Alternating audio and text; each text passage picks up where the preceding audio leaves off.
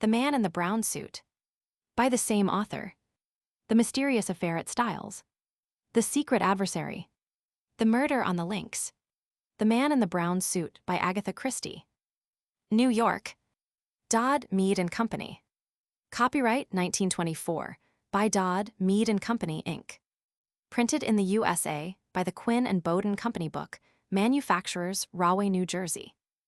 To EAB. In memory of a journey, some lion stories, and a request that I should someday write The Mystery of the Mill House. The Man in the Brown Suit. The Man in the Brown Suit. Prologue. Nadina, the Russian dancer who had taken Paris by storm, swayed to the sound of the applause, bowed and bowed again. Her narrow black eyes narrowed themselves still more, the long line of her scarlet mouth curved faintly upwards. Enthusiastic Frenchmen continued to beat the ground appreciatively as the curtain fell with a swish, hiding the reds and blues and magentas of the bazaar dakers. In a swirl of blue and orange draperies, the dancer left the stage. A bearded gentleman received her enthusiastically in his arms. It was the manager. "Magnificent, petite, magnificent," he cried. "Tonight you have surpassed yourself." He kissed her gallantly on both cheeks in a somewhat matter-of-fact manner. Madame Nadina accepted the tribute with the ease of long habit and passed on to her dressing room, where bouquets were heaped carelessly everywhere. Marvelous garments of futuristic design hung on pegs, and the air was hot and sweet with the scent of the massed blossoms and with more sophisticated perfumes and essences. Jean, the dresser, ministered to her mistress, talking incessantly and pouring out a stream of fulsome compliment. A knock at the door interrupted the flow. Jean went to answer it and returned with a card in her hand. "Madame will receive." "Let me see." The dancer stretched out a languid hand, but at the sight of the name on the card, Count Sergius Pavlovich, a sudden flicker of interest came into her eyes. "I will see him, the maize peignoir, Jean, and quickly, and when the Count comes you may go." "Bien, madame." Jean brought the peignoir, an exquisite wisp of corn-colored chiffon and ermine. Nadina slipped into it and sat smiling to herself, whilst one long white hand beat a slow tattoo on the glass of the dressing table. The Count was prompt to avail himself of the privilege accorded to him, a man of medium height, very slim, very elegant, very pale, extraordinarily weary. In feature, little to take hold of, a man difficult to recognize again if one left his mannerisms out of account. He bowed over the dancer's hand with exaggerated courtliness. "Madame, this is a pleasure indeed." So much Jean heard before she went out, closing the door behind her. Alone with her visitor, a subtle change came over Nadina's smile. "Compatriots though we are, we will not speak Russian, I think," she observed. "Since we neither of us know a word of the language, it might be as well," agreed her guest. By common consent, they dropped into English, and nobody, now that the Count's mannerisms had dropped from him, could doubt that it was his native language. He had, indeed, started life as a quick-change music hall artiste in London. "You had a great success tonight," he remarked. "I congratulate you." "All the same," said the woman, "I am disturbed. My position is not what it was.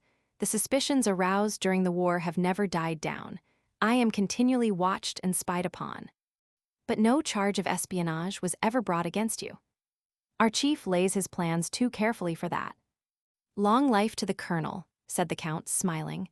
"Amazing news, is it not, that he means to retire, just like a doctor or a butcher or a plumber." "Or any other businessman," finished Nadina. "It should not surprise us. That is what the Colonel has always been, an excellent man of business. He has organized crime as another man might organize a boot factory. Without committing himself, he has planned and directed a series of stupendous coups, embracing every branch of what we might call his profession. Jewel robberies, forgery, espionage, the latter very profitable in wartime, sabotage, discreet assassination, there is hardly anything he has not touched. Wisest of all, he knows when to stop. The game begins to be dangerous. He retires gracefully, with an enormous fortune." Said the Count doubtfully. "It is rather upsetting for all of us. We are at a loose end, as it were." "But we are being paid off on a most generous scale?" Some undercurrent of mockery in her tone, made the man look at her sharply. She was smiling to herself, and the quality of her smile aroused his curiosity, but he proceeded diplomatically. Yes, the colonel has always been a generous paymaster. I attribute much of his success to that, and to his invariable plan of providing a suitable scapegoat. A great brain, undoubtedly a great brain, and an apostle of the maxim, if you want a thing done safely, do not do it yourself. Here are we, every one of us incriminated up to the hilt and absolutely in his power, and not one of us has anything on him. He paused, almost as though he were expecting her to disagree with him, but she remained silent, smiling to herself as before. Not one of us, he mused. Still, you know, he is superstitious, the old man. Years ago, I believe, he went to one of these fortune-telling people. She prophesied a lifetime of success, but declared that his downfall would be brought about through a woman. He had interested her now. She looked up eagerly. That is strange, very strange. Through a woman, you say? He smiled and shrugged his shoulders. Doubtless, now that he has retired, he will marry some young society beauty who will disperse his millions faster than he acquired them. Nadina shook her head. No, no, that is not the way of it. Listen, my friend, tomorrow I go to London. But your contract here. I shall be away only one night, and I go incognito like royalty. No one will ever know that I have left France. And why do you think that I go? Hardly for pleasure at this time of year. January, a detestable foggy month, it must be for profit, eh? Exactly. She rose and stood in front of him, every graceful line of her arrogant with pride. You said just now that none of us had anything on the chief. You were wrong. I, a woman, have had the wit and, yes, the courage, for it needs courage to double-cross him. You remember the De Beer diamonds? Yes, I remember. At Kimberley, just before the war broke out. Had nothing to do with it, and I never heard the details. The case was hushed up for some reason, was it not? A fine haul, too. 100,000 pounds worth of stones. 2 of us worked it, under the colonel's orders, of course. And it was then that I saw my chance. You see, the plan was to substitute some of the De Beer diamonds for some sample diamonds brought from South America by 2 young prospectors who happened to be in Kimberley at the time. Suspicion was then bound to fall on them. Very clever, interpolated the Count approvingly. The colonel is always clever. Well, I did my part, but I also did one thing which the colonel had not foreseen. I kept back some of the South American stones. 1 or 2 are unique and could easily be proved never to have passed through De Beer's hands. With these diamonds in my possession, I have the whip hand of my esteemed chief. Once the 2 young men are cleared, his part in the matter is bound to be suspected. I have said nothing all these years. I have been content to know that I had this weapon in reserve, but now matters are different. I want my price, and it will be a big, I might almost say a staggering price. Extraordinary, said the Count, and doubtless you carry these diamonds about with you everywhere. His eyes roamed gently round the disordered room. Nadina laughed softly. You need suppose nothing of the sort. I am not a fool. The diamonds are in a safe place where no one will dream of looking for them. I never thought you a fool, my dear lady, but may I venture to suggest that you are somewhat foolhardy? The colonel is not the type of man to take kindly to being blackmailed, you know. I am not afraid of him, she laughed. There is only one man I have ever feared, and he is dead. The man looked at her curiously. Let us hope that he will not come to life again, then, he remarked lightly. What do you mean? Cried the dancer sharply. The Count looked slightly surprised. I only meant that a resurrection would be awkward for you, he explained. A foolish joke. She gave a sigh of relief. Oh no, he is dead all right, killed in the war. He was a man who once loved me. In South Africa? Asked the Count negligently. Yes, since you ask it, in South Africa. That is your native country, is it not? She nodded. Her visitor rose and reached for his hat. Well, he remarked, you know your own business best, but if I were you, I should fear the colonel far more than any disillusioned lover. He is a man whom it is particularly easy to underestimate. She laughed scornfully. As if I did not know him after all these years. I wonder if you do, he said softly. I very much wonder if you do. Oh, I am not a fool, and I am not alone in this. The South African mail boat docks at Southampton tomorrow, and on board her is a man who has come specially from Africa at my request and who has carried out certain orders of mine. The colonel will have not one of us to deal with, but two. Is that wise? It is necessary. You are sure of this man? A rather peculiar smile played over the dancer's face. I am quite sure of him. He is inefficient but perfectly trustworthy. She paused and then added in an indifferent tone of voice, as a matter of fact, he happens to be my husband. Chapter 1. Everybody has been at me, right and left, to write this story from the great, represented by Lord Nasby, to the small, represented by our late maid-of-all-work, Emily, whom I saw when I was last in England. Lor, miss, what a beautiful book you might make out of it all, just like the pictures. I'll admit that I've certain qualifications for the task. I was mixed up in the affair from the very beginning, I was in the thick of it all through, and I was triumphantly in at the death. Very fortunately, too, the gaps that I cannot supply from my own knowledge are amply covered by Sir Eustace Pedler's diary, of which he has kindly begged me to make use. So here goes. Anne Beddingfeld starts to narrate her adventures. I'd always longed for adventures. You see, my life had such a dreadful sameness. My father, Professor Beddingfeld, was one of England's greatest living authorities on primitive man. He really was a genius, everyone admits that. His mind dwelt in Paleolithic times, and the inconvenience of life for him was that his body inhabited the modern world. Papa did not care for modern man, even Neolithic man he despised as a mere herder of cattle, and he did not rise to enthusiasm until he reached the Mousterian period. Unfortunately, one cannot entirely dispense with modern men. One is forced to have some kind of truck with butchers and bakers and milkmen and greengrocers. Therefore, Papa being immersed in the past, Mama having died when I was a baby, it fell to me to undertake the practical side of living. Frankly, I hate Paleolithic man, be he Aurignacian, Mousterian, Chelian, or anything else. And though I typed and revised most of Papa's Neanderthal man and his ancestors, Neanderthal men themselves fill me with loathing. And I always reflect what a fortunate circumstance it was that they became extinct in remote ages.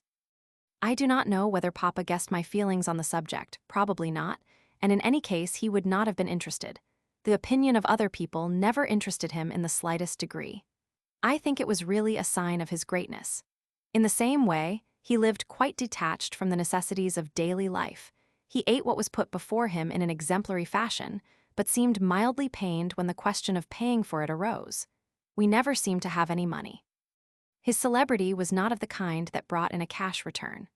Although he was a fellow of almost every important society, and had rows of letters after his name, the general public scarcely knew of his existence, and his long-learned books, though adding signally to the sum total of human knowledge, had no attraction for the masses. Only on one occasion did he leap into the public gaze. He had read a paper before some society on the subject of the young of the chimpanzee. The young of the human race show some anthropoid features, whereas the young of the chimpanzee approach more nearly to the human than the adult chimpanzee does. That seems to show that whereas our ancestors were more simian than we are, the chimpanzees were of a higher type than the present species. In other words, the chimpanzee is a degenerate. That enterprising newspaper, the Daily Budget, being hard up for something spicy, immediately brought itself out with large headlines. We are not descended from monkeys, but are monkeys descended from us? Eminent professor says chimpanzees are decadent humans. Shortly afterwards, a reporter called to see Papa and endeavored to induce him to write a series of popular articles on the theory. I have seldom seen Papa so angry. He turned the reporter out of the house with scant ceremony, much to my secret sorrow, as we were particularly short of money at the moment. In fact, for a moment I meditated running after the young man and informing him that my father had changed his mind and would send the articles in question. I could easily have written them myself, and the probabilities were that Papa would never have learnt of the transaction, not being a reader of the Daily Budget.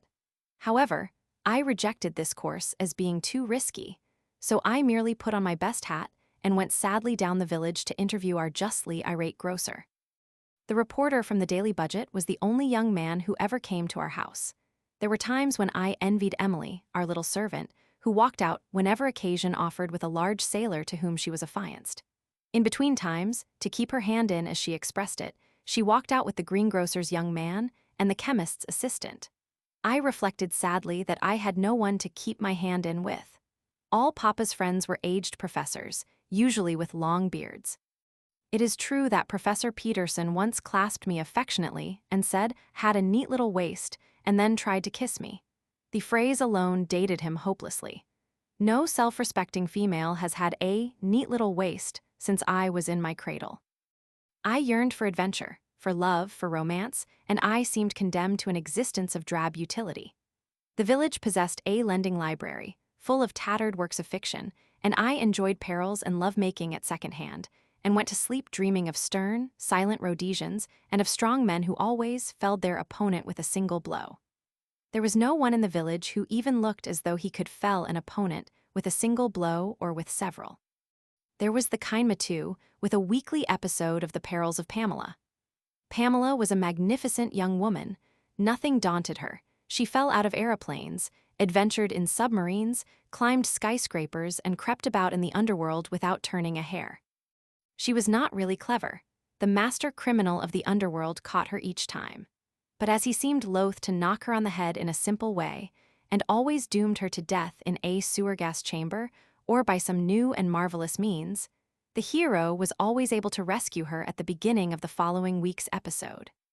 I used to come out with my head in a delirious whirl, and then I would get home and find a notice from the gas company threatening to cut us off if the outstanding account was not paid. And yet, though I did not suspect it, every moment was bringing adventure nearer to me. It is possible that there are many people in the world who have never heard of the finding of an antique skull at the Broken Hill Mine in northern Rhodesia. I came down one morning to find Papa excited to the point of apoplexy. He poured out the whole story to me. "You understand, Anne, there are undoubtedly certain resemblances to the Java skull, but superficial only. No, here we have what I have always maintained, the ancestral form of the Neanderthal race. You grant that the Gibraltar skull is the most primitive of the Neanderthal skulls found? Why? The cradle of the race was in Africa. They passed to Europe." "Not marmalade on kippers, Papa," I said hastily, arresting my parents' absent-minded hand. "Yes, you were saying. They passed to Europe on." Here he broke down with a bad fit of choking, the result of an immoderate mouthful of kipper bones. "But we must start at once," he declared, as he rose to his feet at the conclusion of the meal. "There is no time to be lost. We must be on the spot. There are doubtless incalculable finds to be found in the neighborhood. I shall be interested to note whether the implements are typical of the Mousterian period. There will be the remains of the primitive ox, I should say, but not those of the woolly rhinoceros. Yes, a little army will be starting soon. We must get ahead of them. You will write to Cook's today, Anne." "What about money, Papa?" I hinted delicately. He turned a reproachful eye upon me. "Your point of view always depresses me, my child. We must not be sordid. No, in the cause of science one must not be sordid." "I feel Cook's might be sordid, Papa." Papa looked pained. "My dear Anne, you will pay them in ready money." "I haven't got any ready money." Papa looked thoroughly exasperated. "My child, I really cannot be bothered with these vulgar money details. The bank, I had something from the manager yesterday saying I had £27. That's your overdraft, I fancy." "Ah, I have it. Write to my publishers." I acquiesced doubtfully, Papa's books bringing in more glory than money. I liked the idea of going to Rhodesia immensely. "Stern, silent men," I murmured to myself in an ecstasy. Then something in my parents' appearance struck me as unusual. "You have odd boots on, Papa," I said. "Take off the brown one and put on the other black one. And don't forget your muffler. It's a very cold day." In a few minutes Papa stalked off, correctly booted and well mufflered. He returned late that evening, and, to my dismay, I saw his muffler and overcoat were missing. "Dear me, Anne, you are quite right. I took them off to go into the cavern. One gets so dirty there." I nodded feelingly, remembering an occasion when Papa had returned literally plastered from head to foot with rich Pliocene clay. Our principal reason for settling in Little Hampsley had been the neighborhood of Hampsley Cavern, a buried cave rich in deposits of the Aurignacian culture. We had a tiny museum in the village, and the curator and Papa spent most of their days messing about underground and bringing to light portions of woolly rhinoceros and cave bear. Papa coughed badly all the evening, and the following morning I saw he had a temperature and sent for the doctor. Poor Papa, he never had a chance. It was double pneumonia. He died 4 days later. Chapter 2. Everyone was very kind to me. Dazed as I was, I appreciated that. I felt no overwhelming grief. Papa had never loved me, I knew that well enough. If he had, I might have loved him in return. No, there had not been love between us, but we had belonged together, and I had looked after him, and had secretly admired his learning and his uncompromising devotion to science. And it hurt me that Papa should have died just when the interest of life was at its height for him. I should have felt happier if I could have buried him in a cave, with paintings of reindeer and flint implements, but the force of public opinion constrained a neat tomb with marble slab in our hideous local churchyard. The vicar's consolations, though well-meant, did not console me in the least. It took some time to dawn upon me that the thing I had always longed for, freedom, was at last mine. I was an orphan and practically penniless, but free. At the same time, I realized the extraordinary kindness of all these good people. The vicar did his best to persuade me that his wife was in urgent need of a companion help. Our tiny local library suddenly made up its mind to have an assistant librarian. Finally, the doctor called upon me, and after making various ridiculous excuses for failing to send in a proper bill, he hummed and hawed a good deal and suddenly suggested that I should marry him. I was very much astonished. The doctor was nearer 40 than 30, and a round, tubby little man. He was not at all like the hero of The Perils of Pamela, and even less like a stern and silent Rhodesian. I reflected a minute and then asked him why he wanted to marry me. That seemed to fluster him a good deal, and he murmured that a wife was a great help to a general practitioner. The position seemed even more unromantic than before, and yet something in me urged towards its acceptance. Safety, that was what I was being offered. Safety and a comfortable home. Thinking it over now, I believe I did the little man an injustice. He was honestly in love with me, but a mistaken delicacy prevented him from pressing his suit on those lines. Anyway, my love of romance rebelled. "It's extremely kind of you," I said, "but it's impossible. I could never marry a man unless I loved him madly." "You don't think?" "No, I don't," I said firmly. He sighed. "But my dear child, what do you propose to do?" "Have adventures and see the world," I replied, without the least hesitation. "Miss Anne, you are very much of a child still. You don't understand." "The practical difficulties." "Yes, I do, doctor. I'm not a sentimental schoolgirl. I'm a hard-headed mercenary shrew. You'd know it if you married me." "I wish you would reconsider." "I can't." He sighed again. "I have another proposal to make. An aunt of mine who lives in Wales is in want of a young lady to help her. How would that suit you?" "No, doctor, I'm going to London. If things happen anywhere, they happen in London. I shall keep my eyes open and you'll see, something will turn up. You'll hear of me next in China or Timbuktu." My next visitor was Mr. Fleming, Papa's London solicitor. He came down specially from town to see me. An ardent anthropologist himself, he was a great admirer of Papa's works. He was a tall, spare man with a thin face and gray hair. He rose to meet me as I entered the room, and taking both my hands in his, patted them affectionately. "My poor child," he said, "my poor, poor child." Without conscious hypocrisy, I found myself assuming the demeanor of a bereaved orphan. He hypnotized me into it. He was benignant, kind, and fatherly, and without the least doubt, he regarded me as a perfect fool of a girl left adrift to face an unkind world. From the first I felt that it was quite useless to try to convince him of the contrary. As things turned out, perhaps it was just as well I didn't. "My dear child, do you think you can listen to me, whilst I try to make a few things clear to you?" "Oh, yes. Your father, as you know, was a very great man.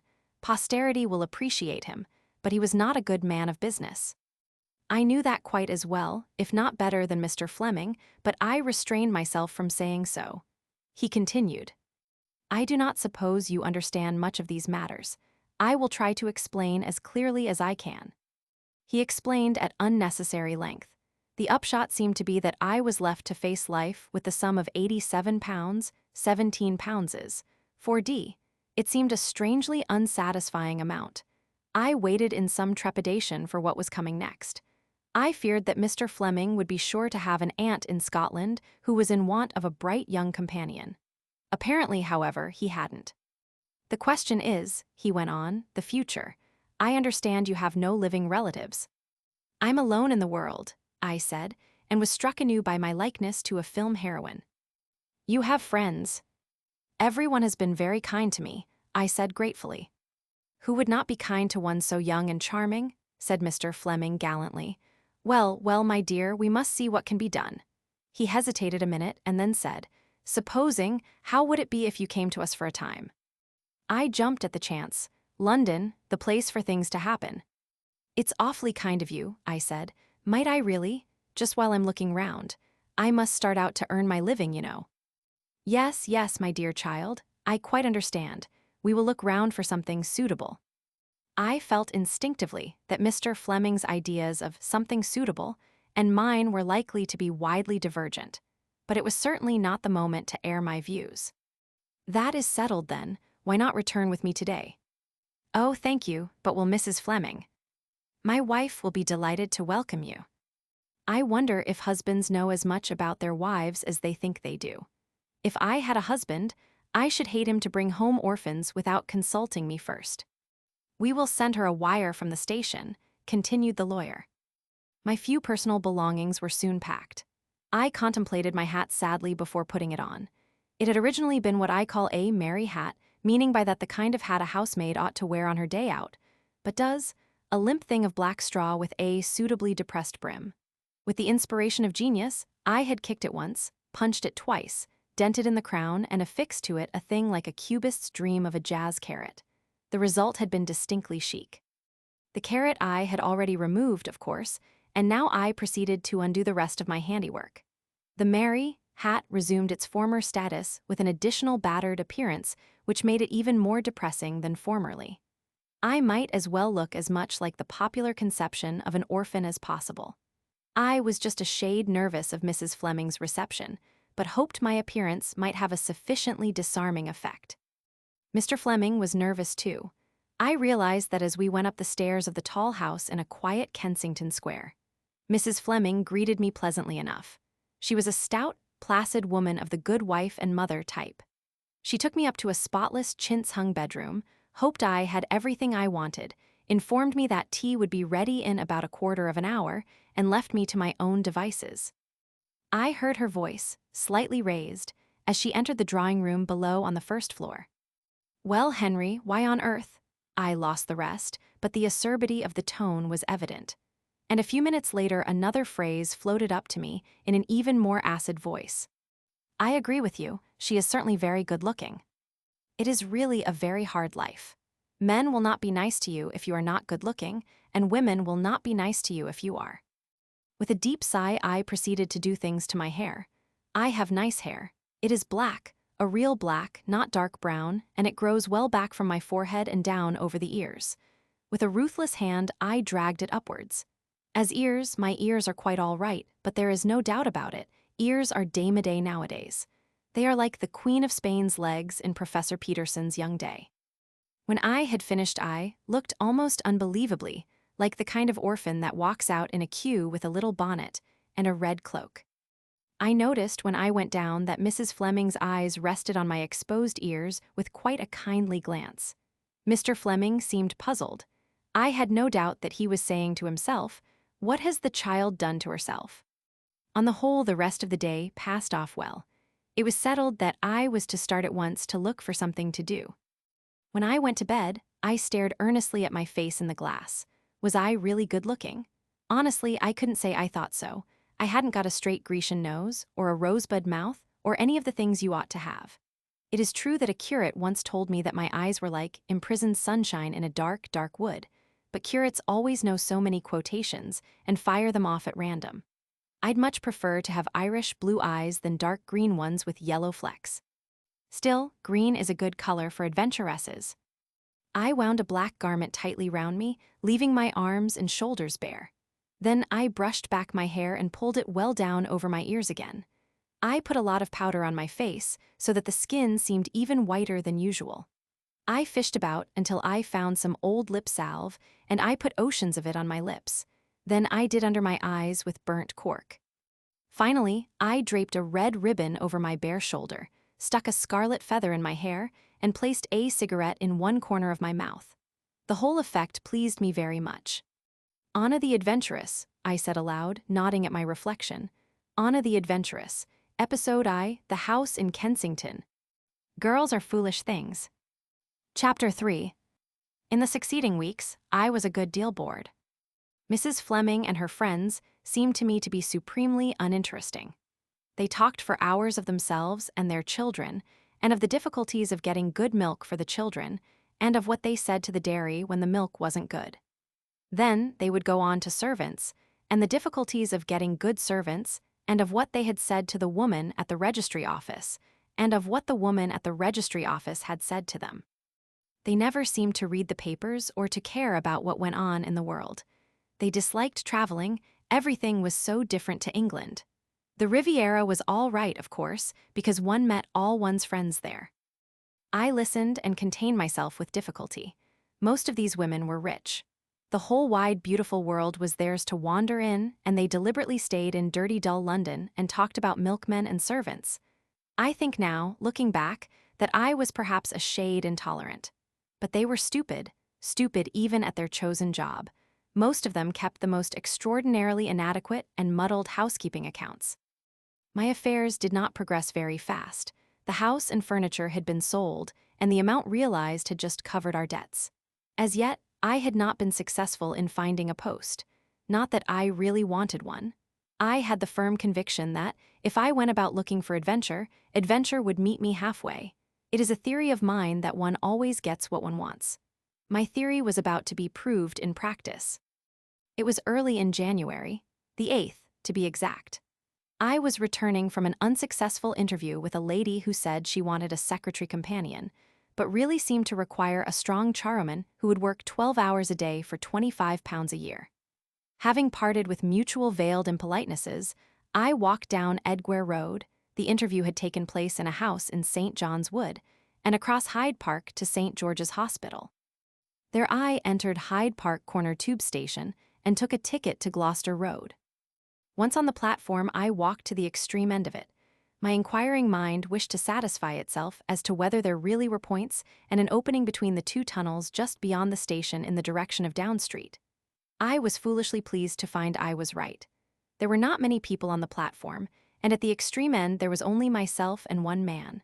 As I passed him, I sniffed dubiously. If there is one smell I cannot bear, it is that of mothballs.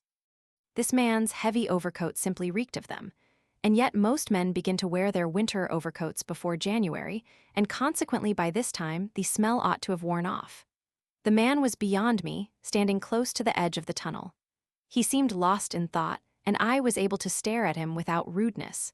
He was a small, thin man, very brown of face, with light blue eyes and a small dark beard. Just come from abroad, I deduced. That's why his overcoat smells so. He's come from India, not an officer, or he wouldn't have a beard, perhaps a tea planter.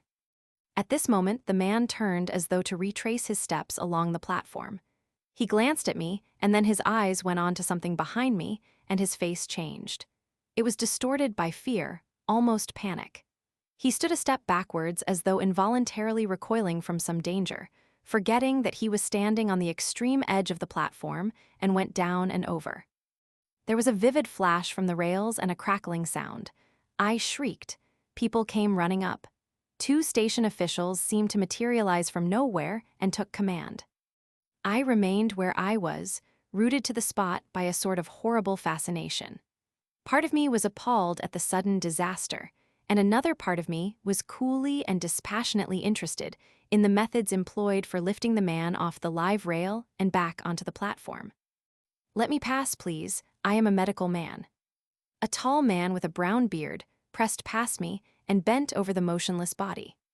As he examined it, a curious sense of unreality seemed to possess me. The thing wasn't real, couldn't be. Finally, the doctor stood upright and shook his head. Dead as a doornail, nothing to be done. We had all crowded nearer, and an aggrieved porter raised his voice. Now then, stand back there, will you? What's the sense in crowding round? A sudden nausea seized me, and I turned blindly and ran up the stairs again towards the lift.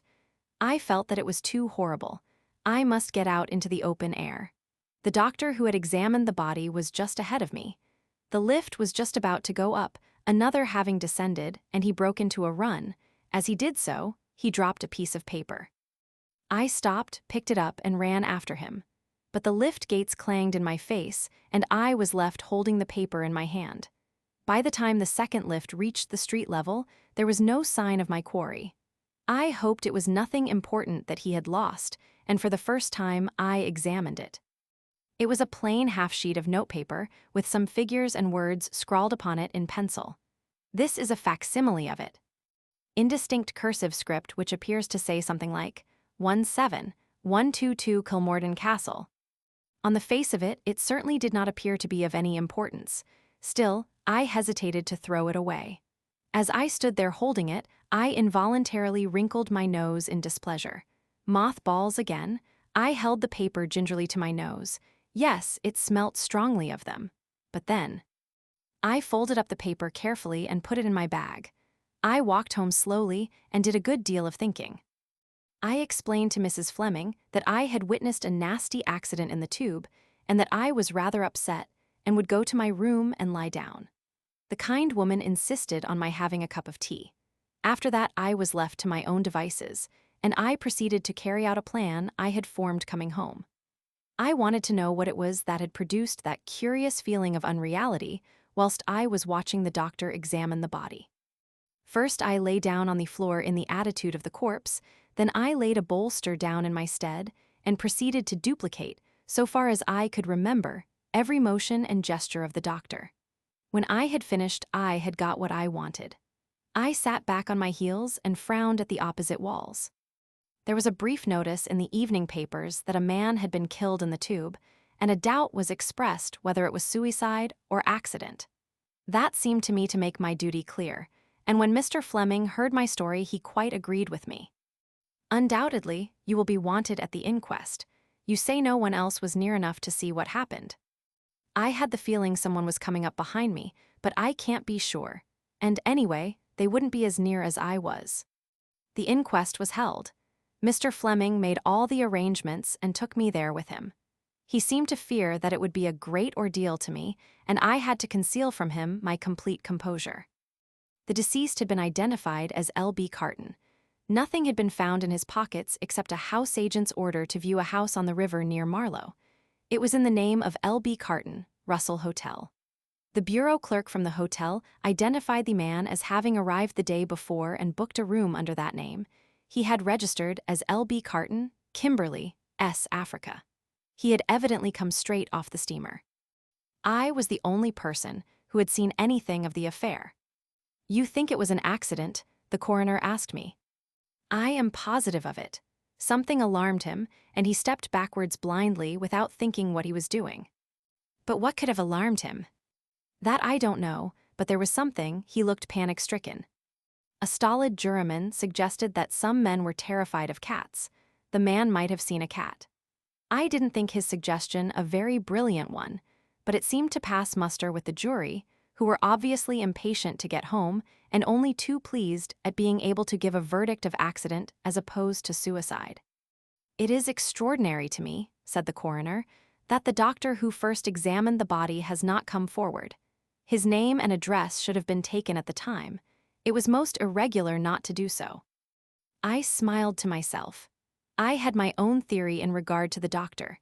In pursuance of it, I determined to make a call upon Scotland Yard at an early date. But the next morning brought a surprise.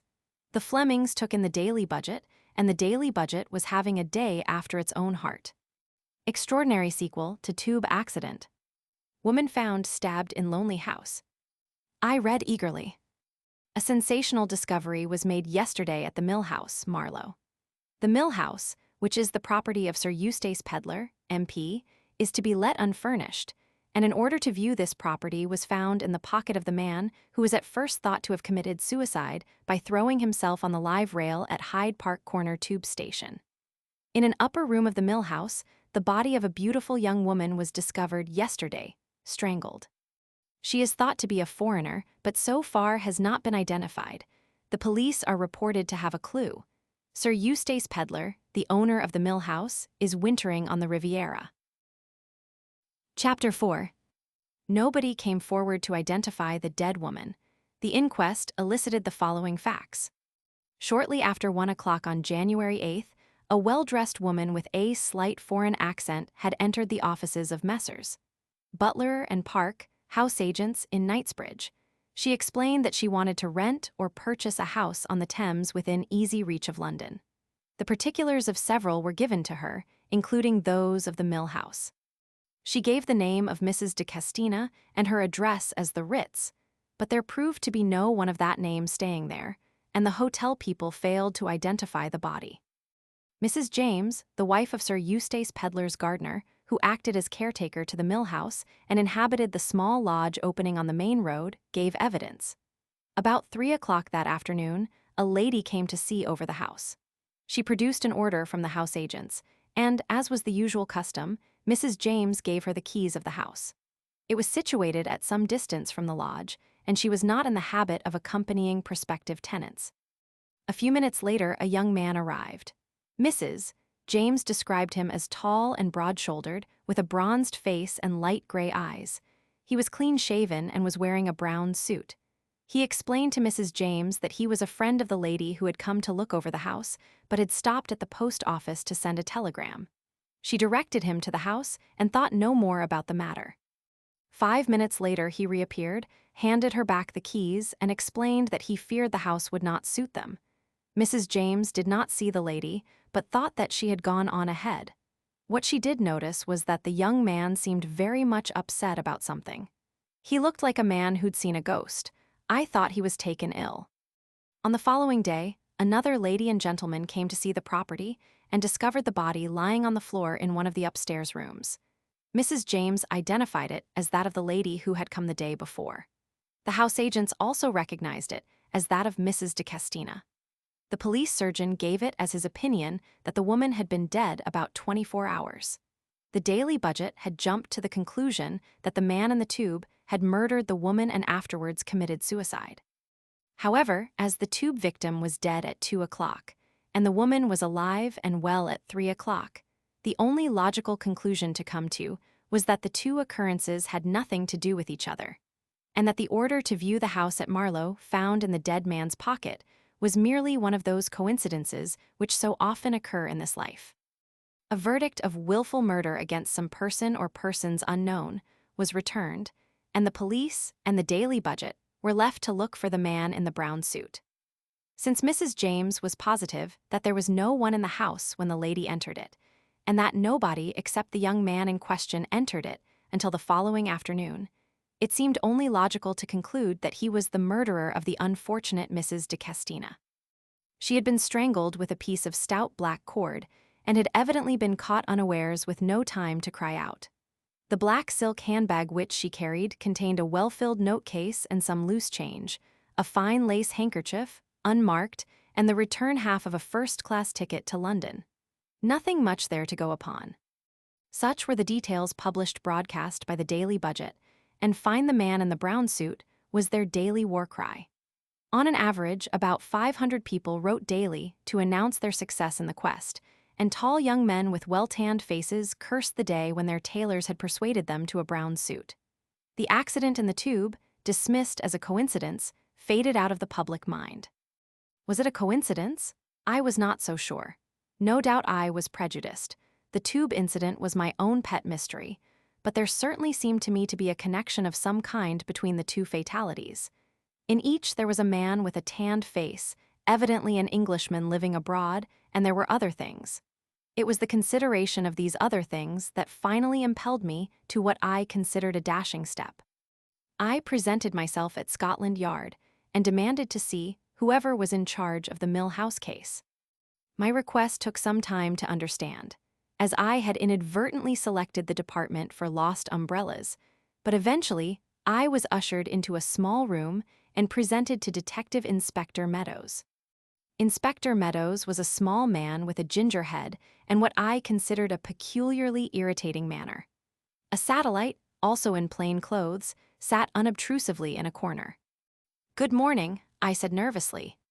"Good morning. Will you take a seat? I understand you've something to tell me that you think may be of use to us." His tone seemed to indicate that such a thing was unlikely in the extreme. I felt my temper stirred. "Of course you know about the man who was killed in the tube. The man who had an order to view this same house at Marlow in his pocket." "Ah," said the inspector. "You are the Miss Beddingfeld who gave evidence at the inquest. Certainly the man had an order in his pocket. A lot of other people may have had too, only they didn't happen to be killed." I rallied my forces. "You don't think it odd that this man had no ticket in his pocket?" "Easiest thing in the world to drop your ticket. Done it myself." "And no money." "He had some loose change in his trousers pocket." "But no note case." "Some men don't carry a pocketbook or note case of any kind." I tried another tack. "You don't think it's odd that the doctor never came forward afterwards?" "A busy medical man very often doesn't read the papers. He probably forgot all about the accident." "In fact, Inspector, you are determined to find nothing odd," I said sweetly. "Well, I'm inclined to think you're a little too fond of the word, Miss Beddingfeld. Young ladies are romantic, I know, fond of mysteries and such like. But as I'm a busy man—" I took the hint and rose. The man in the corner raised a meek voice. "Perhaps the young lady would tell us briefly what her ideas really are on the subject, Inspector." The inspector fell in with the suggestion readily enough. "Yes, come now, Miss Beddingfeld, don't be offended. You've asked questions and hinted things. Just say straight out what it is you've got in your head." I wavered between injured dignity and the overwhelming desire to express my theories. Injured dignity went to the wall. "You said at the inquest you were positive it wasn't suicide." "Yes, I'm quite certain of that. The man was frightened. What frightened him? It wasn't me, but someone might have been walking up the platform towards us, someone he recognized." "You didn't see anyone?" "No," I admitted. "I didn't turn my head. Then, as soon as the body was recovered from the line, a man pushed forward to examine it, saying he was a doctor." "Nothing unusual in that," said the inspector dryly. "But he wasn't a doctor." "What?" "He wasn't a doctor," I repeated. "How do you know that, Miss Beddingfeld?" "It's difficult to say, exactly. I've worked in hospital during the war, and I've seen doctors handle bodies. There's a sort of deft professional callousness that this man hadn't got. Besides, a doctor doesn't usually feel for the heart on the right side of the body." "He did that." "Yes, I didn't notice it specially at the time, except that I felt there was something wrong. But I worked it out when I got home, and then I saw why the whole thing had looked so unhandy to me at the time." Said the inspector. He was reaching slowly for pen and paper. In running his hands over the upper part of the man's body, he would have ample opportunity to take anything he wanted from the pockets. "Doesn't sound likely to me," said the inspector. "But, well, can you describe him at all?" "He was tall and broad-shouldered, wore a dark overcoat and black boots, a bowler hat. He had a dark pointed beard and gold-rimmed eyeglasses." "Take away the overcoat, the beard, and the eyeglasses, and there wouldn't be much to know him by," grumbled the inspector. "He could alter his appearance easy enough in 5 minutes if he wanted to, which he would do if he's the swell pickpocket you suggest." I had not intended to suggest anything of the kind, but from this moment I gave the inspector up as hopeless. "Nothing more you can tell us about him?" he demanded as I rose to depart. "Yes," I said. I seized my opportunity to fire a parting shot. "His head was markedly brachycephalic. He will not find it so easy to alter that." I observed with pleasure that Inspector Meadows' pen wavered. It was clear that he did not know how to spell brachycephalic. Chapter 5. In the first heat of indignation, I found my next step unexpectedly easy to tackle. I had had a half-formed plan in my head when I went into Scotland Yard. One to be carried out if my interview there was unsatisfactory. It had been profoundly unsatisfactory. That is, if I had the nerve to go through with it. Things that one would shrink from attempting normally are easily tackled in a flush of anger. Without giving myself time to reflect, I walked straight to the house of Lord Nasby. Lord Nasby was the millionaire owner of the Daily Budget. He owned other papers, several of them, but the Daily Budget was his special child. It was as the owner of the Daily Budget that he was known to every householder in the United Kingdom. Owing to the fact that an itinerary of the great man's daily proceedings had just been published, I knew exactly where to find him at this moment. It was his hour for dictating to his secretary in his own house. I did not, of course, suppose that any young woman who chose to come and ask for him would be at once admitted to the august presence, but I had attended to that side of the matter. In the card tray in the hall of the Flemings' house, I had observed the card of the Marquis of Loamsley, England's most famous sporting peer. I had removed the card, cleaned it carefully with breadcrumbs, and penciled upon it the words, "Please give Miss Beddingfeld a few moments of your time." Adventuresses must not be too scrupulous in their methods. The thing worked. A powdered footman received the card and bore it away. Presently a pale secretary appeared. I fenced with him successfully. He retired defeated. He again reappeared and begged me to follow him. I did so. I entered a large room. A frightened-looking shorthand typist fled past me like a visitant from the spirit world. Then the door shut, and I was face to face with Lord Nasby. A big man, big head, big face, big mustache, big stomach. I pulled myself together. I had not come here to comment on Lord Nasby's stomach. He was already roaring at me. "Well, what is it? What does Loamsley want? You his secretary, what's it all about?"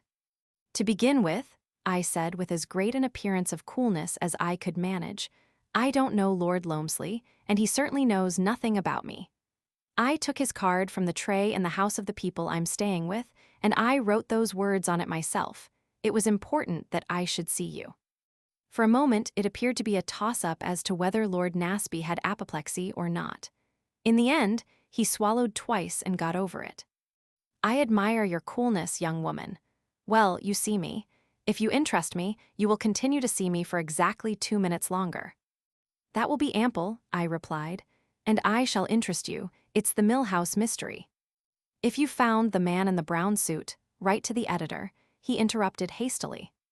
"If you will interrupt, I shall be more than 2 minutes," I said sternly.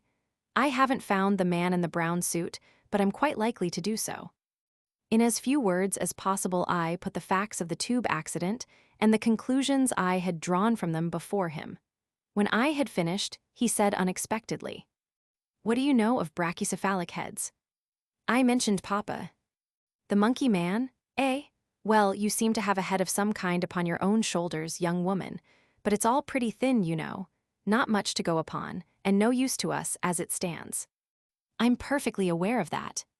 "What do you want then?" "I want a job on your paper to investigate this matter." "Can't do that, we've got our own special man on it."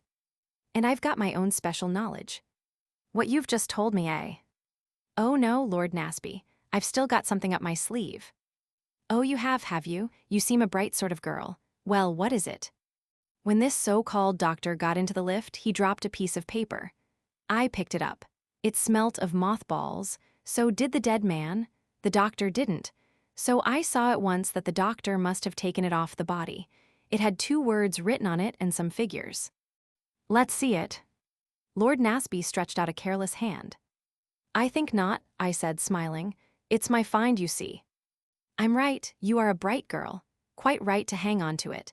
No scruples about not handing it over to the police." I went there to do so this morning. They persisted in regarding the whole thing as having nothing to do with the Marlowe affair, so I thought that in the circumstances I was justified in retaining the paper. Besides, the inspector put my back up. "Short-sighted man.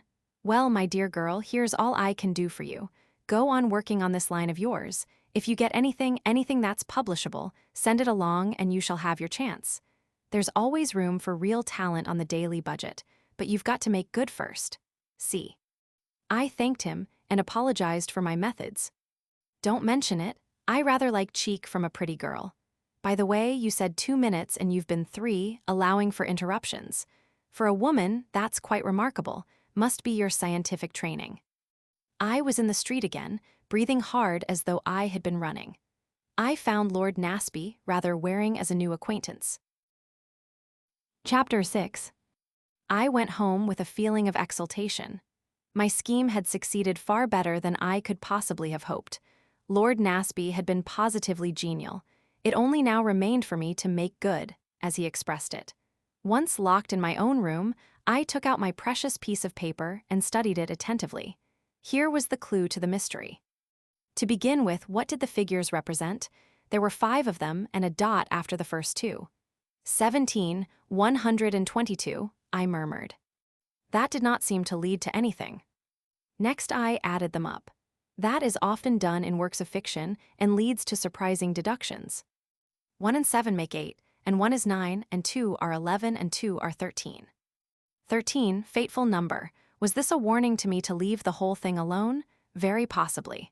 Anyway, except as a warning, it seemed to be singularly useless. I declined to believe that any conspirator would take that way of writing 13 in real life. If he meant 13, he would write 13. 13, like that. There was a space between the 1 and the 2.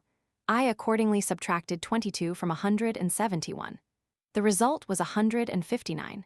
I did it again and made it 149. These arithmetical exercises were doubtless excellent practice, but as regarded the solution of the mystery, they seemed totally ineffectual. I left arithmetic alone, not attempting fancy division or multiplication, and went on to the words. Kilmorden Castle, that was something definite, a place, probably the cradle of an aristocratic family. Missing heir, claimant to title, or possibly a picturesque ruin, buried treasure. Yes, on the whole I incline to the theory of buried treasure. Figures always go with buried treasure. 1 pace to the right, 7 paces to the left, dig 1 foot, descend 22 steps, that sort of idea. I could work out that later. The thing was to get to Kilmorden Castle as quickly as possible. I made a strategic sally from my room and returned laden with books of reference. Who's Who, Whitaker, a gazetteer, a history of Scotch ancestral homes, and somebody or other's British Isles. Time passed. I searched diligently, but with growing annoyance. Finally, I shut the last book with a bang. There appeared to be no such place as Kilmorden Castle. Here was an unexpected check. There must be such a place. Why should any one invent a name like that and write it down on a piece of paper? Absurd. Another idea occurred to me. Possibly it was a castellated abomination in the suburbs with a high-sounding name invented by its owner. But if so, it was going to be extraordinarily hard to find. I sat back gloomily on my heels. I always sit on the floor to do anything really important, and wondered how on earth I was to set about it. Was there any other line I could follow? I reflected earnestly and then sprang to my feet delightedly. Of course, I must visit the scene of the crime. Always done by the best sleuths, and no matter how long afterwards it may be, they always find something that the police have overlooked. My course was clear. I must go to Marlow. But how was I to get into the house? I discarded several adventurous methods and plumped for stern simplicity. The house had been to let, presumably was still to let. I would be a prospective tenant. I also decided on attacking the local house agents, as having fewer houses on their books. Here, however, I reckoned without my host. A pleasant clerk produced particulars of about half a dozen desirable properties. It took all my ingenuity to find objections to them. In the end, I feared I had drawn a blank. "And you've really nothing else?" I asked, gazing pathetically into the clerk's eyes. "Something right on the river, and with a fair amount of garden and a small lodge," I added, summing up the main points of the mill house as I had gathered them from the papers. "Well, of course there's Sir Eustace Pedlar's place," said the man doubtfully. "The mill house, you know." Not where," I faltered. Really, faltering is getting to be my strong point. "That's it, where the murder took place, but perhaps you wouldn't like." "Oh, I don't think I should mind," I said with an appearance of rallying. I felt my bona fides was now quite established, and perhaps I might get it cheap in the circumstances. A master touch that, I thought. "Well, it's possible. There's no pretending that it will be easy to let now, servants and all that, you know. If you like the place after you've seen it, I should advise you to make an offer. Shall I write you out an order?" "If you please." A quarter of an hour later I was at the lodge of the mill house. In answer to my knock, the door flew open and a tall, middle-aged woman literally bounced out. "Nobody can go into the house, do you hear that? Fairly sick of you reporters, I am. Sir Eustace's orders are." "I understood the house was to let," I said freezingly, holding out my order. "Of course, if it's already taken." "Oh, I'm sure I beg your pardon, miss. I've been fairly pestered with these newspaper people. Not a minute's peace. No, the house isn't let, nor likely to be now." "Are the drains wrong?" I asked in an anxious whisper. "Oh, Lord, miss, the drains is all right. But surely you've heard about that foreign lady as was done to death here." "I believe I did read something about it in the papers," I said carelessly. My indifference piqued the good woman. If I had betrayed any interest, she would probably have closed up like an oyster. As it was, she positively bridled. "I should say you did, miss. It's been in all the newspapers. The daily budget's out still to catch the man who did it. It seems, according to them, as our police are no good at all. Well, I hope they'll get him, although a nice-looking young fellow he was and no mistake. A kind of soldierly look about him. Ah, well, I dare say he'd been wounded in the war, and sometimes they go a bit queer afterwards. My sister's boy did. Perhaps she'd used him bad. They're a bad lot, those foreigners, though she was a fine-looking woman." "Stood there where you're standing now." "Was she dark or fair?" I ventured. "You can't tell from these newspaper portraits." "Dark hair and a very white face, too white for nature, I thought, and her lips reddened something cruel. I don't like to see it. A little powder now and then is quite another thing."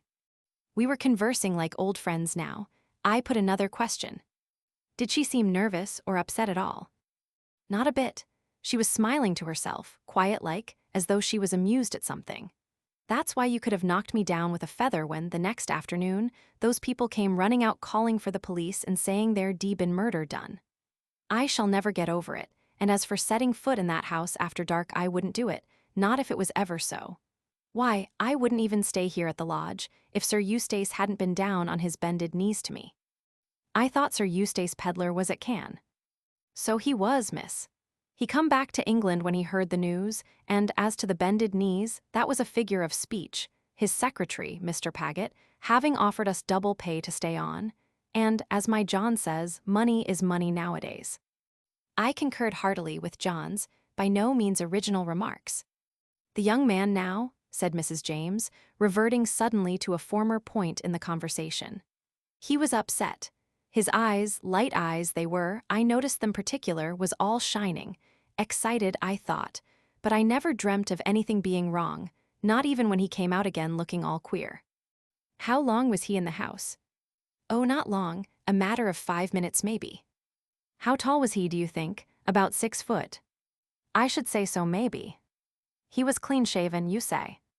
"Yes, miss, not even one of these toothbrush mustaches." "Was his chin at all shiny?" I asked on a sudden impulse. Mrs. James stared at me with awe. "Well, now you come to mention it, miss, it was. However did you know?" "It's a curious thing, but murderers often have shiny chins," I explained wildly. Mrs. James accepted the statement in all good faith. "Really now, miss, I never heard that before. You didn't notice what kind of a head he had, I suppose?" "Just the ordinary kind, miss. I'll fetch you the keys, shall I?" I accepted them and went on my way to the mill house. My reconstructions so far I considered good. All along I had realized that the differences between the man Mrs. James had described and my tube doctor were those of non-essentials. An overcoat, a beard, gold-rimmed eyeglasses. The doctor had appeared middle-aged, but I remembered that he had stooped over the body like a comparatively young man. There had been a suppleness which told of young joints. The victim of the accident, the mothball man, as I called him to myself, and the foreign woman, Mrs. de Castina, or whatever her real name was, had had an assignation to meet at the mill house. That was how I pieced the thing together. Either because they feared they were being watched or for some other reason, they chose the rather ingenious method of both getting an order to view the same house. Thus their meeting there might have the appearance of pure chance. That the mothball man had suddenly caught sight of the doctor, and that the meeting was totally unexpected and alarming to him, was another fact of which I was fairly sure. What had happened next? The doctor had removed his disguise and followed the woman to Marlow. But it was possible that had he removed it rather hastily, traces of spirit gum might still linger on his chin. Hence my question to Mrs. James. Whilst occupied with my thoughts, I had arrived at the low, old-fashioned door of the mill house. Unlocking it with the key, I passed inside. The hall was low and dark, the place smelt forlorn and mildewy. In spite of myself, I shivered. Did the woman who had come here, smiling to herself, a few days ago feel no chill of premonition as she entered this house? I wondered. Did the smile fade from her lips, and did a nameless dread close round her heart? Or had she gone upstairs, smiling still, unconscious of the doom that was so soon to overtake her? My heart beat a little faster. Was the house really empty? Was doom waiting for me in it also? For the first time, I understood the meaning of the much-used word, atmosphere. There was an atmosphere in this house, an atmosphere of cruelty, of menace, of evil. Chapter 7. Shaking off the feelings that oppressed me, I went quickly upstairs. I had no difficulty in finding the room of the tragedy. On the day the body was discovered, it had rained heavily, and large muddy boots had trampled the uncarpeted floor in every direction. I wondered if the murderer had left any footmarks the previous day. It was likely that the police would be reticent on the subject if he had, but on consideration, I decided it was unlikely. The weather had been fine and dry. There was nothing of interest about the room. It was almost square with two big bay windows, plain white walls, and a bare floor, the boards being stained round the edges where the carpet had ceased. I searched it carefully, but there was not so much as a pin lying about. The gifted young detective did not seem likely to discover a neglected clue. I had brought with me a pencil and notebook. There did not seem much to note, but I duly dotted down a brief sketch of the room to cover my disappointment at the failure of my quest. As I was in the act of returning the pencil to my bag, it slipped from my fingers and rolled along the floor. The mill house was really old, and the floors were very uneven. The pencil rolled steadily, with increasing momentum, until it came to rest under one of the windows. In the recess of each window there was a broad window seat, underneath which there was a cupboard. My pencil was lying right against the cupboard door. The cupboard was shut, but it suddenly occurred to me that if it had been open, my pencil would have rolled inside. I opened the door, and my pencil immediately rolled in and sheltered modestly in the farthest corner. I retrieved it, noting as I did so that owing to the lack of light and the peculiar formation of the cupboard, one could not see it, but had to feel for it. Apart from my pencil, the cupboard was empty, but being thorough by nature, I tried the one under the opposite window. At first sight, it looked as though that also was empty, but I grubbed about perseveringly and was rewarded by feeling my hand close on a hard paper cylinder which lay in a sort of trough or depression in the far corner of the cupboard. As soon as I had it in my hand, I knew what it was: a roll of Kodak films. Here was a find. I realized, of course, that these films might very well be an old roll belonging to Sir Eustace Pedlar which had rolled in here and had not been found when the cupboard was emptied. But I did not think so. The red paper was far too fresh-looking. It was just as dusty as it would have been had it laid there for 2 or 3 days, that is to say, since the murder. Had it been there for any length of time, it would have been thickly coated. Who had dropped it? The woman or the man? I remembered that the contents of her handbag had appeared to be intact. If it had been jerked open in the struggle and the roll of films had fallen out, surely some of the loose money would have been scattered about also. No, it was not the woman who had dropped the films. I sniffed suddenly and suspiciously. Was the smell of mothballs becoming an obsession with me? I could swear that the roll of films smelt of it also. I held them under my nose. They had, as usual, a strong smell of their own, but apart from that I could clearly detect the odor I disliked so much. I soon found the cause. A minute shred of cloth had caught on a rough edge of the center wood, and that shred was strongly impregnated with mothballs. At some time or another, the films had been carried in the overcoat pocket of the man who was killed in the tube. Was it he who had dropped them here? Hardly. His movements were all accounted for. No, it was the other man, the doctor. He had taken the films when he had taken the paper. It was he who had dropped them here during his struggle with the woman. I had got my clue. I would have the roll developed, and then I would have further developments to work upon. Very elated, I left the house, returned the keys to Mrs. James, and made my way as quickly as possible to the station. On the way back to town, I took out my paper and studied it afresh. Suddenly, the figures took on a new significance. Suppose they were a date? 17/1/22. The 17th of January, 1922, Surely that must be it. Idiot that I was not to have thought of it before. But in that case, I must find out the whereabouts of Kilmorden Castle, for today was actually the 14th. 3 days. Little enough, almost hopeless when one had no idea of where to look. It was too late to hand in my roll today. I had to hurry home to Kensington so as not to be late for dinner. It occurred to me that there was an easy way of verifying whether some of my conclusions were correct. I asked Mr. Fleming whether there had been a camera amongst the dead man's belongings. I knew that he had taken an interest in the case and was conversant with all the details. To my surprise and annoyance, he replied that there had been no camera. All Carton's effects had been gone over very carefully in the hopes of finding something that might throw light upon his state of mind. He was positive that there had been no photographic apparatus of any kind. That was rather a setback to my theory. If he had no camera, why should he be carrying a roll of films? I set out early next morning to take my precious roll to be developed. I was so fussy that I went all the way to Regent Street to the big Kodak place. I handed it in and asked for a print of each film.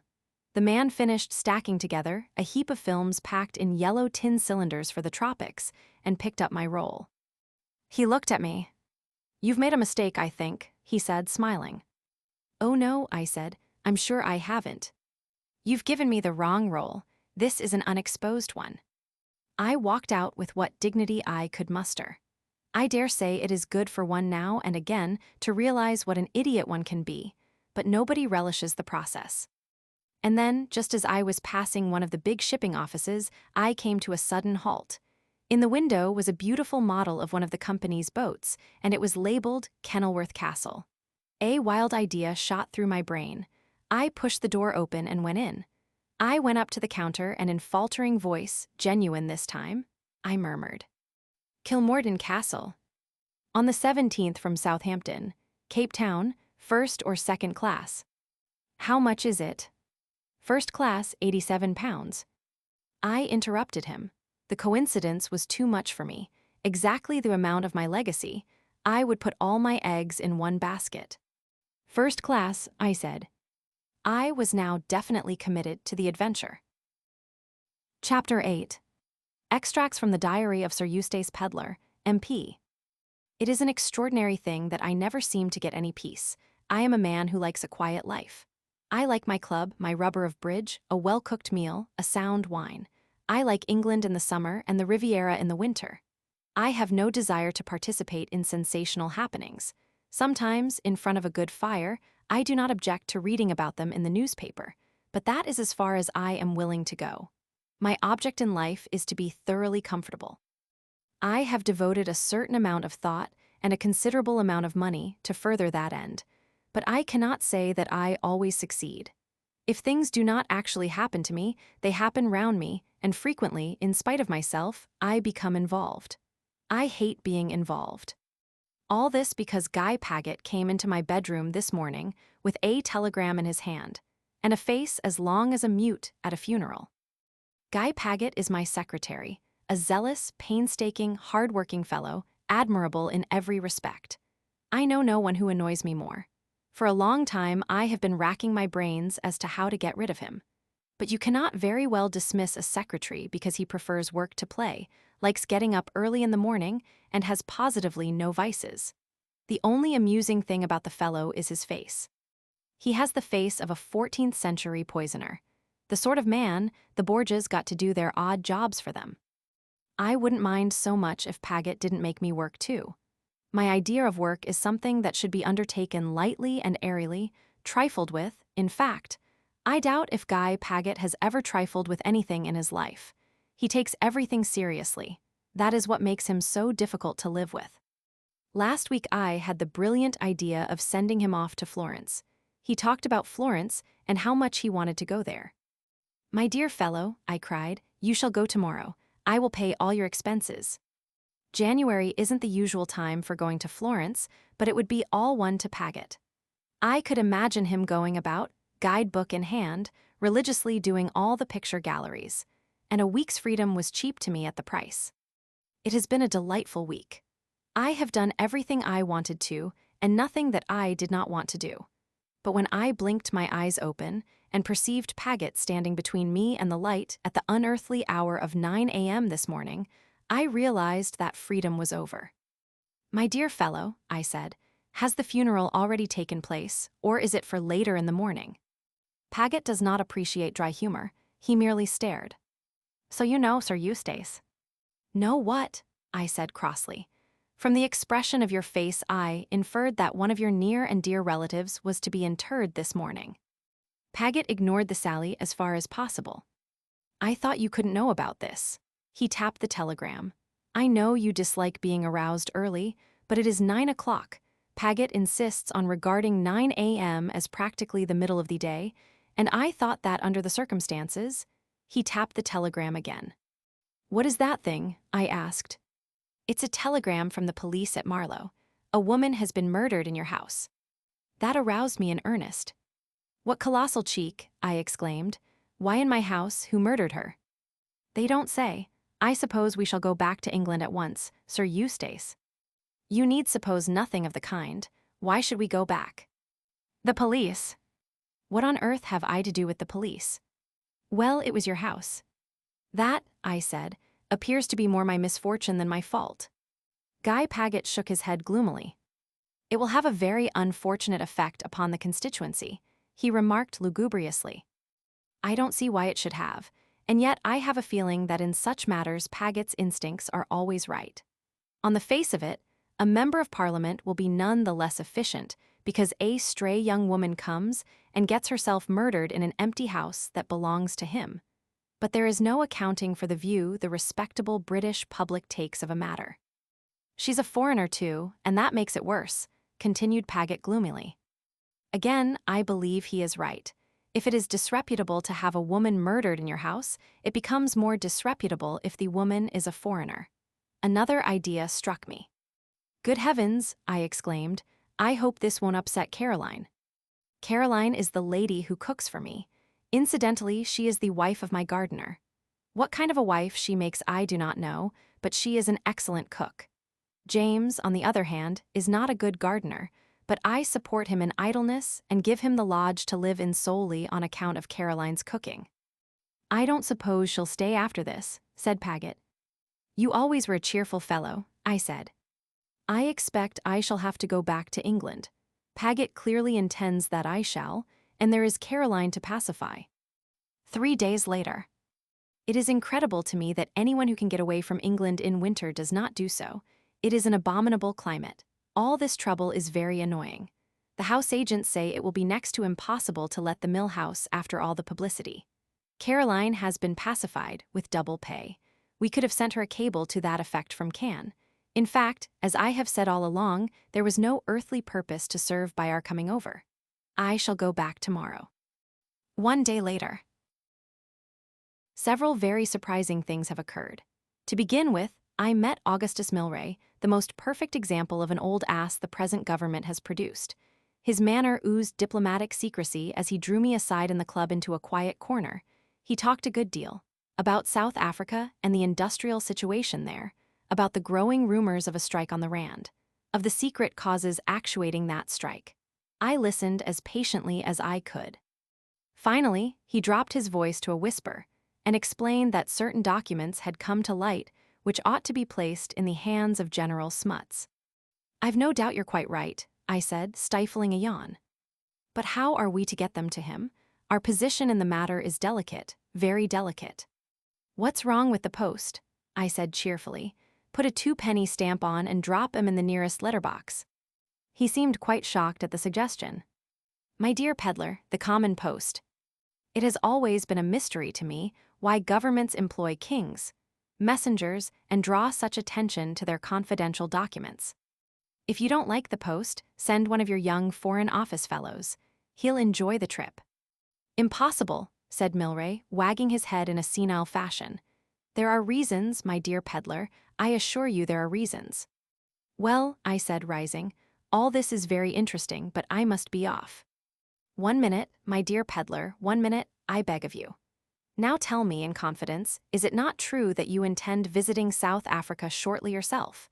You have large interests in Rhodesia, I know, and the question of Rhodesia joining in the Union is one in which you have a vital interest.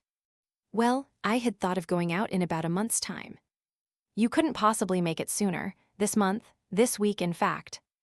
I could, I said, eyeing him with some interest, but I don't know that I particularly want to. You would be doing the government a great service, a very great service. You would not find them, ungrateful. Meaning, you want me to be the postman. Exactly. Your position is an unofficial one, your journey is bona fide. Everything would be eminently satisfactory. Well, I said slowly, I don't mind if I do. The one thing I am anxious to do is to get out of England again as soon as possible. You will find the climate of South Africa delightful, quite delightful. My dear fellow, I know all about the climate. I was out there shortly before the war. I am really much obliged to you, peddler. I will send you round the package by messenger. To be placed in General Smuts's own hands, you understand? The Kilmorden Castle sails on Saturday, quite a good boat. I accompanied him a short way along Pall Mall before we parted. He shook me warmly by the hand and thanked me again effusively. I walked home reflecting on the curious byways of governmental policy. It was the following evening that Jarvis, my butler, informed me that a gentleman wished to see me on private business, but declined to give his name. I have always a lively apprehension of insurance touts, so told Jarvis to say I could not see him. Guy Paget, unfortunately, when he might for once have been of real use, was laid up with a bilious attack. These earnest, hard-working young men with weak stomachs are always liable to bilious attacks. Jarvis returned. The gentleman asked me to tell you, Sir Eustace, that he comes to you from Mr. Milray. That altered the complexion of things. A few minutes later I was confronting my visitor in the library. He was a well-built young fellow with a deeply tanned face. A scar ran diagonally from the corner of his eye to the jaw, disfiguring what would otherwise have been a handsome, though somewhat reckless countenance. Well, I said, what's the matter? Mr. Milray sent me to you, Sir Eustace. I am to accompany you to South Africa as your secretary. My dear fellow, I said, I've got a secretary already. I don't want another. I think you do, Sir Eustace. Where is your secretary now? He's down with a bilious attack, I explained. You are sure it's only a bilious attack? Of course it is, he's subject to them. My visitor smiled. It may or may not be a bilious attack. Time will show. But I can tell you this, Sir Eustace, Mr. Milray would not be surprised if an attempt were made to get your secretary out of the way. Oh, you need have no fear for yourself. I suppose a momentary alarm had flickered across my face. You are not threatened. Your secretary out of the way, access to you would be easier. In any case, Mr. Milray wishes me to accompany you. The passage money will be our affair, of course, but you will take the necessary steps about the passport, as though you had decided that you needed the services of a second secretary. He seemed a determined young man. We stared at each other and he stared me down. Very well, I said feebly. You will say nothing to anyone as to my accompanying you. Very well, I said again. After all, perhaps it was better to have this fellow with me, but I had a premonition that I was getting into deep waters, just when I thought I had attained peace. I stopped my visitor as he was turning to depart. It might be just as well if I knew my new secretary's name, I observed sarcastically. He considered for a minute. Harry Rayburn seems quite a suitable name, he observed. It was a curious way of putting it. Very well, I said for the third time. Chapter 9. Anne's narrative resumed. It is most undignified for a heroine to be seasick. In books, the more it rolls and tosses, the better she likes it. When everybody else is ill, she alone staggers along the deck, braving the elements and positively rejoicing in the storm. I regret to say that at the first roll the Kilmorden gave, I turned pale and hastened below. A sympathetic stewardess received me. She suggested dry toast and ginger ale. I remained groaning in my cabin for 3 days. Forgotten was my quest. I had no longer any interest in solving mysteries.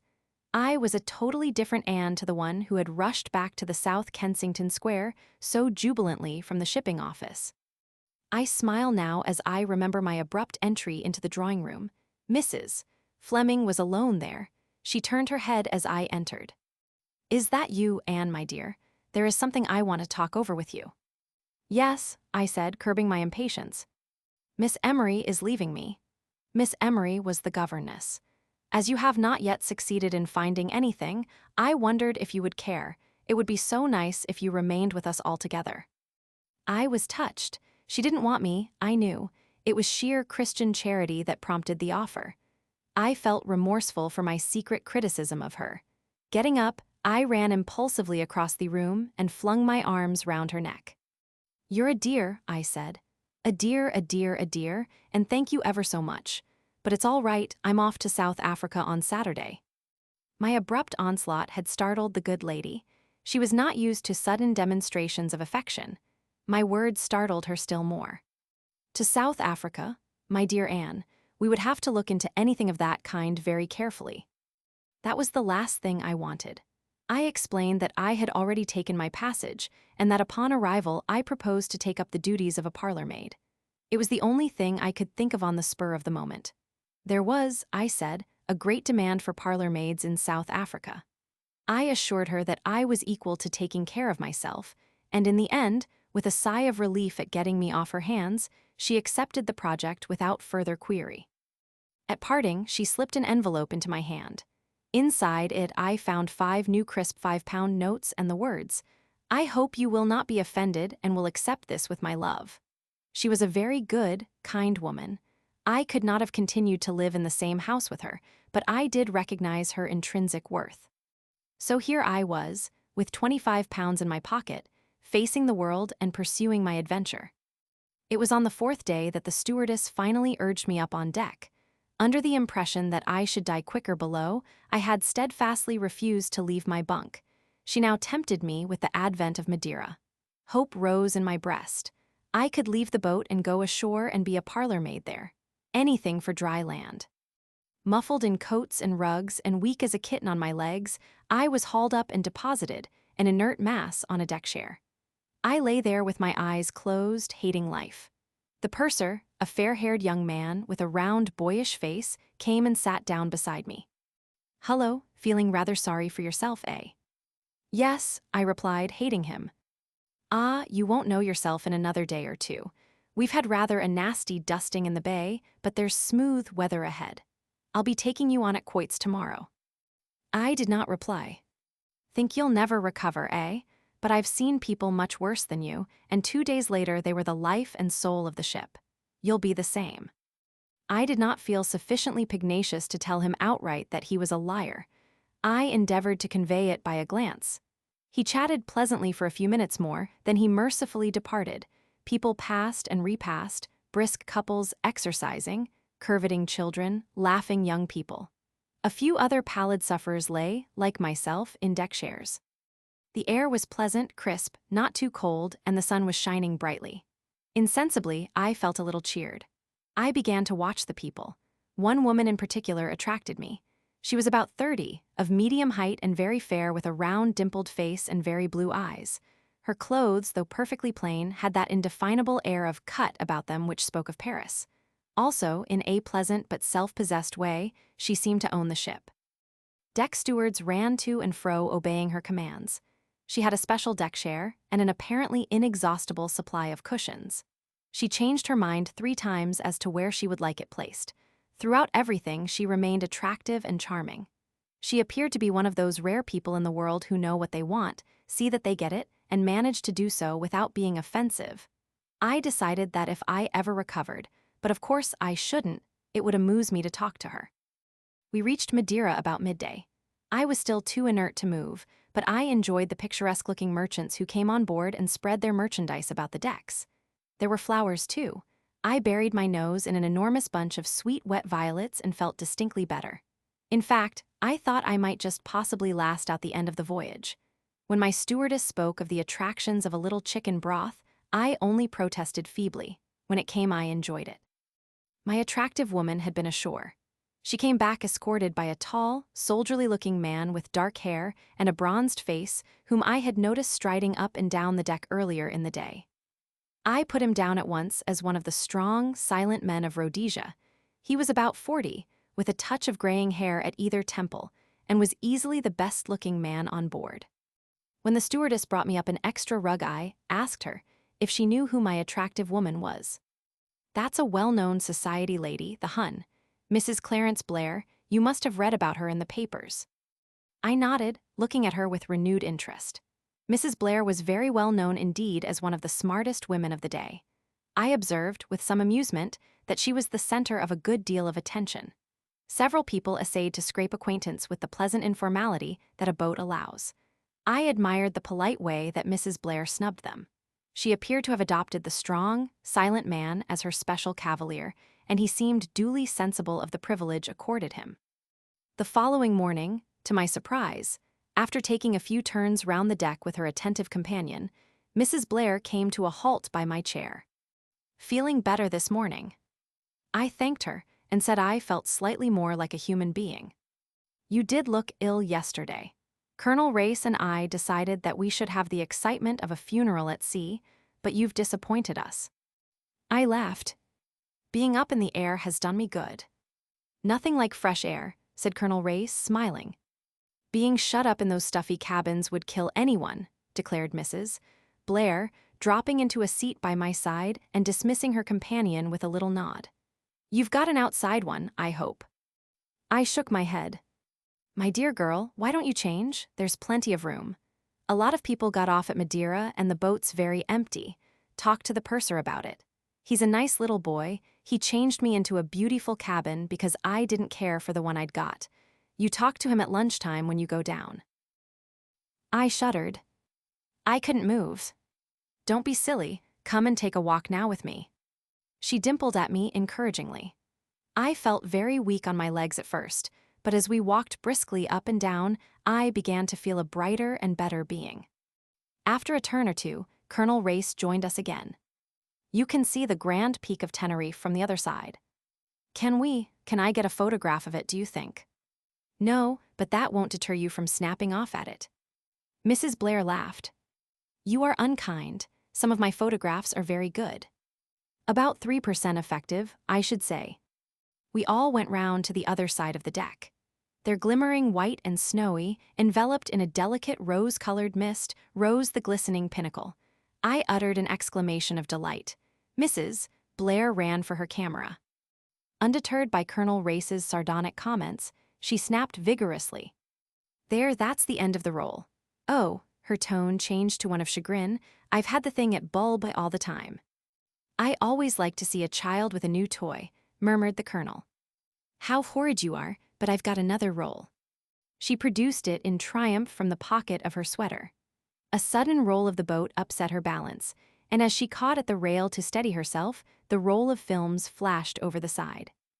Oh, cried Mrs. Blair, comically dismayed. She leaned over. Do you think they have gone overboard? No, you may have been fortunate enough to brain an unlucky steward in the deck below. A small boy who had arrived, unobserved a few paces to our rear blew a deafening blast on a bugle. Lunch, declared Mrs. Blair ecstatically. I've had nothing to eat since breakfast, except 2 cups of beef tea. Lunch, Miss Beddingfeld. Well, I said waveringly, yes, I do feel rather hungry. Splendid, you're sitting at the purser's table, I know, tackle him about the cabin. I found my way down to the saloon, began to eat gingerly, and finished by consuming an enormous meal. My friend of yesterday congratulated me on my recovery. Everyone was changing cabins today, he told me, and he promised that my things should be moved to an outside one without delay. There were only 4 at our table, myself, a couple of elderly ladies, and a missionary who talked a lot about our poor black brothers. I looked round at the other tables. Mrs. Blair was sitting at the captain's table, Colonel Race next to her. On the other side of the captain was a distinguished-looking, gray-haired man. A good many people I had already noticed on deck, but there was one man who had not previously appeared. Had he done so, he could hardly have escaped my notice. He was tall and dark, and had such a peculiarly sinister type of countenance that I was quite startled. I asked the purser, with some curiosity, who he was. That man, oh, that's Sir Eustace Pedlar's secretary. Been very seasick, poor chap, and not appeared before. Sir Eustace has got 2 secretaries with him, and the CS been too much for both of them. The other fellow hasn't turned up yet. This man's name is Paget. So Sir Eustace Pedlar, the owner of the mill house, was on board. Probably only a coincidence, and yet. That's Sir Eustace, my informant continued, sitting next to the captain. Pompous old ass. The more I studied the secretary's face, the less I liked it. Its even pallor, the secretive, heavy-lidded eyes, the curiously flattened head, it all gave me a feeling of distaste, of apprehension. Leaving the saloon at the same time as he did, I was close behind him as he went up on deck. He was speaking to Sir Eustace, and I overheard a fragment or two. "I'll see about the cabin at once then, shall I? It's impossible to work in yours with all your trunks." "My dear fellow," Sir Eustace replied, "my cabin is intended, A, for me to sleep in, and B, to attempt to dress in. I never had any intentions of allowing you to sprawl about the place making an infernal clicking with that typewriter of yours. That's just what I say, Sir Eustace, we must have somewhere to work." Here I parted company from them, and went below to see if my removal was in progress. I found my steward busy at the task. "Very nice cabin, miss, on D deck, number 13. "Oh no," I cried, "not 13. 13 is the one thing I am superstitious about. It was a nice cabin, too. I inspected it, wavered, but a foolish superstition prevailed. I appealed almost tearfully to the steward. "Isn't there any other cabin I can have?" The steward reflected. "Well, there's 17, just along on the starboard side. That was empty this morning, but I rather fancy it's been allotted to someone. Still, as the gentlemen's things aren't in yet, and as gentlemen aren't anything like so superstitious as ladies, I dare say he wouldn't mind changing." I hailed the proposition gratefully, and the steward departed to obtain permission from the purser. He returned grinning. "That's all right, miss, we can go along." He led the way to 17. It was not quite as large as number 13, but I found it eminently satisfactory. "I'll fetch your things right away, miss," said the steward. But at that moment, the man with the sinister face, as I had nicknamed him, appeared in the doorway. "Excuse me," he said, "but this cabin is reserved for the use of Sir Eustace Pedlar." "That's all right, sir," explained the steward. "We're fitting up no. 13 instead." No, it was number 17 I was to have. "Number 13 is a better cabin, sir, larger." I specially selected number 17, and the purser said I could have it. "I'm sorry," I said coldly, "but number 17 has been allotted to me." "I can't agree to that." The steward put in his oar. "The other cabin's just the same, only better." "I want number 17. "What's all this?" demanded a new voice. "Steward, put my things in here, this is my cabin." It was my neighbor at lunch, the Reverend Edward Chichester. "I beg your pardon," I said, "it's my cabin." "It is allotted to Sir Eustace Pedlar," said Mr. Paget. We were all getting rather heated. "I'm sorry to have to dispute the matter," said Chichester with a meek smile which failed to mask his determination to get his own way. Meek men are always obstinate, I have noticed. He edged himself sideways into the doorway. "You're to have number 28 on the port side," said the steward. "A very good cabin, sir." I am afraid that I must insist. Number 17 was the cabin promised to me. We had come to an impasse. Each one of us was determined not to give way. Strictly speaking, I, at any rate, might have retired from the contest and eased matters by offering to accept cabin 28. So long as I did not have 13, it was immaterial to me what other cabin I had. But my blood was up. I had not the least intention of being the first to give way, and I disliked Chichester. He had false teeth which clicked when he ate. Many men have been hated for less. We all said the same things over again. The steward assured us, even more strongly, that both the other cabins were better cabins. None of us paid any attention to him. Paget began to lose his temper. Chichester kept his serenely. With an effort I also kept mine, and still none of us would give way an inch. A wink and a whispered word from the steward gave me my cue. I faded unobtrusively from the scene. I was lucky enough to encounter the purser almost immediately. "Oh, please," I said, "you did say I could have cabin 17, and the others won't go away. Mr. Chichester and Mr. Paget, you will let me have it, won't you? I always say that there are no people like sailors for being nice to women." My little purser came to the scratch splendidly. He strode to the scene, informed the disputants that number 17 was my cabin, they could have no's. 13 and 28 respectively, or stay where they were, whichever they chose.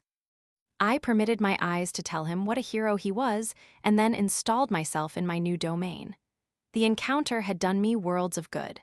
The sea was smooth, the weather growing daily warmer. Seasickness was a thing of the past. I went up on deck and was initiated into the mysteries of deck quoits. I entered my name for various sports. Tea was served on deck, and I ate heartily. After tea, I played shovelboard with some pleasant young men. They were extraordinarily nice to me. I felt that life was satisfactory and delightful. The dressing bugle came as a surprise, and I hurried to my new cabin. The stewardess was awaiting me with a troubled face. "There's a terrible smell in your cabin, miss. What it is, I'm sure I can't think, but I doubt if you'll be able to sleep here. There's a deck cabin up on C deck, I believe. You might move into that, just for the night anyway." The smell really was pretty bad, quite nauseating. I told the stewardess I would think over the question of moving whilst I dressed. I hurried over my toilet, sniffing distastefully as I did so. What was the smell? Dead rat? No, worse than that and quite different. Yet I knew it. It was something I had smelt before something. Ah, I had got it. Asafoetida. I had worked in a hospital dispensary during the war for a short time and had become acquainted with various nauseous drugs. Asafoetida, that was it, but how? I sank down on the sofa, suddenly realizing the thing. Somebody had put a pinch of asafoetida in my cabin. Why? So that I should vacate it? Why were they so anxious to get me out? I thought of the scene this afternoon from a rather different point of view.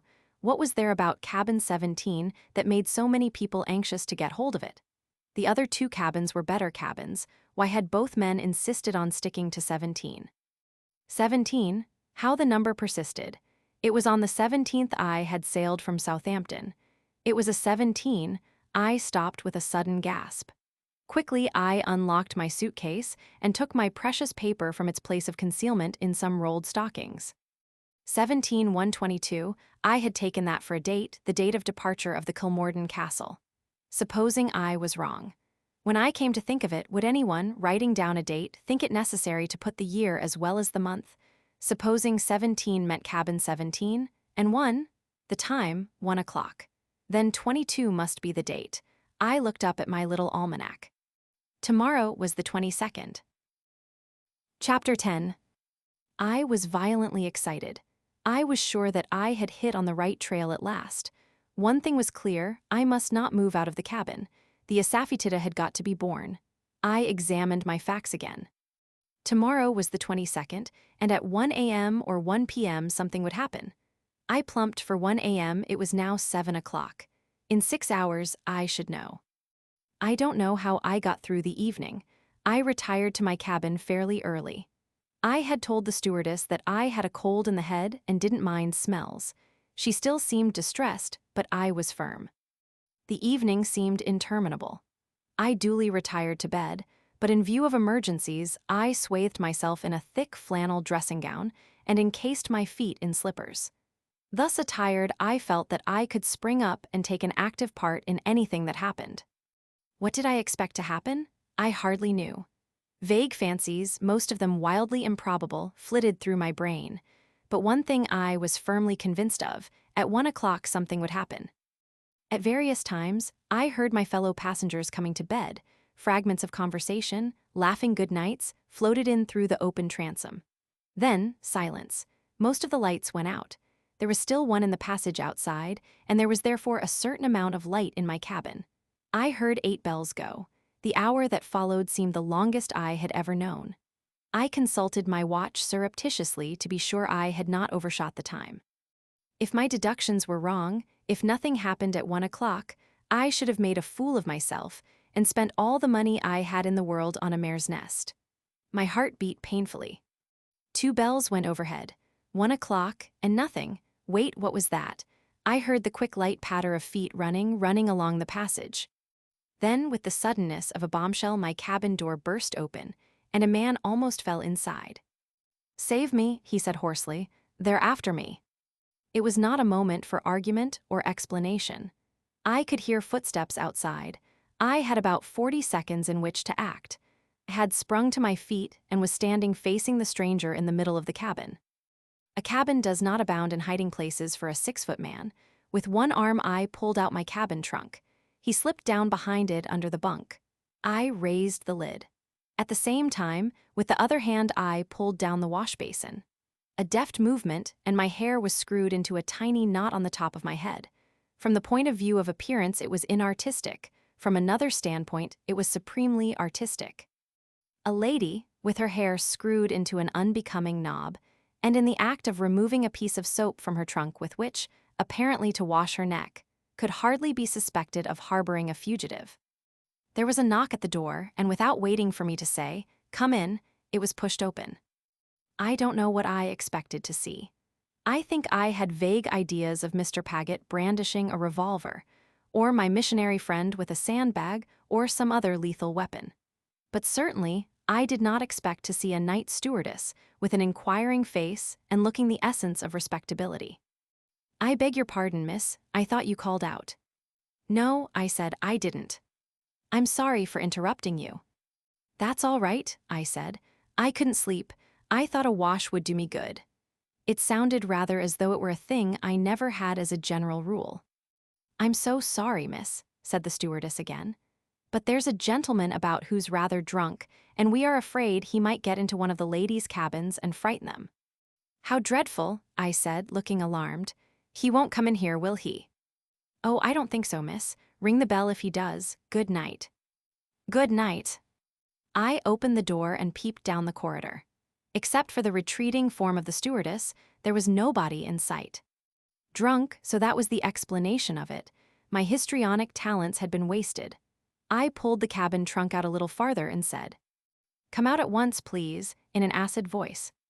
There was no answer. I peered under the bunk. My visitor lay immovable. He seemed to be asleep. I tugged at his shoulder. He did not move.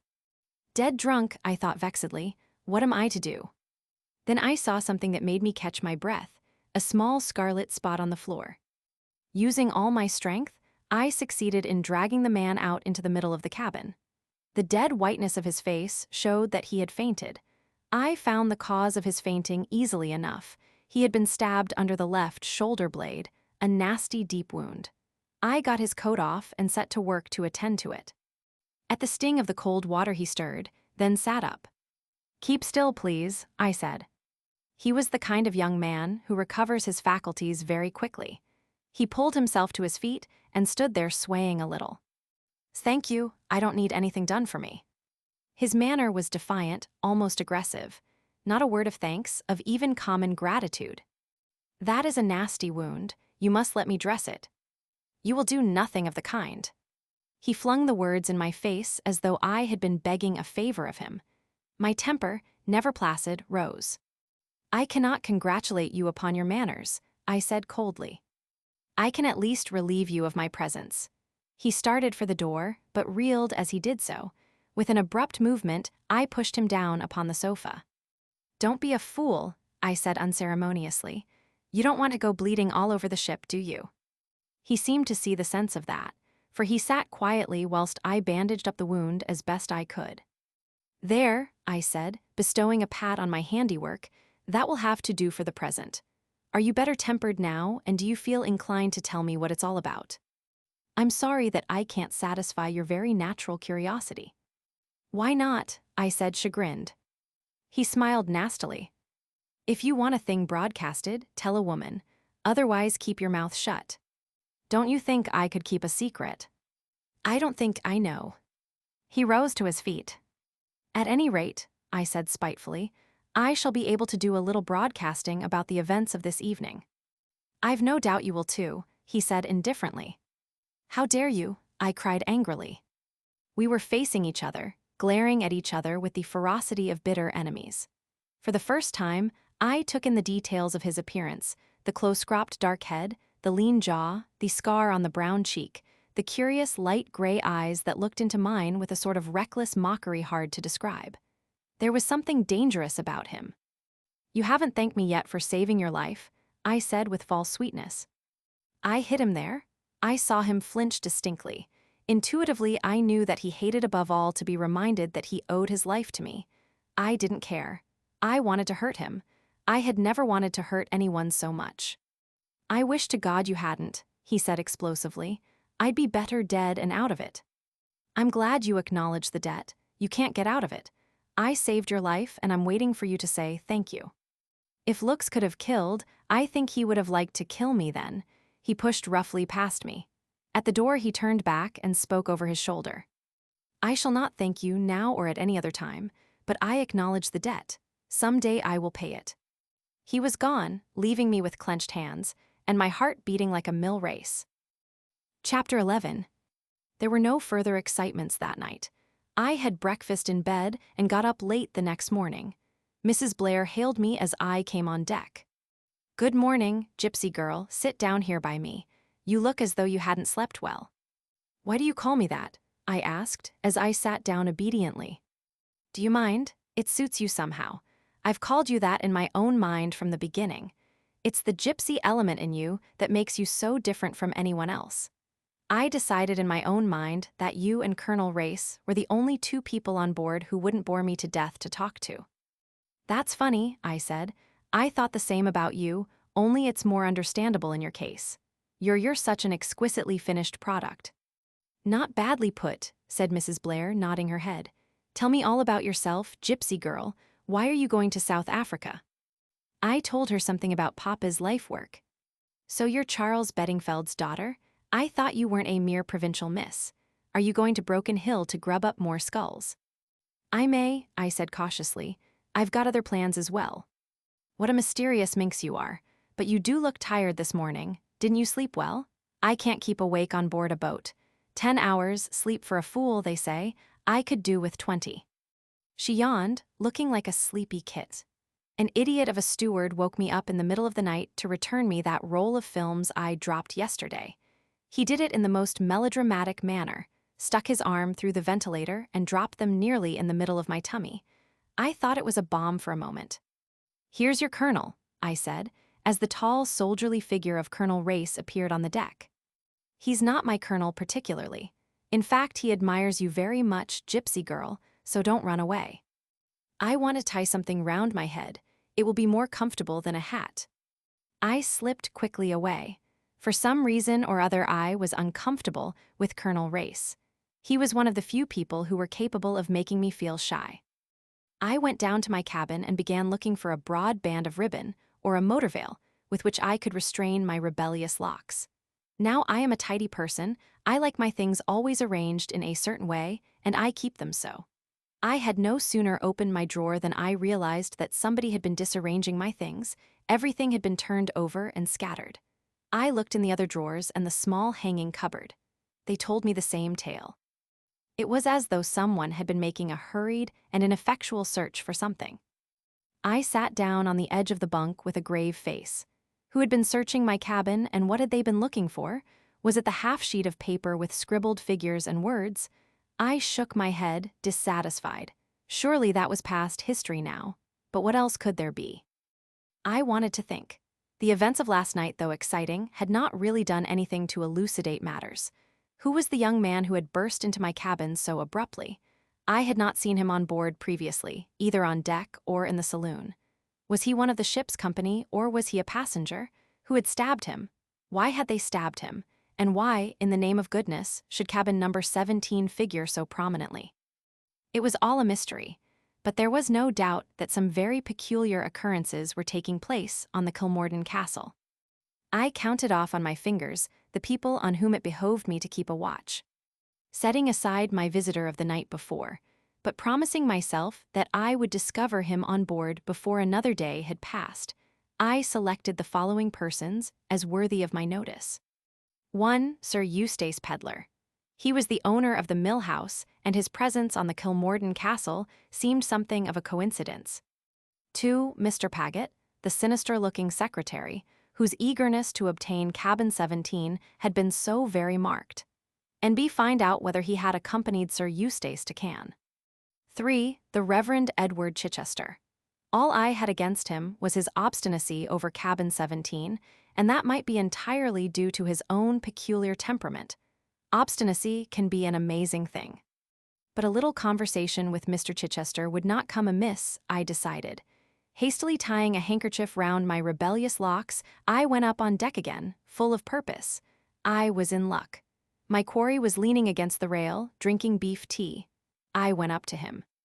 "I hope you've forgiven me over cabin 17, I said, with my best smile. "I consider it unchristian to bear a grudge," said Mr. Chichester coldly, "but the purser had distinctly promised me that cabin." "Pursers are such busy men, aren't they?" I said vaguely. "I suppose they're bound to forget sometimes." Mr. Chichester did not reply. "Is this your first visit to Africa?" I inquired conversationally.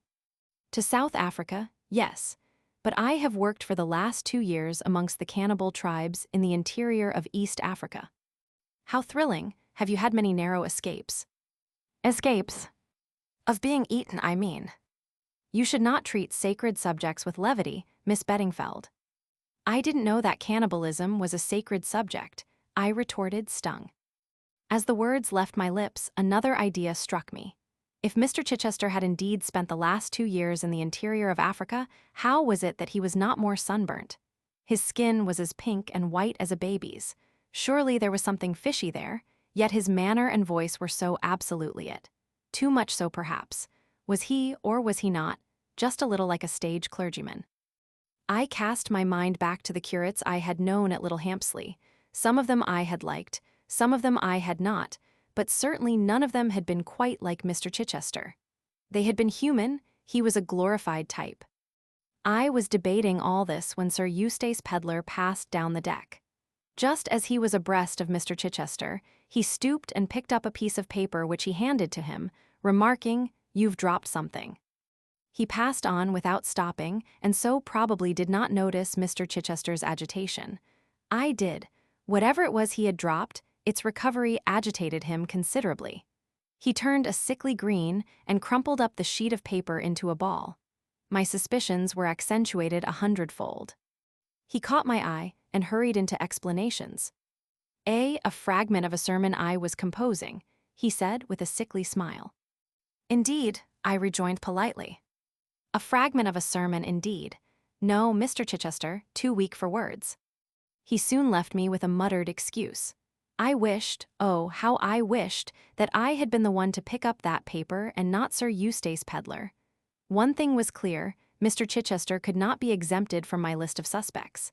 I was inclined to put him top of the 3. After lunch, when I came up to the lounge for coffee, I noticed Sir Eustace and Paget sitting with Mrs. Blair and Colonel Race. Mrs. Blair welcomed me with a smile, so I went over and joined them. They were talking about Italy. "But it is misleading," Mrs. Blair insisted. "Aqua calda certainly ought to be cold water, not hot." "You're not a Latin scholar," said Sir Eustace, smiling. "Men are so superior about their Latin," said Mrs. Blair. "But all the same I notice that when you ask them to translate inscriptions in old churches, they can never do it. They hem and haw and get out of it somehow." "Quite right," said Colonel Race. "I always do." "But I love the Italians," continued Mrs. Blair. "They're so obliging, though even that has its embarrassing side. You ask them the way somewhere, and instead of saying first to the right, second to the left, or something that one could follow, they pour out a flood of well-meaning directions, and when you look bewildered they take you kindly by the arm and walk all the way there with you." "Is that your experience in Florence, Paget?" asked Sir Eustace, turning with a smile to his secretary. For some reason the question seemed to disconcert Mr. Paget. He stammered and flushed. "Oh, quite so, yes, quite so." Then with a murmured excuse, he rose and left the table. "I am beginning to suspect Guy Paget of having committed some dark deed in Florence," remarked Sir Eustace, gazing after his secretary's retreating figure. "Whenever Florence or Italy is mentioned, he changes the subject or bolts precipitately." "Perhaps he murdered someone there," said Mrs. Blair hopefully. I hope I'm not hurting your feelings, Sir Eustace, but he does look as though he might murder someone." "Yes, pure cinquecento. It amuses me sometimes, especially when one knows as well as I do how essentially law-abiding and respectable the poor fellow really is." "He's been with you some time, hasn't he, Sir Eustace?" asked Colonel Race. 6 years, said Sir Eustace with a deep sigh. "He must be quite invaluable to you," said Mrs. Blair. "Oh, invaluable? Yes, quite invaluable. The poor man sounded even more depressed, as though the invaluableness of Mr. Paget was a secret grief to him. Then he added more briskly, "But his face should really inspire you with confidence, my dear lady. No self-respecting murderer would ever consent to look like one. Crippen, now, I believe, was one of the pleasantest fellows imaginable." "He was caught on a liner, wasn't he?" murmured Mrs. Blair. There was a slight rattle behind us. I turned quickly. Mr. Chichester had dropped his coffee cup. Our party soon broke up. Mrs. Blair went below to sleep, and I went out on deck. Colonel Race followed me. "You're very elusive, Miss Beddingfeld. I looked for you everywhere last night at the dance." "I went to bed early," I explained. "Are you going to run away tonight too, or are you going to dance with me?" "I shall be very pleased to dance with you," I murmured shyly. "But Mrs. Blair—" "Our friend, Mrs. Blair, doesn't care for dancing." "And you do." "I care for dancing with you." "Oh," I said nervously. I was a little afraid of Colonel Race. Nevertheless, I was enjoying myself. This was better than discussing fossilized skulls with stuffy old professors. Colonel Race was really just my ideal of a stern, silent Rhodesian. Possibly I might marry him. I hadn't been asked, it is true, but as the Boy Scouts say, be prepared. And all women, without in the least meaning it, consider every man they meet as a possible husband for themselves or for their best friend. I danced several times with him that evening. He danced well. When the dancing was over, and I was thinking of going to bed, he suggested a turn round the deck. We walked round 3 times and finally subsided into 2 deck chairs. There was nobody else in sight. We made desultory conversation for some time. "Do you know, Miss Beddingfeld, I think that I once met your father. A very interesting man, on his own subject, and it's a subject that has a special fascination for me. In my humble way, I've done a bit in that line myself. Why, when I was in the Dordogne region." Our talk became technical. Colonel Race's boast was not an idle one. He knew a great deal. At the same time, he made 1 or 2 curious mistakes, slips of the tongue. I might almost have thought them. But he was quick to take his cue from me and to cover them up. Once he spoke of the Mousterian period as succeeding the Aurignacian, an absurd mistake for one who knew anything of the subject. It was 12 o'clock when I went to my cabin. I was still puzzling over those queer discrepancies. Was it possible that he had got the whole subject up for the occasion, that really he knew nothing of archaeology? I shook my head, vaguely dissatisfied with that solution. Just as I was dropping off to sleep, I sat up with a sudden start as another idea flashed into my head. Had he been pumping me? Were those slight inaccuracies just tests, to see whether I really knew what I was talking about? In other words, he suspected me of not being genuinely Anne Beddingfeld. Why? Chapter 12. Extract from the diary of Sir Eustace Pedlar. There is something to be said for life on board ship. It is peaceful. My gray hairs fortunately exempt me from the indignities of bobbing for apples, running up and down the deck with potatoes and eggs, and the more painful sports of Brother Bill and Bolster Bar. What amusement people can find in these painful proceedings has always been a mystery to me, but there are many fools in the world. One praises God for their existence and keeps out of their way. Fortunately, I am an excellent sailor. Paget, poor fellow, is not. He began turning green as soon as we were out of the Solent. I presume my other so-called secretary is also seasick. At any rate, he has not yet made his appearance. But perhaps it is not seasickness, but high diplomacy. The great thing is that I have not been worried by him. On the whole, the people on board are a mangy lot. Only 2 decent bridge players and 1 decent-looking woman, Mrs. Clarence Blair. I've met her in town, of course. She is one of the only women I know who can lay claim to a sense of humor. I enjoy talking to her, and should enjoy it more if it were not for a long-legged, taciturn ass who has attached himself to her like a limpet. I cannot think that this Colonel Race really amuses her. He's good-looking in his way, but dull as ditch water.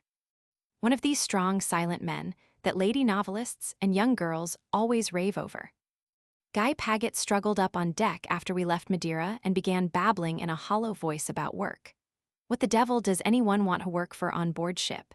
It is true that I promised my publishers my reminiscences early in the summer, but what of it? Who really reads reminiscences? Old ladies in the suburbs. And what do my reminiscences amount to? I've knocked against a certain number of so-called famous people in my lifetime. With the assistance of Paget, I invent insipid anecdotes about them. And the truth of the matter is, Paget is too honest for the job. He won't let me invent anecdotes about the people I might have met but haven't. I tried kindness with him. "You look a perfect wreck still, my dear chap," I said easily. "What you need is a deck chair in the sun. No, not another word, the work must wait."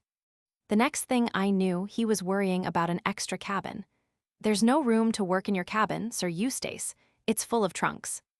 From his tone, you might have thought that trunks were blackbeetles, something that had no business to be there. I explained to him that, though he might not be aware of the fact, it was usual to take a change of clothing with one when traveling. He gave the wan smile with which he always greets my attempts at humor, and then reverted to the business in hand. "And we could hardly work in my little hole." I know Paget's little holes. He usually has the best cabin on the ship. "I'm sorry the captain didn't turn out for you this time," I said sarcastically. "Perhaps you'd like to dump some of your extra luggage in my cabin." Sarcasm is dangerous with a man like Paget. He brightened up at once. "Well, if I could get rid of the typewriter and the stationery trunk." The stationery trunk weighs several solid tons. It causes endless unpleasantness with the porters, and it is the aim of Paget's life to foist it on me. It is a perpetual struggle between us. He seems to regard it as my special personal property. I, on the other hand, regard the charge of it as the only thing where a secretary is really useful. "We'll get an extra cabin," I said hastily. The thing seemed simple enough, but Paget is a person who loves to make mysteries. He came to me the next day with a face like a Renaissance conspirator. "You know you told me to get cabin 17 for an office." "Well, what of it? Has the stationery trunk jammed in the doorway?" "The doorways are the same size in all the cabins," replied Paget seriously. "But I tell you, Sir Eustace, there's something very queer about that cabin." Memories of reading, the upper berth floated through my mind. "If you mean that it's haunted," I said, "we're not going to sleep there, so I don't see that it matters. Ghosts don't affect typewriters." Paget said that it wasn't a ghost, and that, after all, he hadn't got cabin 17. He told me a long, garbled story. Apparently he and a Mr. Chichester and a girl called Beddingfeld had almost come to blows over the cabin. Needless to say, the girl had won, and Paget was apparently feeling sore over the matter. "Both 13 and 28 are better cabins," he reiterated, "but they wouldn't look at them." "Well," I said, stifling a yawn, "for that matter, no more would you, my dear Paget." He gave me a reproachful look. "You told me to get cabin 17. There is a touch of the boy upon the burning deck about Paget. "My dear fellow," I said testily, "I mentioned number 17 because I happened to observe that it was vacant. But I didn't mean you to make a stand to the death about it. 13 or 28 would have done us equally well." He looked hurt. "There's something more, though," he insisted. "Miss Beddingfeld got the cabin, but this morning I saw Chichester coming out of it in a furtive sort of way." I looked at him severely. "If you're trying to get up a nasty scandal about Chichester, who is a missionary, though a perfectly poisonous person, and that attractive child, Anne Beddingfeld, I don't believe a word of it," I said coldly. "Anne Beddingfeld is an extremely nice girl, with particularly good legs. I should say she had far and away the best legs on board." Paget did not like my reference to Anne Beddingfeld's legs. He is the sort of man who never notices legs himself, or, if he does, would die sooner than say so. Also, he thinks my appreciation of such things frivolous. I like annoying Paget, so I continued maliciously. "As you've made her acquaintance, you might ask her to dine at our table tomorrow night. It's the fancy dress dance. By the way, you'd better go down to the barber and select a fancy costume for me." "Surely you will not go in fancy dress," said Paget, in tones of horror. I could see that it was quite incompatible with his idea of my dignity. He looked shocked and pained. I had really had no intention of donning fancy dress, but the complete discomfiture of Paget was too tempting to be forborne. "What do you mean?" I said. "Of course I shall wear fancy dress, so will you." Paget shuddered. "So go down to the barber and see about it," I finished. "I don't think he'll have any outsizes," murmured Paget, measuring my figure with his eye. Without meaning it, Paget can occasionally be extremely offensive. "And order a table for 6 in the saloon," I said. "We'll have the captain, the girl with the nice legs, Mrs. Blair." "You won't get Mrs. Blair without Colonel Race," Paget interposed. "He's asked her to dine with him, I know." Paget always knows everything. I was justifiably annoyed. "Who is Race?" I demanded, exasperated. As I said before, Paget always knows everything or thinks he does. He looked mysterious again. "They say he's a Secret Service chap, Sir Eustace. Rather a great gun, too. But of course, I don't know for certain." "Isn't that like the government?" I exclaimed. "Here's a man on board whose business it is to carry about secret documents, and they go giving them to a peaceful outsider, who only asks to be let alone." Paget looked even more mysterious. He came a pace nearer and dropped his voice. "If you ask me, the whole thing is very queer, Sir Eustace. Look at that illness of mine before we started." "My dear fellow," I interrupted brutally, "that was a bilious attack. You're always having bilious attacks." Paget winced slightly. "It wasn't the usual sort of bilious attack. This time." "For God's sake, don't go into the details of your condition, Paget. I don't want to hear them." "Very well, Sir Eustace, but my belief is that I was deliberately poisoned." "Ah," I said, "you've been talking to Rayburn." He did not deny it. "At any rate, Sir Eustace, he thinks so, and he should be in a position to know." "By the way, where is the chap?" I asked. "I've not set eyes on him since we came on board." "He gives out that he's ill and stays in his cabin, Sir Eustace." Paget's voice dropped again. "But that's camouflage, I'm sure, so that he can watch better." "Watch?" "Over your safety, Sir Eustace, in case an attack should be made upon you." "You're such a cheerful fellow, Paget," I said. "I trust that your imagination runs away with you. If I were you, I should go to the dance as a death's head or an executioner. It will suit your mournful style of beauty." That shut him up for the time being. I went on deck. The Beddingfeld girl was deep in conversation with the missionary parson, Chichester. Women always flutter round parsons. A man of my figure hates stooping, but I had the courtesy to pick up a bit of paper that was fluttering round the parson's feet. I got no word of thanks for my pains. As a matter of fact, I couldn't help seeing what was written on the sheet of paper. There was just one sentence. "Don't try to play a lone hand, or it will be the worse for you." That's a nice thing for a parson to have. Who is this fellow Chichester, I wonder? He looks mild as milk, but looks are deceptive. I shall ask Paget about him. Paget always knows everything. I sank gracefully into my deck chair by the side of Mrs. Blair, thereby interrupting her tete-a-tete with Race, and remarked that I didn't know what the clergy were coming to nowadays. Then I asked her to dine with me on the night of the fancy dress dance. Somehow or other Race managed to get included in the invitation. After lunch, the Beddingfeld girl came and sat with us for coffee. I was right about her legs. They are the best on the ship. I shall certainly ask her to dinner as well. I would very much like to know what mischief Paget was up to in Florence. Whenever Italy is mentioned, he goes to pieces. If I did not know how intensely respectable he is, I should suspect him of some disreputable amour. I wonder now, even the most respectable men, it would cheer me up enormously if it was so. Paget with a guilty secret, splendid. Chapter 13. It has been a curious evening. The only costume that fitted me in the barber's emporium was that of a teddy bear. I don't mind playing bears with some nice young girls on a winter's evening in England, but it's hardly an ideal costume for the equator. However, I created a good deal of merriment and won first prize for brought on board, an absurd term for a costume hired for the evening.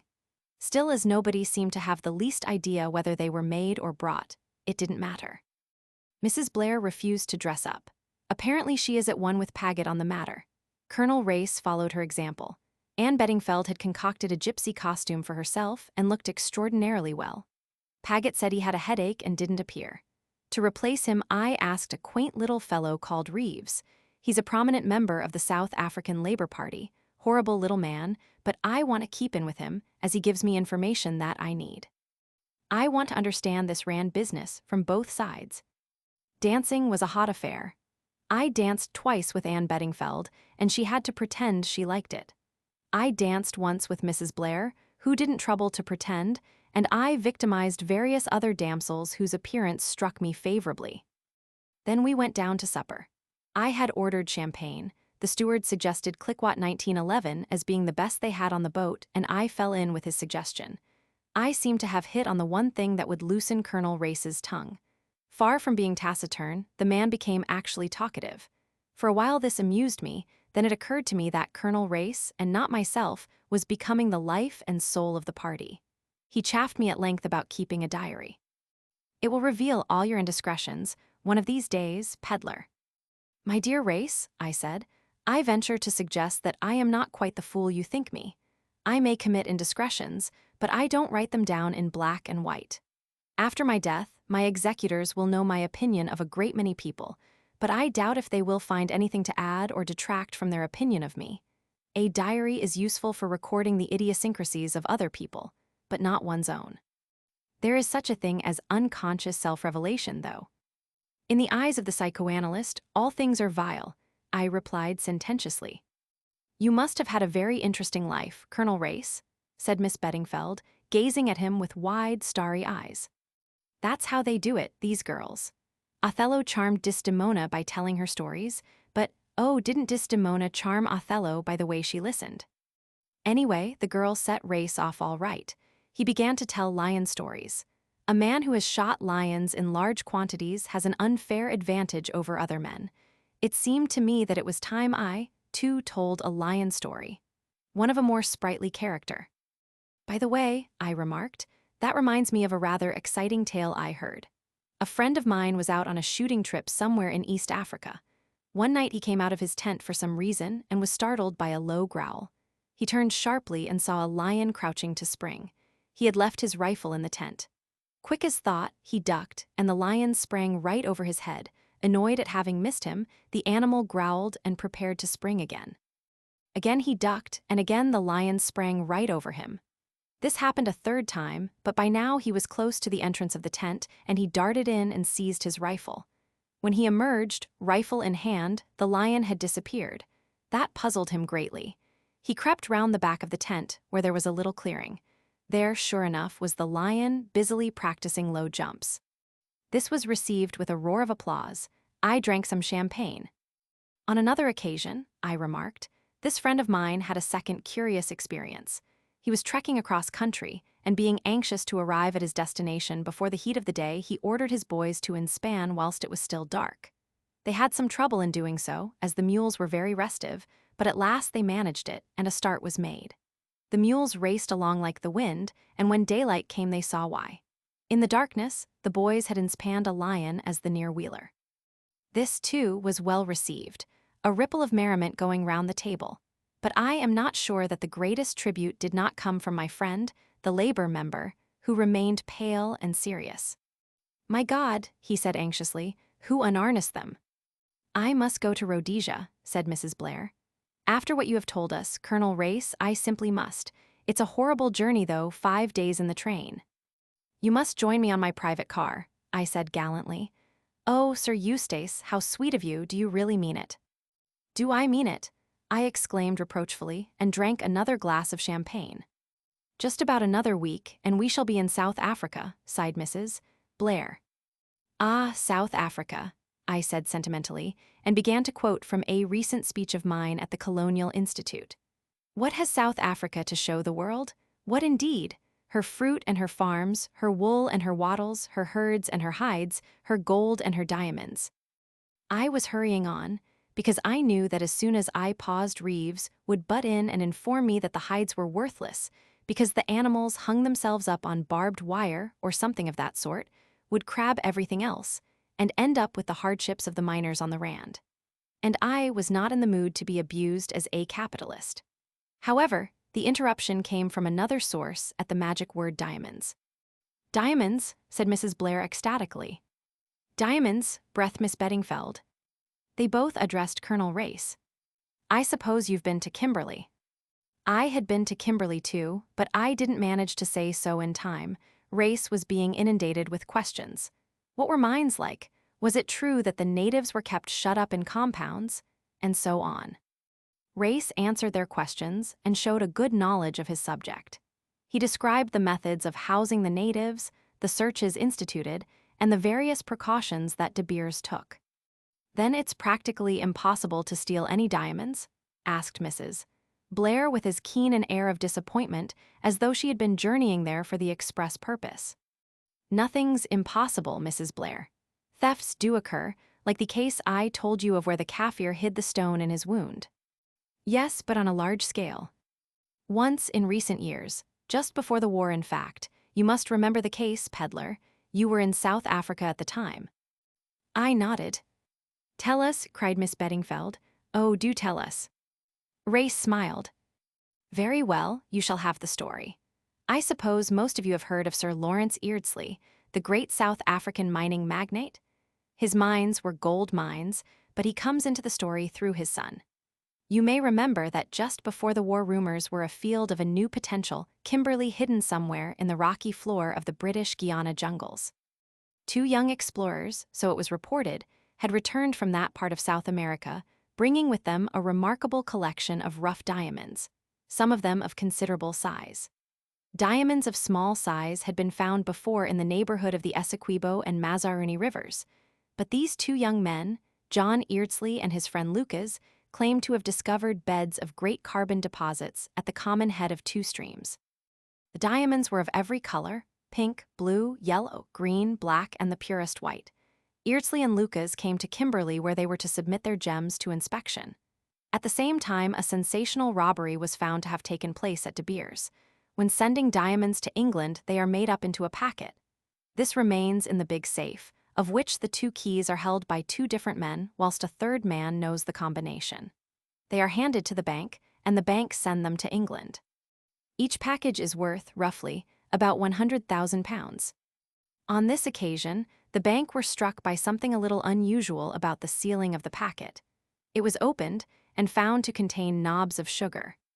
Exactly how suspicion came to fasten on John Eardsley, I do not know. It was remembered that he had been very wild at Cambridge and that his father had paid his debts more than once. Anyhow, it soon got about that this story of South American diamond fields was all a fantasy. John Eardsley was arrested. In his possession was found a portion of the De Beers diamonds. But the case never came to court. Sir Lawrence Eardsley paid over a sum equal to the missing diamonds, and De Beers did not prosecute. Exactly how the robbery was committed has never been known. But the knowledge that his son was a thief broke the old man's heart. He had a stroke shortly afterwards. As for John, his fate was in a way merciful. He enlisted, went to the war, fought there bravely, and was killed, thus wiping out the stain on his name. Sir Lawrence himself had a 3rd stroke and died about a month ago. He died intestate, and his vast fortune passed to his next of kin, a man whom he hardly knew. The colonel paused. A babel of ejaculations and questions broke out. Something seemed to attract Miss Beddingfeld's attention, and she turned in her chair. At the little gasp she gave, I, too, turned. My new secretary, Rayburn, was standing in the doorway. Under his tan, his face had the pallor of one who has seen a ghost. Evidently, Race's story had moved him profoundly. Suddenly conscious of our scrutiny, he turned abruptly and disappeared. "Do you know who that is?" asked Anne Beddingfeld abruptly. "That's my other secretary," I explained. "Mr. Rayburn, he's been seedy up to now." She toyed with the bread by her plate. "Has he been your secretary long?" "Not very long," I said cautiously. But caution is useless with a woman. The more you hold back, the more she presses forward. Anne Beddingfeld made no bones about it. "How long?" she asked bluntly. "Well, I engaged him just before I sailed. Old friend of mine recommended him." She said nothing more, but relapsed into a thoughtful silence. I turned to Race with the feeling that it was my turn to display an interest in his story. "Who is Sir Lawrence's next of kin, Race? Do you know?" "I should say so," he replied with a smile. "I am." Chapter 14. Anne's narrative resumed. It was on the night of the fancy dress dance that I decided that the time had come for me to confide in someone. So far I had played a lone hand and rather enjoyed it. Now suddenly everything was changed. I distrusted my own judgment, and for the first time a feeling of loneliness and desolation crept over me. I sat on the edge of my bunk, still in my gypsy dress, and considered the situation. I thought first of Colonel Race. He had seemed to like me, he would be kind, I was sure, and he was no fool. Yet, as I thought it over, I wavered. He was a man of commanding personality. He would take the whole matter out of my hands. And it was my mystery. There were other reasons, too, which I would hardly acknowledge to myself, but which made it inadvisable to confide in Colonel Race. Then I thought of Mrs. Blair. She, too, had been kind to me. I did not delude myself into the belief that that really meant anything. It was probably a mere whim of the moment. All the same, I had it in my power to interest her. She was a woman who had experienced most of the ordinary sensations of life. I proposed to supply her with an extraordinary one, and I liked her ease of manner, her lack of sentimentality, her freedom from any form of affectation. My mind was made up. I decided to seek her out then and there. She would hardly be in bed yet. Then I remembered that I did not know the number of her cabin. My friend, the night stewardess, would probably know. I rang the bell. After some delay, it was answered by a man. He gave me the information I wanted. Mrs. Blair's cabin was number 71. He apologized for the delay in answering the bell, but explained that he had all the cabins to attend to. "Where is the stewardess, then?" I asked. "They all go off duty at 10 o'clock. "No, I mean the night stewardess." "No stewardess on at night, miss." But a stewardess came the other night, about 1 o'clock. "You must have been dreaming, miss. There's no stewardess on duty after 10. He withdrew, and I was left to digest this morsel of information. Who was the woman who had come to my cabin on the night of the 22nd? My face grew graver as I realized the cunning and audacity of my unknown antagonists. Then, pulling myself together, I left my own cabin and sought that of Mrs. Blair. I knocked at the door. "Who's that?" called her voice from within. "It's me, Anne Beddingfeld." "Oh, come in, gypsy girl." I entered. A good deal of scattered clothing lay about, and Mrs. Blair herself was draped in one of the loveliest kimonos I had ever seen. It was all orange and gold and black and made my mouth water to look at it. "Mrs. Blair," I said abruptly, "I want to tell you the story of my life. That is, if it isn't too late and you won't be bored."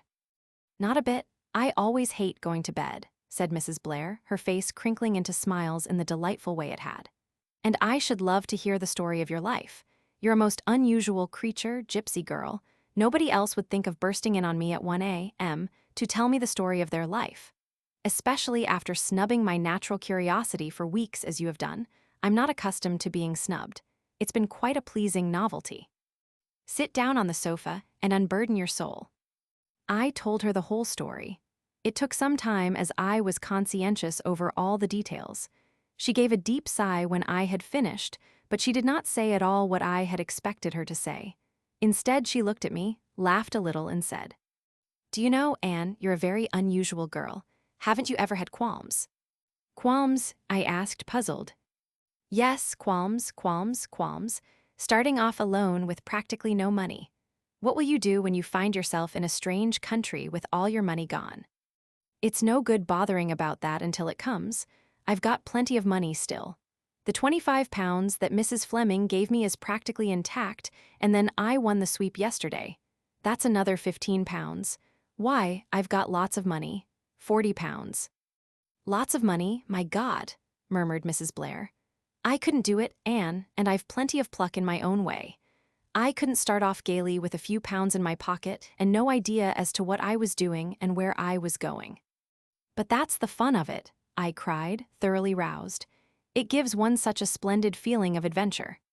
She looked at me, nodded once or twice, and then smiled. "Lucky Anne, there aren't many people in the world who feel as you do." "Well," I said impatiently, "what do you think of it all, Mrs. Blair?" "I think it's the most thrilling thing I ever heard. Now, to begin with, you will stop calling me Mrs. Blair. Susan will be ever so much better. Is that agreed?" "I should love it, Susan." "Good girl, now let's get down to business. You say that in Sir Eustace's secretary, not that long-faced Paget, the other one, you recognized the man who was stabbed and came into your cabin for shelter." I nodded. "That gives us two links connecting Sir Eustace with the tangle. The woman was murdered in his house, and it's his secretary who gets stabbed at the mystic hour of 1 o'clock. I don't suspect Sir Eustace himself, but it can't be all coincidence. There's a connection somewhere even if he himself is unaware of it. Then there's the queer business of the stewardess, she continued thoughtfully. What was she like? I hardly noticed her. I was so excited and strung up, and a stewardess seemed such an anticlimax. But yes, I did think her face was familiar. Of course it would be if I'd seen her about the ship. Her face seemed familiar to you, said Susan. Sure she wasn't a man. She was very tall, I admitted. Hardly Sir Eustace, I should think, nor Mr. Paget. Wait. She caught up a scrap of paper and began drawing feverishly. She inspected the result with her head poised on one side. A very good likeness of the Reverend Edward Chichester. Now for the etceteras. She passed the paper over to me. Is that your stewardess? Why, yes, I cried. Susan, how clever of you. She disdained the compliment with a light gesture. I've always had suspicions of that Chichester creature. Do you remember how he dropped his coffee cup and turned a sickly green when we were discussing Crippen the other day? And he tried to get cabin 17. Yes, it all fits in so far. But what does it all mean? What was really meant to happen at 1 o'clock in cabin 17? It can't be the stabbing of the secretary. There would be no point in timing that for a special hour on a special day in a special place. No, it must have been some kind of appointment, and he was on his way to keep it when they knifed him. But who was the appointment with? Certainly not with you. It might have been with Chichester, or it might have been with Paget. That seems unlikely, I objected. They can see each other any time. We both sat silent for a minute or two, then Susan started off on another tack. Could there have been anything hidden in the cabin? That seems more probable, I agreed. It would explain my things being ransacked the next morning, but there was nothing hidden there, I'm sure of it. The young man couldn't have slipped something into a drawer the night before. I shook my head. I should have seen him.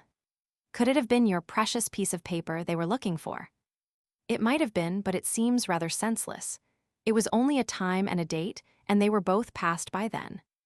Susan nodded. That's so, of course. No, it wasn't the paper. By the way, have you got it with you? I'd rather like to see it. I had brought the paper with me as Exhibit A, and I handed it over to her. She scrutinized it, frowning. There's a dot after the 17. Why isn't there a dot after the 1 too? There's a space, I pointed out. Yes, there's a space, but... Suddenly she rose and peered at the paper, holding it as close under the light as possible. There was a repressed excitement in her manner. Anne, that isn't a dot. That's a flaw in the paper. A flaw in the paper, you see? So you've got to ignore it and just go by the spaces. The spaces. I had risen and was standing by her. I read out the figures as I now saw them. 171:22. You see, said Susan, it's the same, but not quite. It's 1 o'clock still and the 22nd, but it's cabin 71, my cabin, Anne. We stood staring at each other, so pleased with our new discovery, and so rapt with excitement that you might have thought we had solved the whole mystery. Then I fell to earth with a bump. But Susan, nothing happened here at 1 o'clock on the 22nd. Her face fell also. No, it didn't. Another idea struck me. This isn't your own cabin, is it, Susan? I mean, not the one you originally booked. No, the purser changed me into it.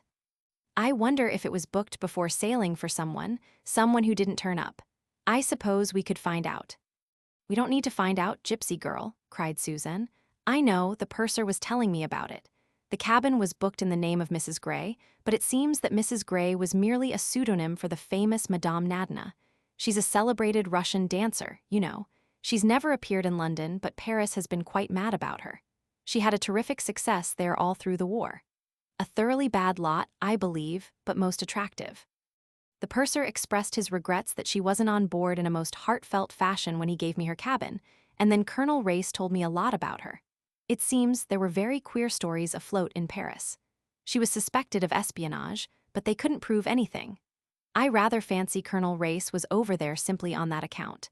He's told me some very interesting things. There was a regular organized gang, not German in origin at all. In fact, the head of it, a man always referred to as the colonel, was thought to be an Englishman, but they never got any clue as to his identity. But there is no doubt that he controlled a considerable organization of international crooks. Robberies, espionages, assaults, he undertook them all, and usually provided an innocent scapegoat to pay the penalty. Diabolically clever, he must have been. This woman was supposed to be one of his agents, but they couldn't get hold of anything to go upon. Yes, Anne, we're on the right tack. Nadina is just the woman to be mixed up in this business. The appointment on the morning of the 22nd was with her in this cabin. But where is she? Why didn't she sail? A light flashed upon me. She meant to sail, I said slowly. Then why didn't she? Because she was dead. Susan, Nadina was the woman murdered at Marlowe. My mind went back to the bare room in the empty house, and there swept over me again that indefinable sensation of menace and evil. With it came the memory of the falling pencil and the discovery of the roll of films. A roll of films that struck a more recent note. Where had I heard of a roll of films?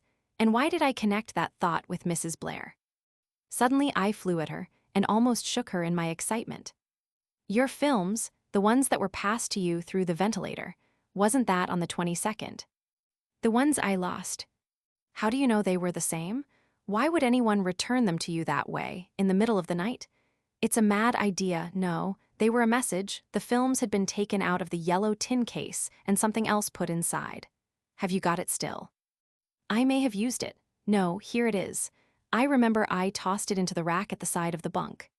She held it out to me. It was an ordinary round tin cylinder, such as films are packed in for the tropics. I took it with trembling hand, but even as I did so my heart leapt. It was noticeably heavier than it should have been. With shaking fingers, I peeled off the strip of adhesive plaster that kept it airtight. I pulled off the lid, and a stream of dull, glassy pebbles rolled onto the bed. Pebbles, I said, keenly disappointed. Pebbles, cried Suzanne. The ring in her voice excited me. Pebbles, no, and not pebbles, diamonds.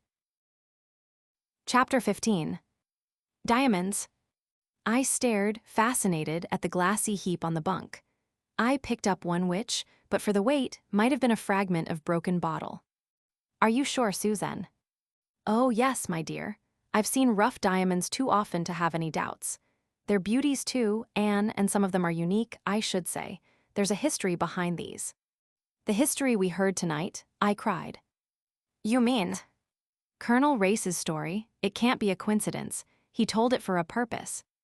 To see its effect, you mean? I nodded. Its effect on Sir Eustace. Yes. But even as I said it, a doubt assailed me. Was it Sir Eustace who had been subjected to a test, or had the story been told for my benefit? I remembered the impression I had received on that former night of having been deliberately pumped.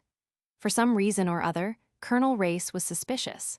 But where did he come in? What possible connection could he have with the affair? Who is Colonel Race? I asked.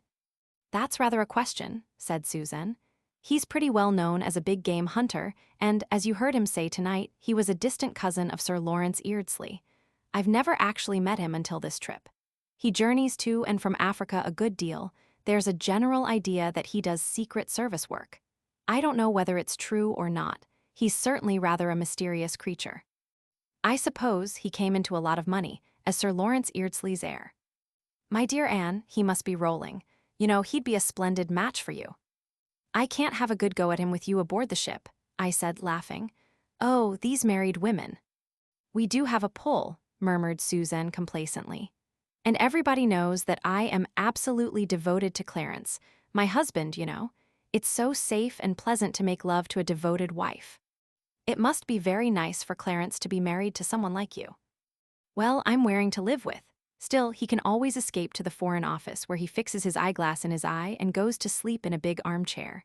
We might cable him to tell us all he knows about race. I love sending cables, and they annoy Clarence so. He always says a letter would have done as well. I don't suppose he'd tell us anything, though. He is so frightfully discreet. That's what makes him so hard to live with for long on end. But let us go on with our matchmaking. I'm sure Colonel Race is very attracted to you, Anne. Give him a couple of glances from those wicked eyes of yours, and the deed is done. Everyone gets engaged on board ship. There's nothing else to do. I don't want to get married. Don't you? Said Susan. Why not? I love being married, even to Clarence. I disdained her flippancy. What I want to know is, I said with determination, what has Colonel Race got to do with this? He's in it somewhere. You don't think it was mere chance, his telling that story? No, I don't, I said decidedly. He was watching us all narrowly. You remember, some of the diamonds were recovered, not all. Perhaps these are the missing ones, or perhaps. Perhaps what? I did not answer directly. I should like to know, I said, what became of the other young man. Not Eardsley, but what was his name? Lucas. We're getting some light on the thing anyway. It's the diamonds all these people are after. It must have been to obtain possession of the diamonds that the man in the brown suit killed Nadina. He didn't kill her, I said sharply.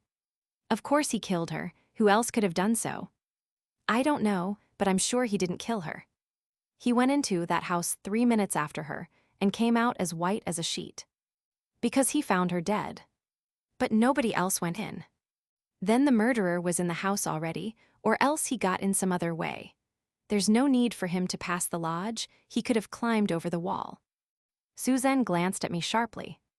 The man in the brown suit, she mused. Who was he, I wonder, anyway? He was identical with the doctor in the tube. He would have had time to remove his makeup and follow the woman to Marlowe. She and Carton were to have met there. They both had an order to view the same house, and if they took such elaborate precautions to make their meeting appear accidental, they must have suspected they were being followed. All the same, Carton did not know that his shadower was the man in the brown suit. When he recognized him, the shock was so great that he lost his head completely and stepped back onto the line. That all seems pretty clear, don't you think so, Anne? I did not reply. Yes, that's how it was. He took the paper from the dead man, and in his hurry to get away, he dropped it. Then he followed the woman to Marlowe. What did he do when he left there, when he had killed her, or, according to you, found her dead? Where did he go?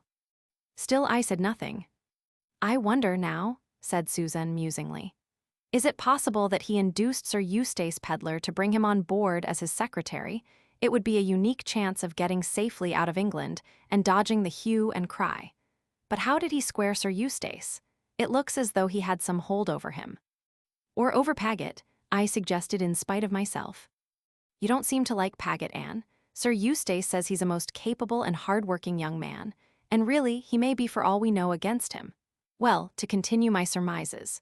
Rayburn is the man in the brown suit. He had read the paper he dropped. Therefore, misled by the dot as you were, he attempts to reach cabin 17 at 1 o'clock on the 22nd, having previously tried to get possession of the cabin through Paget. On the way there somebody knifes him. Who? I interpolated. Chichester? Yes, it all fits in. Cable to Lord Naseby that you have found the man in the brown suit, and your fortune's made, Anne. There are several things you've overlooked. What things? Rayburn's got a scar, I know, but a scar can be faked easily enough. He's the right height and build. What's the description of a head with which you pulverized them at Scotland Yard? I trembled. Suzanne was a well-educated, well-read woman, but I prayed that she might not be conversant with technical terms of anthropology. Dolichocephalic, I said lightly. Suzanne looked doubtful. Was that it? Yes, long-headed, you know. A head whose width is less than 75% of its length, I explained fluently. There was a pause. I was just beginning to breathe freely when Suzanne said suddenly, "What's the opposite?" What do you mean, the opposite? Well, there must be an opposite. What do you call the heads whose breadth is more than 75% of their length? Brachycephalic, I murmured unwillingly. That's it, I thought that was what you said. Did I? It was a slip of the tongue. I meant dolichocephalic, I said with all the assurance I could muster. Suzanne looked at me searchingly, then she laughed. You lie very well, gypsy girl, but it will save time and trouble now if you tell me all about it. There's nothing to tell, I said unwillingly. Isn't there? Said Susan gently. I suppose I shall have to tell you, I said slowly. I'm not ashamed of it. You can't be ashamed of something that just happens to you. That's what he did. He was detestable, rude, and ungrateful, but that I think I understand. It's like a dog that's been chained up or badly treated, it'll bite anybody. That's what he was like, bitter and snarling. I don't know why I care, but I do. I care horribly. Just seeing him has turned my whole life upside down. I love him. I want him. I'll walk all over Africa barefoot till I find him, and I'll make him care for me. I'd die for him. I'd work for him, slave for him, steal for him, even beg or borrow for him. There, now you know. Suzanne looked at me for a long time. "You're very un-English, gypsy girl," she said at last. "There's not a scrap of the sentimental about you. I've never met anyone who was at once so practical and so passionate. I shall never care for anyone like that, mercifully for me, and yet I envy you, gypsy girl. It's something to be able to care. Most people can't, but what a mercy for your little doctor man that you didn't marry him. He doesn't sound at all the sort of individual who would enjoy keeping high explosive in the house. So there's to be no cabling to Lord Nasby." I shook my head. "And yet you believe him to be innocent." "I also believe that innocent people can be hanged." "Oh, yes, but Anne dear, you can face facts, face them now. In spite of all you say, he may have murdered this woman." "No," I said, "he didn't." "That's sentiment." "No, it is. He might have killed her. He may even have followed her there with that idea in his mind. But he wouldn't take a bit of black cord and strangle her with it. If he'd done it, he would have strangled her with his bare hands." Suzanne gave a little shiver. Her eyes narrowed appreciatively. "H.M. Anne, I am beginning to see why you find this young man of yours so attractive." Chapter 16. I got an opportunity of tackling Colonel Race on the following morning. The auction of the sweep had just been concluded, and we walked up and down the deck together. "How's the gypsy this morning? Longing for land and her caravan?" I shook my head. "Now that the sea is behaving so nicely, I feel I should like to stay on it forever and ever." "What enthusiasm!" "Well, isn't it lovely this morning?" We leant together over the rail. It was a glassy calm. The sea looked as though it had been oiled. There were great patches of color on it, blue, pale green, emerald, purple, and deep orange, like a cubist picture. There was an occasional flash of silver that showed the flying fish. The air was moist and warm, almost sticky. Its breath was like a perfumed caress. "That was a very interesting story you told us last night," I said, breaking the silence. "Which one?" "The one about the diamonds. I believe women are always interested in diamonds." "Of course we are. By the way, what became of the other young man? You said there were two of them." "Young Lucas? Well, of course, they couldn't prosecute one without the other, so he went scot-free too." "And what happened to him, eventually, I mean? Does anyone know?" Colonel Race was looking straight ahead of him out to sea. His face was as devoid of expression as a mask, but I had an idea that he did not like my questions. Nevertheless, he replied readily enough. "He went to the war and acquitted himself bravely. He was reported missing and wounded, believed killed." That told me what I wanted to know. I asked no more, but more than ever I wondered how much Colonel Race knew. The part he was playing in all this puzzled me. One other thing I did. That was to interview the night steward. With a little financial encouragement, I soon got him to talk. "The lady wasn't frightened, was she, miss? It seemed a harmless sort of joke. A bet, or so I understood." I got it all out of him, little by little. On the voyage from Cape Town to England, one of the passengers had handed him a roll of films with instructions that they were to be dropped onto the bunk in cabin 71 at 1 a.m. on January 22nd on the outward journey. A lady would be occupying the cabin, and the affair was described as a bet. I gathered that the steward had been liberally paid for his part in the transaction. The lady's name had not been mentioned. Of course, as Mrs. Blair went straight into cabin 71, interviewing the purser as soon as she got on board, it never occurred to the steward that she was not the lady in question. The name of the passenger who had arranged the transaction was Carton, and his description tallied exactly with that of the man killed on the tube. So one mystery, at all events, was cleared up, and the diamonds were obviously the key to the whole situation. Those last days on the Kilmorden seemed to pass very quickly. As we drew nearer and nearer to Cape Town, I was forced to consider carefully my future plans. There were so many people I wanted to keep an eye on. Mr. Chichester, Sir Eustace and his secretary, and yes, Colonel Race. What was I to do about it? Naturally, it was Chichester who had first claim on my attention.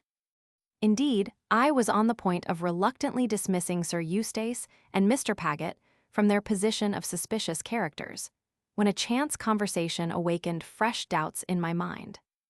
I had not forgotten Mr. Paget's incomprehensible emotion at the mention of Florence. On the last evening on board, we were all sitting on deck, and Sir Eustace addressed a perfectly innocent question to his secretary.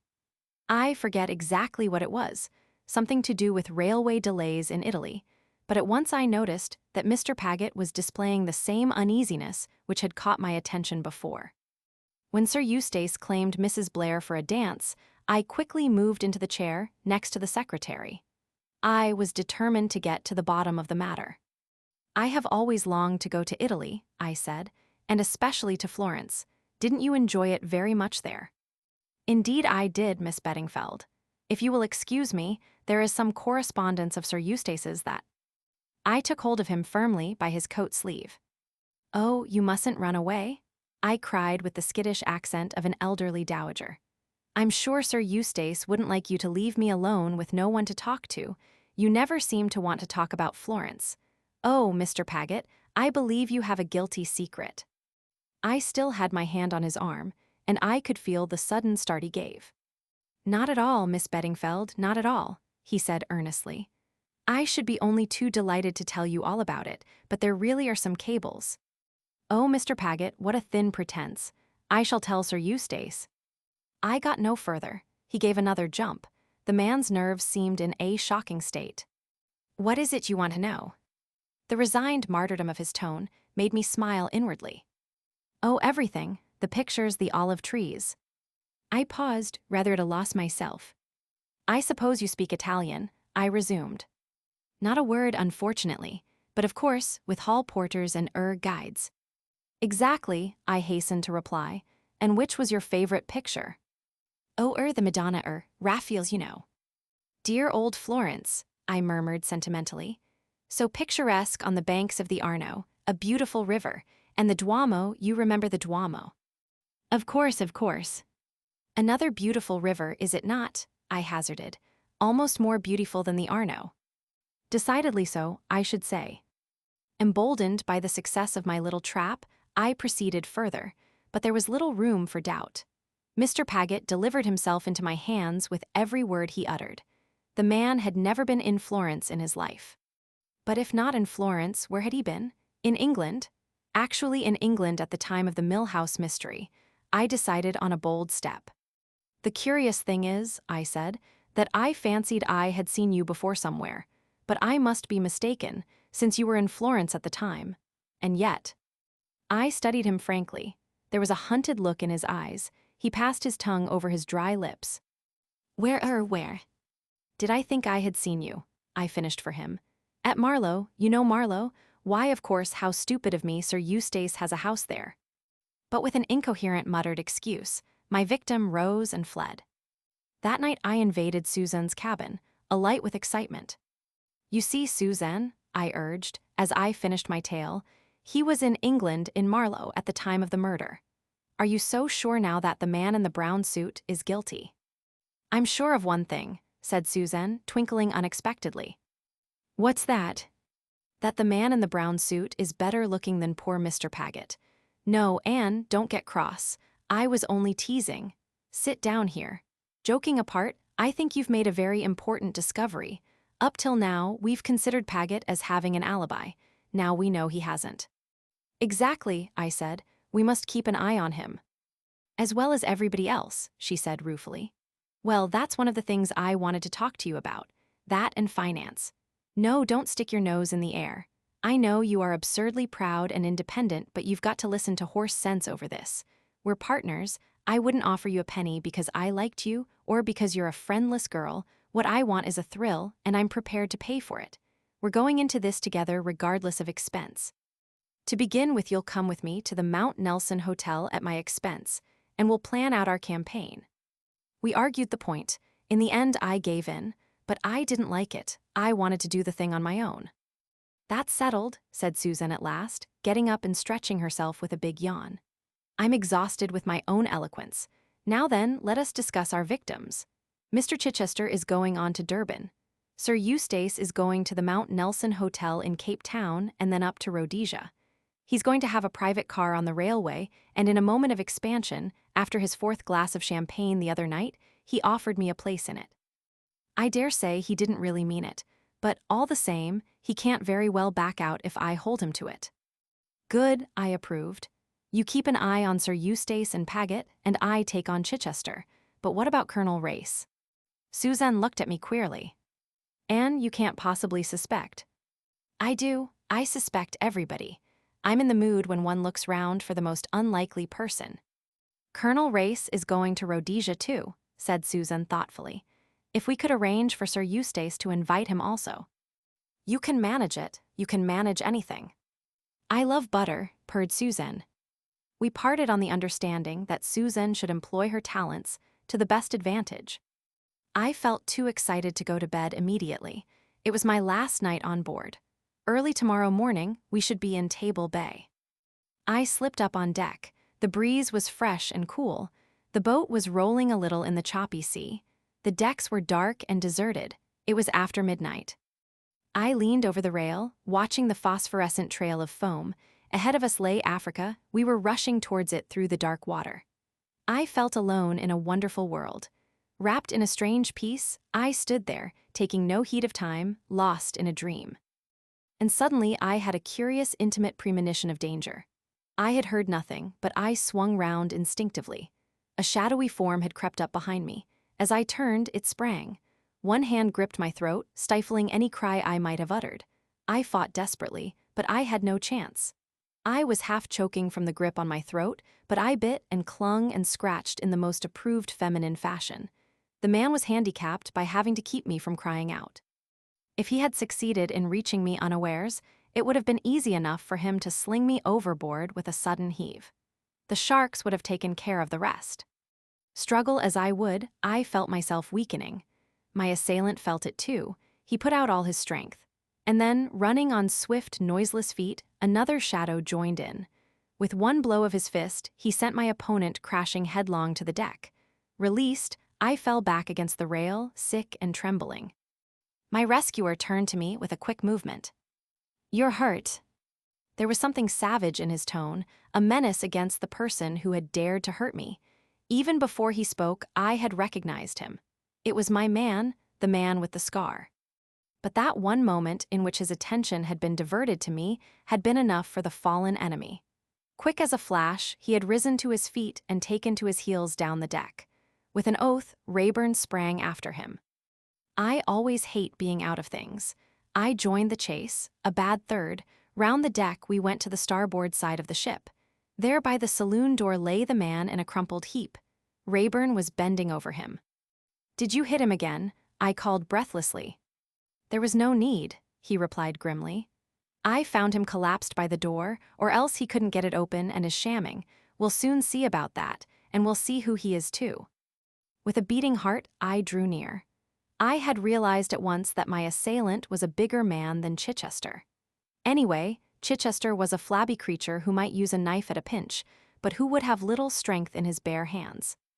Rayburn struck a match. We both uttered an ejaculation. The man was Guy Paget. Rayburn appeared absolutely stupefied by the discovery. "Paget," he muttered. "My God, Paget." I felt a slight sense of superiority. "You seem surprised." "I am," he said heavily. "I never suspected." He wheeled suddenly round on me. "And you're not. You recognized him, I suppose, when he attacked you." "No, I didn't. All the same, I'm not so very surprised." He stared at me suspiciously. "Where do you come in, I wonder, and how much do you know?" I smiled. "A good deal, Luke is." He caught my arm. The unconscious strength of his grip made me wince. "Where did you get that name?" he asked hoarsely. "Isn't it yours?" I demanded sweetly. "Or do you prefer to be called the man in the brown suit?" That did stagger him. He released my arm and fell back a pace or two. "Are you a girl or a witch?" he breathed. "I'm a friend." I advanced a step towards him. "I offered you my help once, I offer it again. Will you have it?" The fierceness of his answer took me aback. "No, I'll have no truck with you or with any woman. Do your damnedest." As before, my own temper began to rise. "Perhaps," I said, "you don't realize how much in my power you are. A word from me to the captain." "Say it," he sneered, then advancing with a quick step. "And whilst we're realizing things, my girl, do you realize that you're in my power this minute? I could take you by the throat like this." With a swift gesture, he suited the action to the word. I felt his two hands clasp my throat and press ever so little. "Like this and squeeze the life out of you. And then, like our unconscious friend here, but with more success, fling your dead body to the sharks. What do you say to that?" I said nothing. I laughed. And yet I knew that the danger was real. Just at that moment he hated me. But I knew that I loved the danger, loved the feeling of his hands on my throat, that I would not have exchanged that moment for any other moment in my life. With a short laugh, he released me. "What's your name?" he asked abruptly. "Anne Beddingfeld." "Does nothing frighten you, Anne Beddingfeld?" "Oh yes," I said, with an assumption of coolness I was far from feeling. "Wasps, sarcastic women, very young men, cockroaches, and superior shop assistants." He gave the same short laugh as before. Then he stirred the unconscious form of Paget with his feet.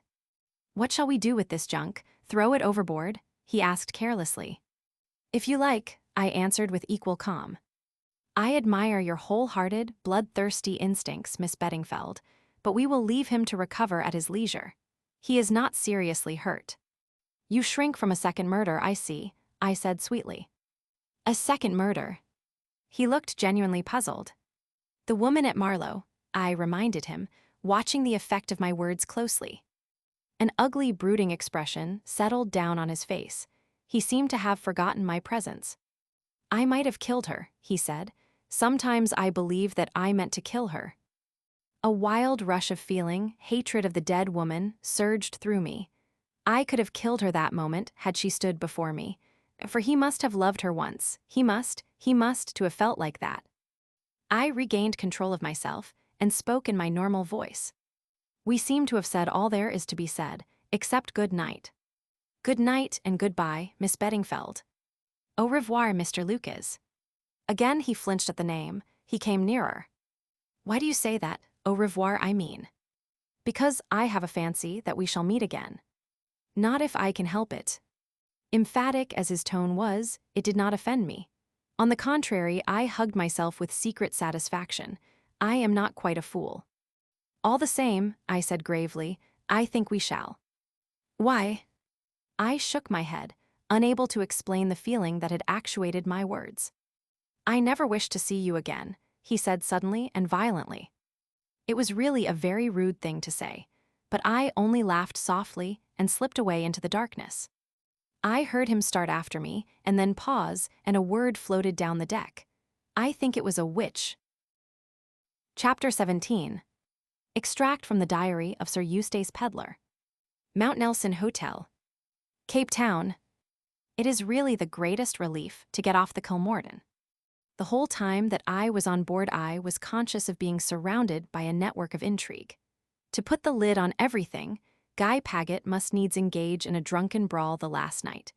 It is all very well to explain it away, but that is what it actually amounts to.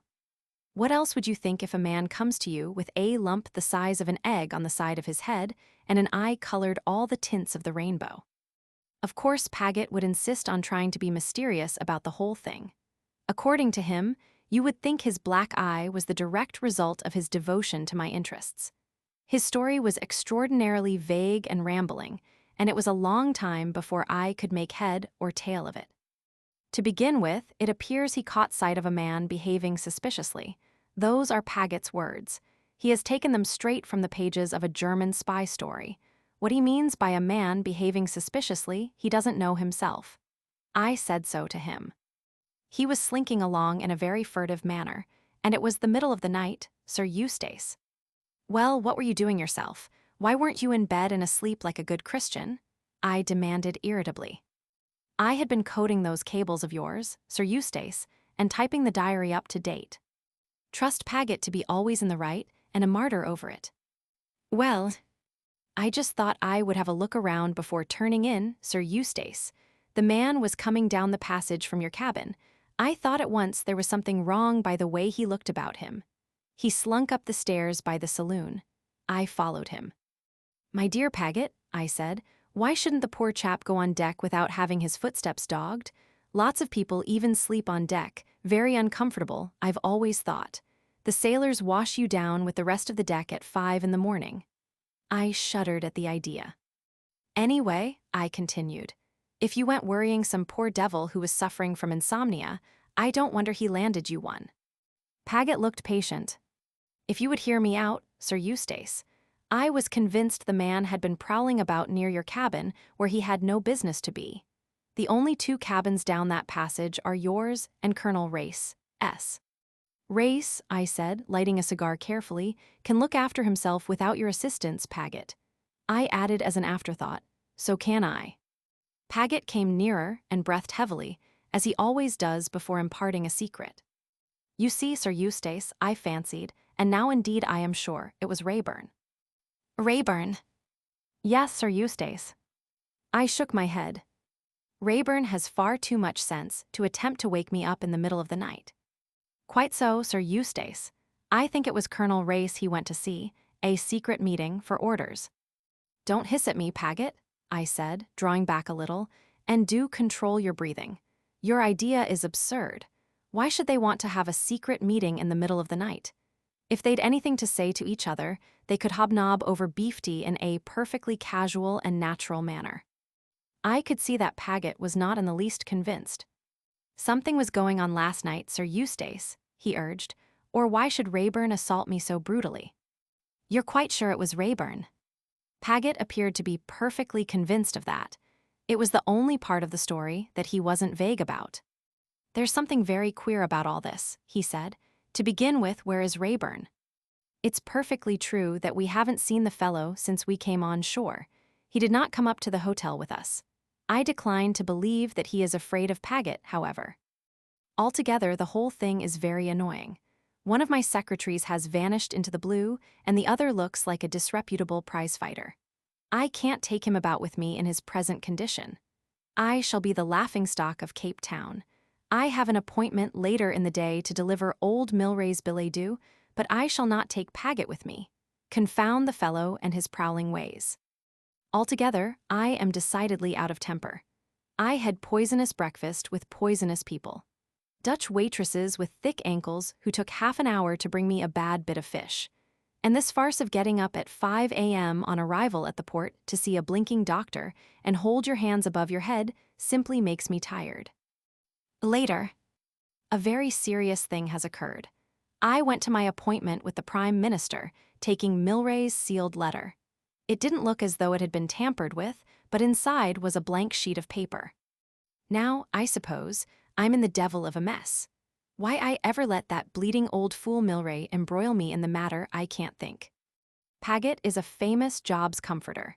He displays a certain gloomy satisfaction that maddens me. Also, he has taken advantage of my perturbation to saddle me with the stationary trunk. Unless he is careful, the next funeral he attends will be his own. However, in the end, I had to listen to him. Supposing, Sir Eustace, that Raeburn had overheard a word or two of your conversation with Mr. Milray in the street. Remember, you had no written authority from Mr. Milray. You accepted Raeburn on his own valuation. You think Raeburn is a crook, then? I said slowly. Paget did. How far his views were influenced by resentment over his black eye, I don't know. He made out a pretty fair case against Raeburn, and the appearance of the latter told against him. My idea was to do nothing in the matter. A man who has permitted himself to be made a thorough fool of is not anxious to broadcast the fact. But Paget, his energy unimpaired by his recent misfortunes, was all for vigorous measures. He had his way, of course. He bustled out to the police station, sent innumerable cables, and brought a herd of English and Dutch officials to drink whiskies and sodas at my expense. We got Milray's answer that evening. He knew nothing of my late secretary. There was only one spot of comfort to be extracted from the situation. At any rate, I said to Paget, you weren't poisoned. You had one of your ordinary bilious attacks. I saw him wince. It was my only score. Later, Paget is in his element. His brain positively scintillates with bright ideas. He will have it now that Raeburn is none other than the famous man in the brown suit. I dare say he is right. He usually is. But all this is getting unpleasant. The sooner I get off to Rhodesia, the better. I have explained to Paget that he is not to accompany me. You see, my dear fellow, I said, you must remain here on the spot. You might be required to identify Raeburn any minute. And besides, I have my dignity as an English member of Parliament to think of. I can't go about with a secretary who has apparently recently been indulging in a vulgar street brawl. Paget winced. He is such a respectable fellow that his appearance is pain and tribulation to him. But what will you do about your correspondence and the notes for your speeches, Sir Eustace? I shall manage, I said airily. Your private car is to be attached to the 11 o'clock train tomorrow, Wednesday morning, Paget continued. I have made all arrangements. Is Mrs. Blair taking a maid with her? Mrs. Blair, I gasped. She tells me you offered her a place. So I did, now I come to think of it. On the night of the fancy dress ball, I even urged her to come, but I never thought she would. Delightful as she is, I do not know that I want Mrs. Blair's society all the way to Rhodesia and back. Women require such a lot of attention, and they are confoundedly in the way sometimes. Have I asked anyone else? I said nervously. One does these things in moments of expansion. Mrs. Blair seemed to think you had asked Colonel Race as well. I groaned. I must have been very drunk if I asked Race. Very drunk indeed. Take my advice, Paget, and let your black eye be a warning to you, don't go on the bust again. As you know, I am a teetotaler, Sir Eustace. Much wiser to take the pledge if you have a weakness that way. I haven't asked anyone else, have I, Paget? Not that I know of, Sir Eustace. I heaved a sigh of relief. There's Miss Beddingfeld, I said thoughtfully. She wants to get to Rhodesia to dig up bones, I believe. I've a good mind to offer her a temporary job as a secretary. She can typewrite, I know, for she told me so. To my surprise, Paget opposed the idea vehemently. He does not like Anne Beddingfeld. Ever since the night of the black eye, he has displayed uncontrollable emotion whenever she is mentioned. Paget is full of mysteries nowadays. Just to annoy him, I shall ask the girl. As I said before, she has extremely nice legs. Chapter 18. Anne's narrative resumed. I don't suppose that as long as I live I shall forget my first sight of Table Mountain. I got up frightfully early and went out on deck. I went right up to the boat deck, which I believe is a heinous offense, but I decided to dare something in the cause of solitude. We were just steaming into Table Bay. There were fleecy white clouds hovering above Table Mountain, and nestling on the slopes below, right down to the sea, was the sleeping town, gilded and bewitched by the morning sunlight. It made me catch my breath and have that curious hungry pain inside that seizes one sometimes when one comes across something that's extra beautiful. I'm not very good at expressing these things, but I knew well enough that I had found, if only for a fleeting moment, the thing that I had been looking for ever since I left Little Hampsley. Something new, something hitherto undreamed of, something that satisfied my aching hunger for romance. Perfectly silently, or so it seemed to me, the Kilmorden glided nearer and nearer. It was still very like a dream. Like all dreamers, however, I could not let my dream alone. We poor humans are so anxious not to miss anything. This is South Africa. I kept saying to myself industriously, South Africa, South Africa, you are seeing the world. This is the world, you are seeing it. Think of it, Anne Beddingfeld, you pudding-head, you're seeing the world. I had thought that I had the boat deck to myself, but now I observed another figure leaning over the rail, absorbed as I had been in the rapidly approaching city. Even before he turned his head, I knew who it was.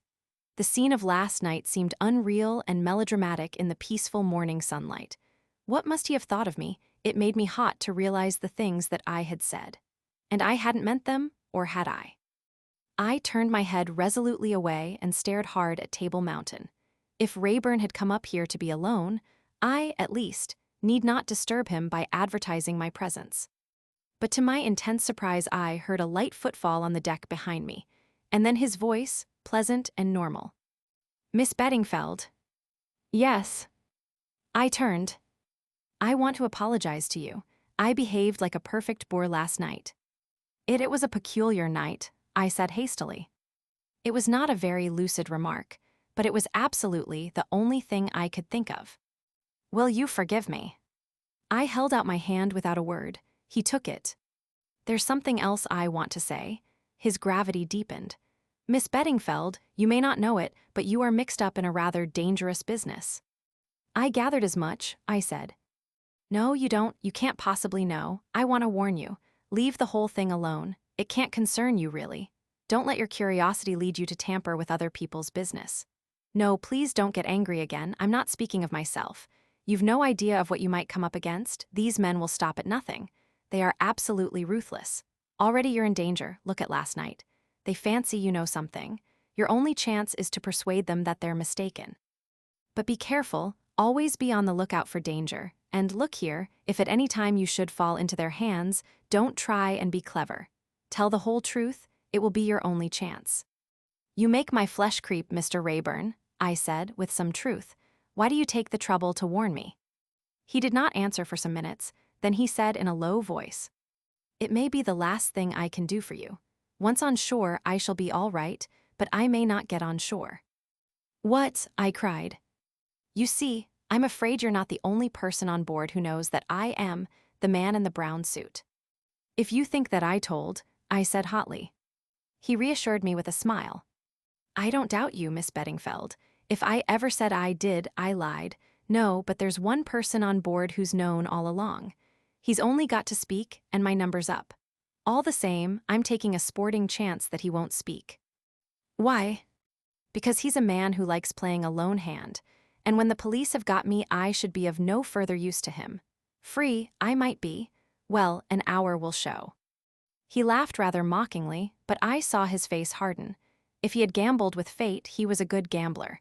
He could lose and smile. In any case, he said lightly, I don't suppose we shall meet again. No, I said slowly, I suppose not. So goodbye. Goodbye. He gripped my hand hard. Just for a minute his curious light eyes seemed to burn into mine, then he turned abruptly and left me. I heard his footsteps ringing along the deck.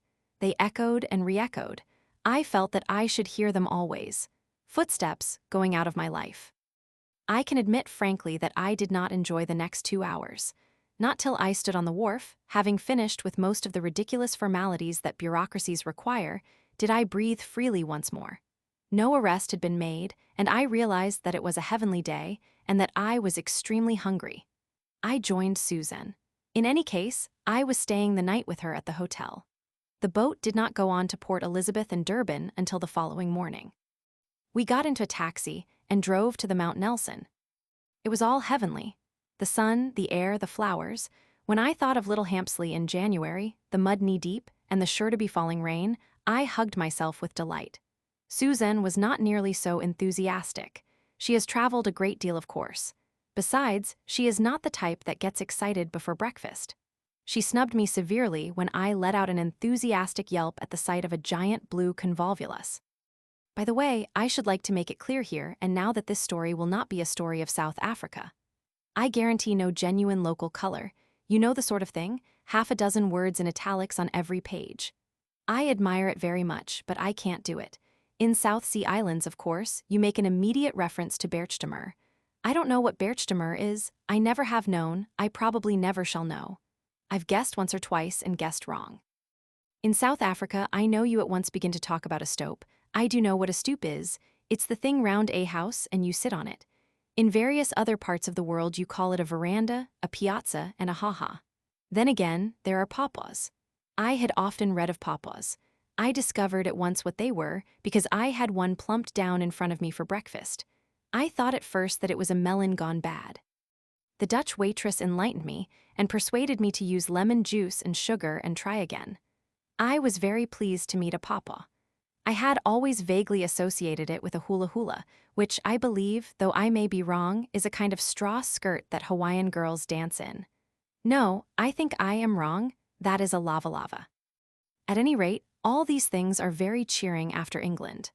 I can't help thinking that it would brighten our cold island life if one could have a breakfast of bacon, and then go out clad in a jumper to pay the books.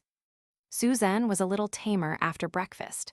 They had given me a room next to hers with a lovely view right out over Table Bay. I looked at the view whilst Suzanne hunted for some special face cream. When she had found it and started an immediate application, she became capable of listening to me. "Did you see Sir Eustace?" I asked. He was marching out of the breakfast room as we went in. He'd had some bad fish or something and was just telling the head waiter what he thought about it, and he bounced a peach on the floor to show how hard it was. Only it wasn't quite as hard as he thought, and it squashed. Susan smiled. "Sir Eustace doesn't like getting up early any more than I do. But, Anne, did you see Mr. Paget? I ran against him in the passage. He's got a black eye. What can he have been doing?" Only trying to push me overboard, I replied nonchalantly. It was a distinct score for me. Susan left her face half anointed and pressed for details. I gave them to her. It all gets more and more mysterious, she cried. I thought I was going to have the soft job sticking to Sir Eustace, and that you would have all the fun with the Reverend Edward Chichester, but now I'm not so sure. I hope Paget won't push me off the train some dark night. I think you're still above suspicion, Susan, but if the worst happens, I'll wire to Clarence. That reminds me, give me a cable form. Let me see now, what shall I say? Implicated in the most thrilling mystery, please send me £1,000 at once, Susan. I took the form from her and pointed out that she could eliminate an A, and possibly, if she didn't care about being polite, a please. Susan, however, appears to be perfectly reckless in money matters. Instead of attending to my economical suggestions, she added 3 words more: enjoying myself hugely.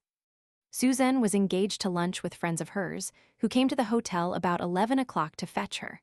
I was left to my own devices.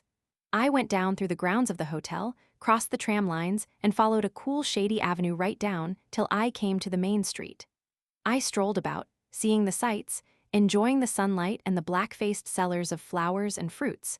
I also discovered a place where they had the most delicious ice cream sodas. Finally, I bought a 6-penny basket of peaches and retraced my steps to the hotel. To my surprise and pleasure, I found a note awaiting me. It was from the curator of the museum. He had read of my arrival on the Kilmorden, in which I was described as the daughter of the late Professor Beddingfeld. He had known my father slightly and had had a great admiration for him. He went on to say that his wife would be delighted if I would come out and have tea with them that afternoon at their villa at Musenberg. He gave me instructions for getting there. It was pleasant to think that poor Papa was still remembered and highly thought of. I foresaw that I would have to be personally escorted round the museum before I left Cape Town, but I risked that. To most people, it would have been a treat, but one can have too much of a good thing if one is brought up on it, morning, noon, and night. I put on my best hat, one of Susan's cast-offs, and my least crumpled white linen, and started off after lunch. I caught a fast train to Musenberg and got there in about half an hour. It was a nice trip. We wound slowly round the base of Table Mountain, and some of the flowers were lovely. My geography being weak, I had never fully realized that Cape Town is on a peninsula. Consequently, I was rather surprised on getting out of the train to find myself facing the sea once more. There was some perfectly entrancing bathing going on. The people had short, curved boards and came floating in on the waves. It was far too early to go to tea. I made for the bathing pavilion, and when they said would I have a surfboard, I said yes, please. Surfing looks perfectly easy. It isn't, I say no more. I got very angry and fairly hurled my plank from me. Nevertheless, I determined to return on the first possible opportunity and have another go. I would not be beat. Quite by mistake, I then got a good run on my board and came out delirious with happiness. Surfing is like that. You are either vigorously cursing or else you are idiotically pleased with yourself. I found the Villa Medj after some little difficulty. It was right up on the side of the mountain, isolated from the other cottages and villas. I rang the bell, and a smiling Kaffir boy answered it. "Mrs. Raffini," I inquired. He ushered me in, preceded me down the passage, and flung open a door. Just as I was about to pass in, I hesitated. I felt a sudden misgiving. I stepped over the threshold, and the door swung sharply to behind me. A man rose from his seat behind a table and came forward with outstretched hand. "So glad we have persuaded you to visit us, Miss Beddingfeld," he said. He was a tall man, obviously a Dutchman, with a flaming orange beard. He did not look in the least like the curator of a museum. In fact, I realized in a flash that I had made a fool of myself. I was in the hands of the enemy. Chapter 19. It reminded me forcibly of episode Roman 3, In the Perils of Pamela. How often had I not sat in the 6-penny seats, eating a 2-penny bar of milk chocolate and yearning for similar things to happen to me? Well, they had happened with a vengeance. And somehow it was not nearly so amusing as I had imagined. It's all very well on the screen. You have the comfortable knowledge that there's bound to be an episode Roman 4. But in real life, there was absolutely no guarantee that Anna the adventuress might not terminate abruptly at the end of any episode. Yes, I was in a tight place. All the things that Rayburn had said that morning came back to me with unpleasant distinctness. Tell the truth, he had said. Well, I could always do that, but was it going to help me? To begin with, would my story be believed?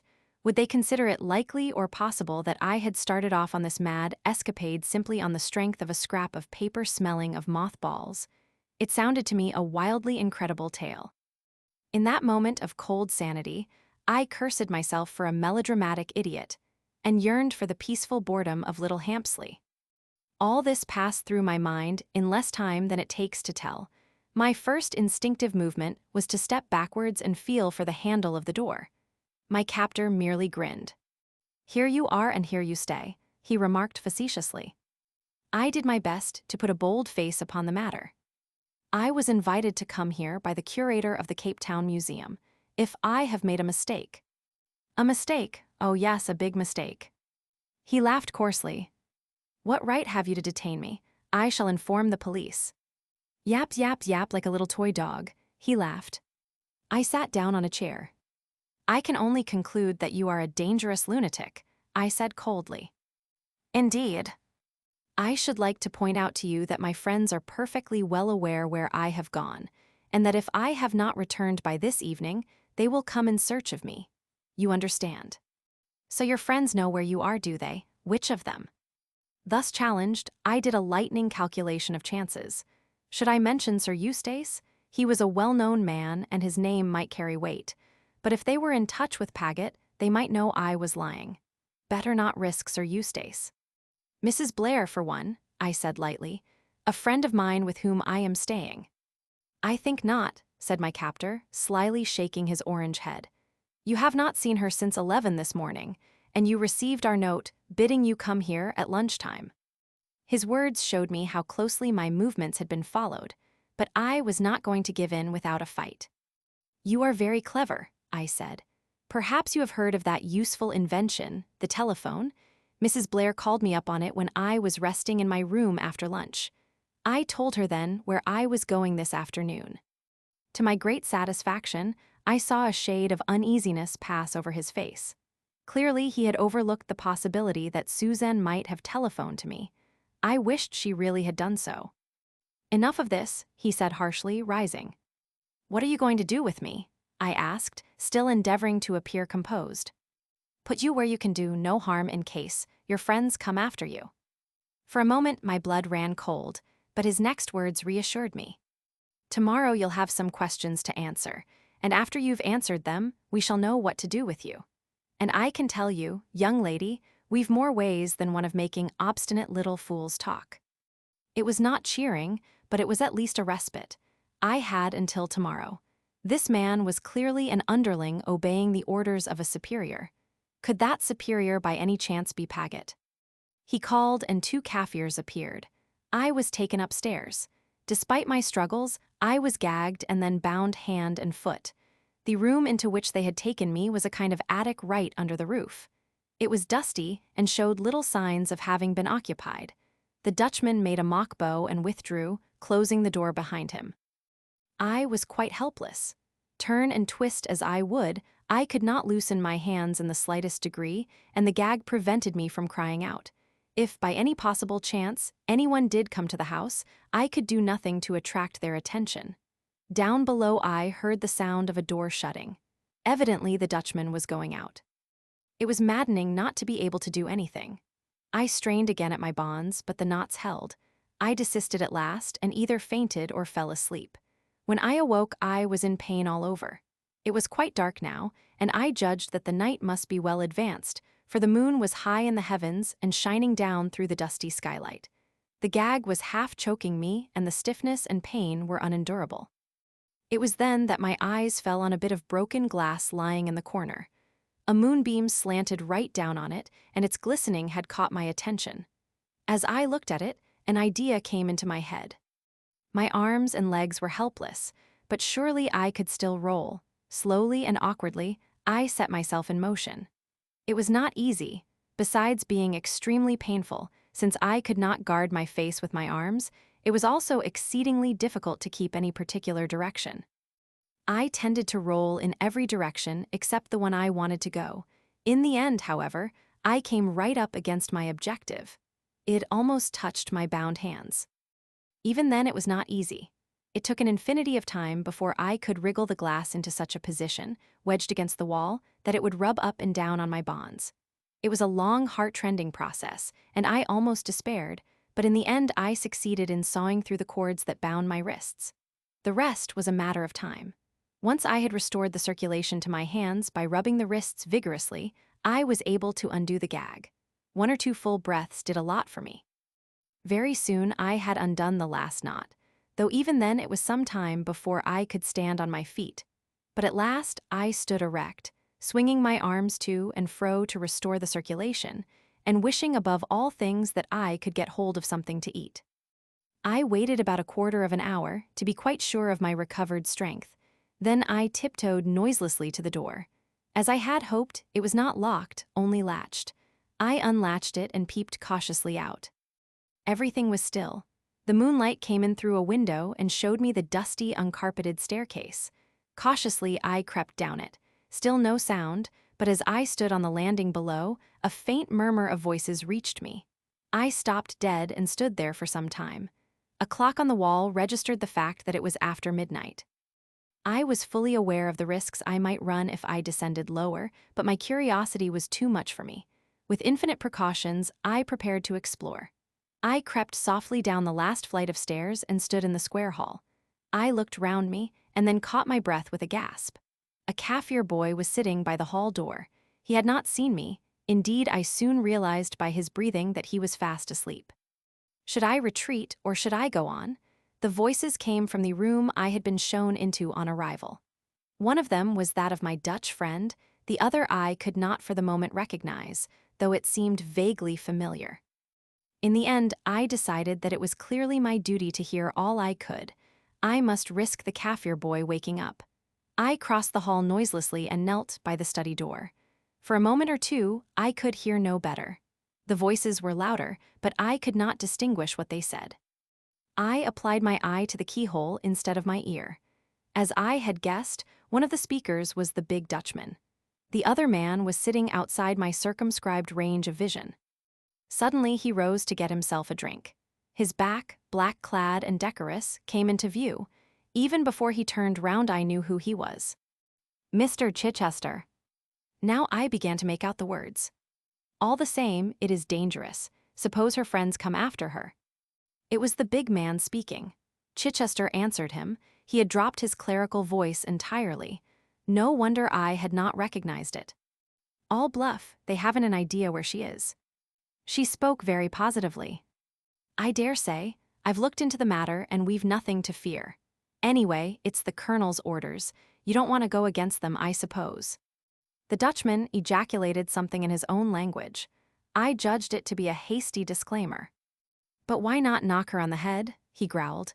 It would be simple. The boat is all ready. She could be taken out to sea. Yes, said Chichester meditatively. That is what I should do. She knows too much, that is certain. But the Colonel is a man who likes to play a lone hand, though no one else must do so. Something in his own words seemed to awaken a memory that annoyed him. He wants information of some kind from this girl. He had paused before the information, and the Dutchman was quick to catch him up. Information. Something of the kind. Diamonds, I said to myself. And now, continued Chichester, give me the lists. For a long time, their conversation was quite incomprehensible to me. It seemed to deal with large quantities of vegetables. Dates were mentioned, prices, and various names of places which I did not know. It was quite half an hour before they had finished their checking and counting. Good, said Chichester, and there was a sound as though he pushed back his chair. I will take these with me for the Colonel to see. When do you leave? 10 o'clock tomorrow morning will do. Do you want to see the girl before you go? No, there are strict orders that no one is to see her until the Colonel comes. Is she all right? I looked in on her when I came in for dinner. She was asleep, I think. What about food? A little starvation will do no harm. The Colonel will be here some time tomorrow. She will answer questions better if she is hungry. No one had better go near her till then. Is she securely tied up? The Dutchman laughed. What do you think? They both laughed. So did I, under my breath. Then, as the sound seemed to betoken that they were about to come out of the room, I beat a hasty retreat. I was just in time. As I reached the head of the stairs, I heard the door of the room open, and at the same time the Kaffir stirred and moved. My retreat by the way of the hall door was not to be thought of. I retired prudently to the attic, gathered my bonds round me and lay down again on the floor, in case they should take it into their heads to come and look at me. They did not do so, however. After about an hour, I crept down the stairs, but the Kaffir by the door was awake and humming softly to himself. I was anxious to get out of the house, but I did not quite see how to manage it. In the end, I was forced to retreat to the attic again. The Kaffir was clearly on guard for the night. I remained there patiently all through the sounds of early morning preparation. The men breakfasted in the hall. I could hear their voices distinctly floating up the stairs. I was getting thoroughly unnerved. How on earth was I to get out of the house? I counseled myself to be patient. A rash move might spoil everything.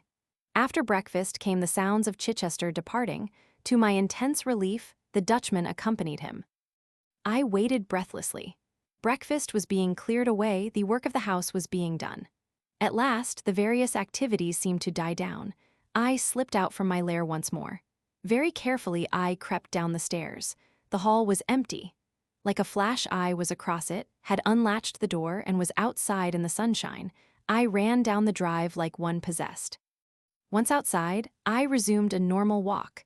People stared at me curiously, and I do not wonder. My face and clothes must have been covered in dust from rolling about in the attic. At last, I came to a garage. I went in. I have met with an accident, I explained. I want a car to take me to Cape Town at once. I must catch the boat to Durban. I had not long to wait. 10 minutes later, I was speeding along in the direction of Cape Town. I must know if Chichester was on the boat. Whether to sail on her myself or not, I could not determine, but in the end, I decided to do so. Chichester would not know that I had seen him in the villa at Musenberg. He would doubtless lay further traps for me, but I was forewarned. And he was the man I was after, the man who was seeking the diamonds on behalf of the mysterious Colonel. Alas, for my plans. As I arrived at the docks, the Kilmorden Castle was steaming out to sea, and I had no means of knowing whether Chichester had sailed on her or not. Chapter 20. I drove to the hotel. There was no one in the lounge that I knew. I ran upstairs and tapped on Susan's door. Her voice bade me come in. When she saw who it was, she literally fell on my neck. "Anne, dear, where have you been? I've been worried to death about you. What have you been doing?" "Having adventures," I replied. Episode Roman 3 of The Perils of Pamela. I told her the whole story. She gave vent to a deep sigh when I finished. "Why do these things always happen to you?" she demanded plaintively. "Why does no one gag me and bind me hand and foot?" "You wouldn't like it if they did," I assured her. "To tell you the truth, I'm not nearly so keen on having adventures myself as I was. A little of that sort of thing goes a long way." Susan seemed unconvinced.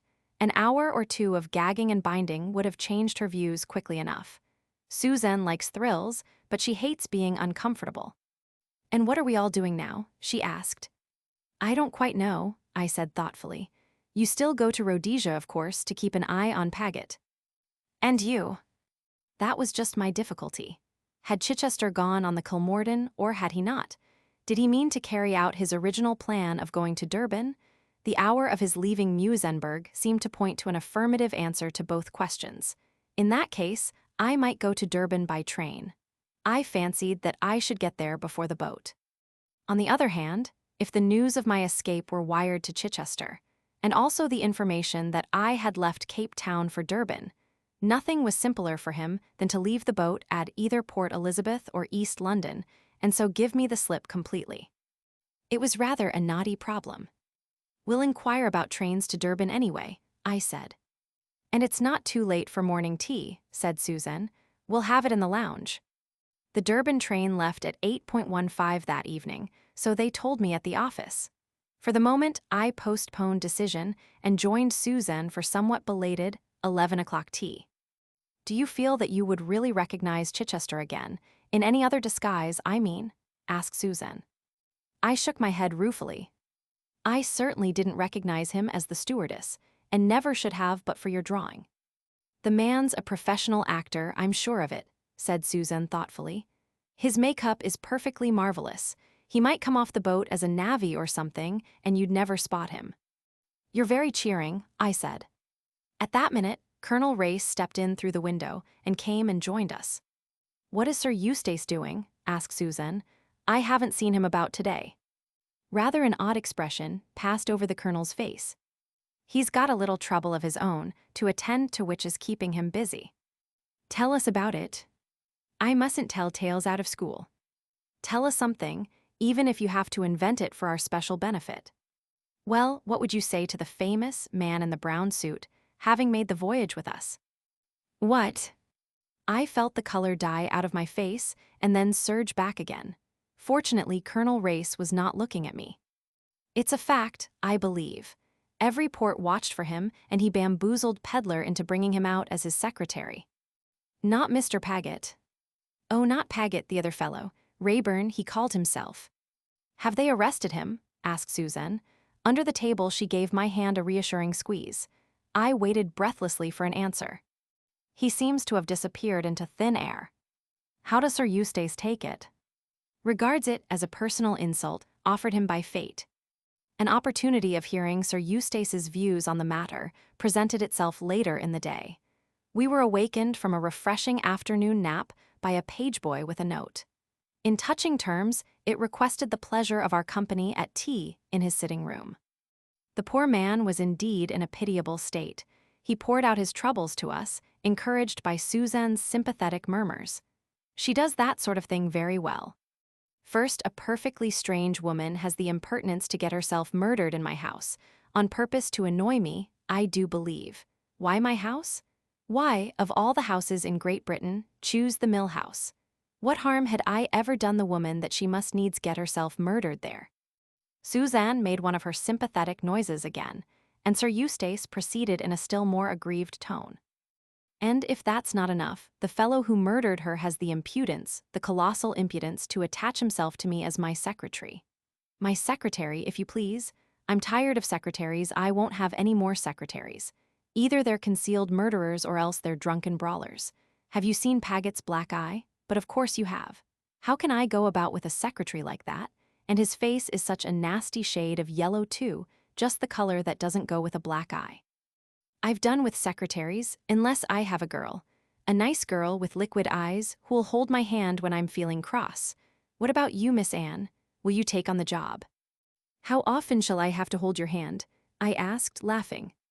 All day long, replied Sir Eustace gallantly. I shan't get much typing done at that rate, I reminded him. That doesn't matter. All this work is Paget's idea.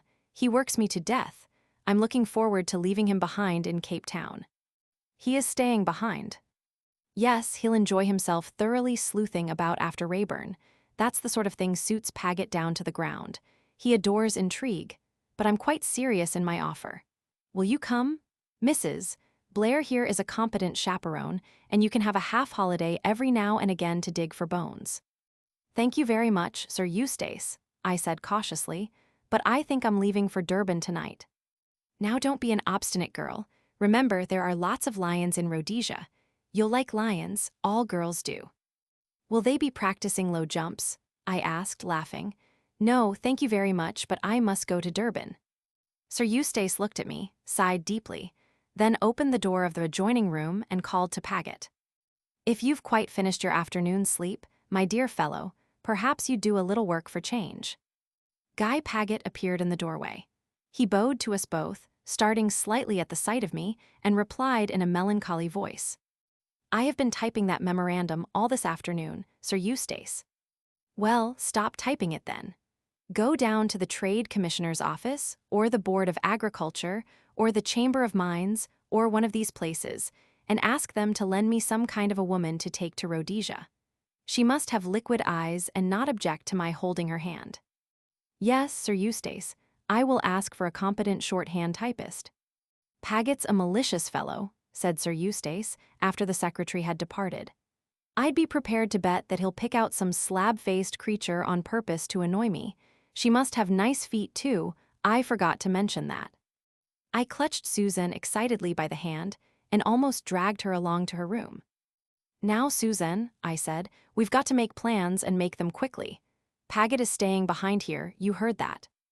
"Yes, I suppose that means that I shan't be allowed to go to Rhodesia, which is very annoying because I want to go to Rhodesia. How tiresome." "Cheer up," I said. "You're going all right. I don't see how you could back out at the last moment without its appearing frightfully suspicious. And besides, Paget might suddenly be summoned by Sir Eustace, and it would be far harder for you to attach yourself to him for the journey up." "It would hardly be respectable," said Suzanne, dimpling. "I should have to pretend a fatal passion for him as an excuse. On the other hand, if you were there when he arrived, it would all be perfectly simple and natural. Besides, I don't think we ought to lose sight of the other two entirely." "Oh, Anne, you surely can't suspect Colonel Race or Sir Eustace." "I suspect everybody," I said darkly. "And if you've read any detective stories, Susan, you must know that it's always the most unlikely person who's the villain. Lots of criminals have been cheerful fat men like Sir Eustace. Colonel Race isn't particularly fat or particularly cheerful either. Sometimes they're lean and saturnine," I retorted. "I don't say I seriously suspect either of them, but after all, the woman was murdered in Sir Eustace's house." Yes, we needn't go over all that again. I'll watch him for you, Anne, and if he gets any fatter and any more cheerful, I'll send you a telegram at once. Sir E. Swelling, highly suspicious, come at once." "Really, Susan," I cried, "you seem to think all this is a game." "I know I do," said Susan, unabashed. "It seems like that. It's your fault, Anne. I've got imbued with your let's have an adventure spirit. It doesn't seem a bit real. Dear me, if Clarence knew that I was running about Africa tracking dangerous criminals, he'd have a fit." "Why don't you cable him about it?" I asked sarcastically. Susan's sense of humor always fails her when it comes to sending cables. She considered my suggestion in perfectly good faith. "I might, it would have to be a very long one." Her eyes brightened at the thought. "But I think it's better not. Husbands always want to interfere with perfectly harmless amusements." "Well," I said, summing up the situation, "you will keep an eye on Sir Eustace and Colonel Race." "I know why I've got to watch Sir Eustace," interrupted Susan, "because of his figure and his humorous conversation. But I think it's carrying it rather far to suspect Colonel Race, I do indeed. Why, he's something to do with the Secret Service. Do you know, Anne, I believe the best thing we could do would be to confide in him and tell him the whole story." I objected vigorously to this unsporting proposal. I recognized in it the disastrous effects of matrimony. How often have I not heard a perfectly intelligent female say, in the tone of one clinching an argument, "Edgar says," and all the time you are perfectly aware that Edgar is a perfect fool. Suzanne, by reason of her married state, was yearning to lean upon some man or other. However, she promised faithfully that she would not breathe a word to Colonel Race, and we went on with our plan-making. It's quite clear that I must stay here and watch Paget, and this is the best way to do it. I must pretend to leave for Durban this evening, take my luggage down and so on, but really I shall go to some small hotel in the town. I can alter my appearance a little, wear a fair toupee and one of those thick white lace veils, and I shall have a much better chance of seeing what he's really at if he thinks I'm safely out of the way." Suzanne approved this plan heartily. We made due and ostentatious preparations, inquiring once more about the departure of the train at the office and packing my luggage. We dined together in the restaurant. Colonel Race did not appear, but Sir Eustace and Paget were at their table in the window. Paget left the table halfway through the meal, which annoyed me, as I had planned to say goodbye to him. However, doubtless Sir Eustace would do as well. I went over to him when I had finished. "Goodbye, Sir Eustace," I said. "I'm off tonight to Durban." Sir Eustace sighed heavily. "So I heard. You wouldn't like me to come with you, would you?" "I should love it." "Nice girl. Sure you won't change your mind and come and look for lions in Rhodesia?" "Quite sure." "He must be a very handsome fellow," said Sir Eustace plaintively. "Some young whippersnapper in Durban, I suppose, who puts my mature charms completely in the shade. By the way, Paget's going down in the car in a minute or two. He could take you to the station." "Oh no, thank you," I said hastily. Mrs. Blair and I have got our own taxi ordered. To go down with Guy Paget was the last thing I wanted. Sir Eustace looked at me attentively. I don't believe you like Paget. I don't blame you. Of all the officious, interfering asses, going about with the air of a martyr, and doing everything he can to annoy and upset me. What has he done now? I inquired with some curiosity. He's got hold of a secretary for me. You never saw such a woman, 40 if she's a day, wears pince-nez and sensible boots and an air of brisk efficiency that will be the death of me. A regular slab-faced woman. Won't she hold your hand? I devoutly hope not, exclaimed Sir Eustace. That would be the last straw. Well, goodbye, liquid eyes. If I shoot a lion, I shan't give you the skin after the base way you've deserted me. He squeezed my hand warmly and we parted. Susan was waiting for me in the hall. She was to come down to see me off. Let's start at once, I said hastily, and motioned to the man to get a taxi. Then a voice behind me made me start. Excuse me, Miss Beddingfeld, but I'm just going down in a car. I can drop you and Mrs. Blair at the station. Oh, thank you, I said hastily, but there's no need to trouble you. No trouble at all, I assure you. Put the luggage in, porter. I was helpless. I might have protested further, but a slight warning nudge from Susan urged me to be on my guard. Thank you, Mr. Paget, I said coldly. We all got into the car. As we raced down the road into the town, I racked my brains for something to say. In the end, Paget himself broke the silence. I have secured a very capable secretary for Sir Eustace, he observed. Miss Pettigrew. He wasn't exactly raving about her just now, I remarked. Paget looked at me coldly. She is a proficient shorthand typist, he said repressively. We pulled up in front of the station. Here surely he would leave us. I turned with outstretched hand, but no. I'll come and see you off. It's just 8 o'clock, your train goes in a quarter of an hour. He gave efficient directions to porters. I stood helpless, not daring to look at Susan. The man suspected. He was determined to make sure that I did go by the train, and what could I do? Nothing. I saw myself, in a quarter of an hour's time, steaming out of the station with Paget planted on the platform waving me adieu. He had turned the tables on me adroitly. His manner towards me had changed, moreover. It was full of an uneasy geniality which sat ill upon him and which nauseated me. The man was an oily hypocrite. First he tried to murder me, and now he paid me compliments. Did he imagine for 1 minute that I hadn't recognized him that night on the boat? No, it was a pose which he forced me to acquiesce in, his tongue in his cheek all the while. Helpless as a sheep, I moved along under his expert directions. My luggage was piled in my sleeping compartment. I had a 2-berth one to myself. It was 12 minutes past 8.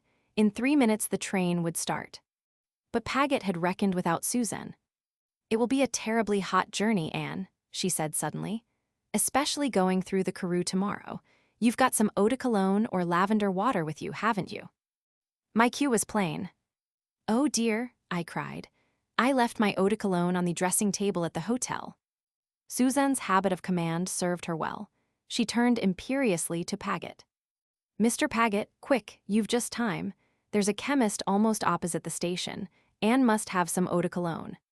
He hesitated, but Susan's imperative manner was too much for him. She is a born autocrat. He went. Susan followed him with her eyes till he disappeared. Quick, Anne, get out the other side, in case he hasn't really gone, but is watching us from the end of the platform. Never mind your luggage. You can telegraph about that tomorrow. Oh, if only the train starts on time. I opened the gate on the opposite side to the platform and climbed down. Nobody was observing me. I could just see Susan standing where I had left her, looking up at the train and apparently chatting to me at the window. A whistle blew, the train began to draw out. Then I heard feet racing furiously up the platform. I withdrew to the shadow of a friendly bookstall and watched.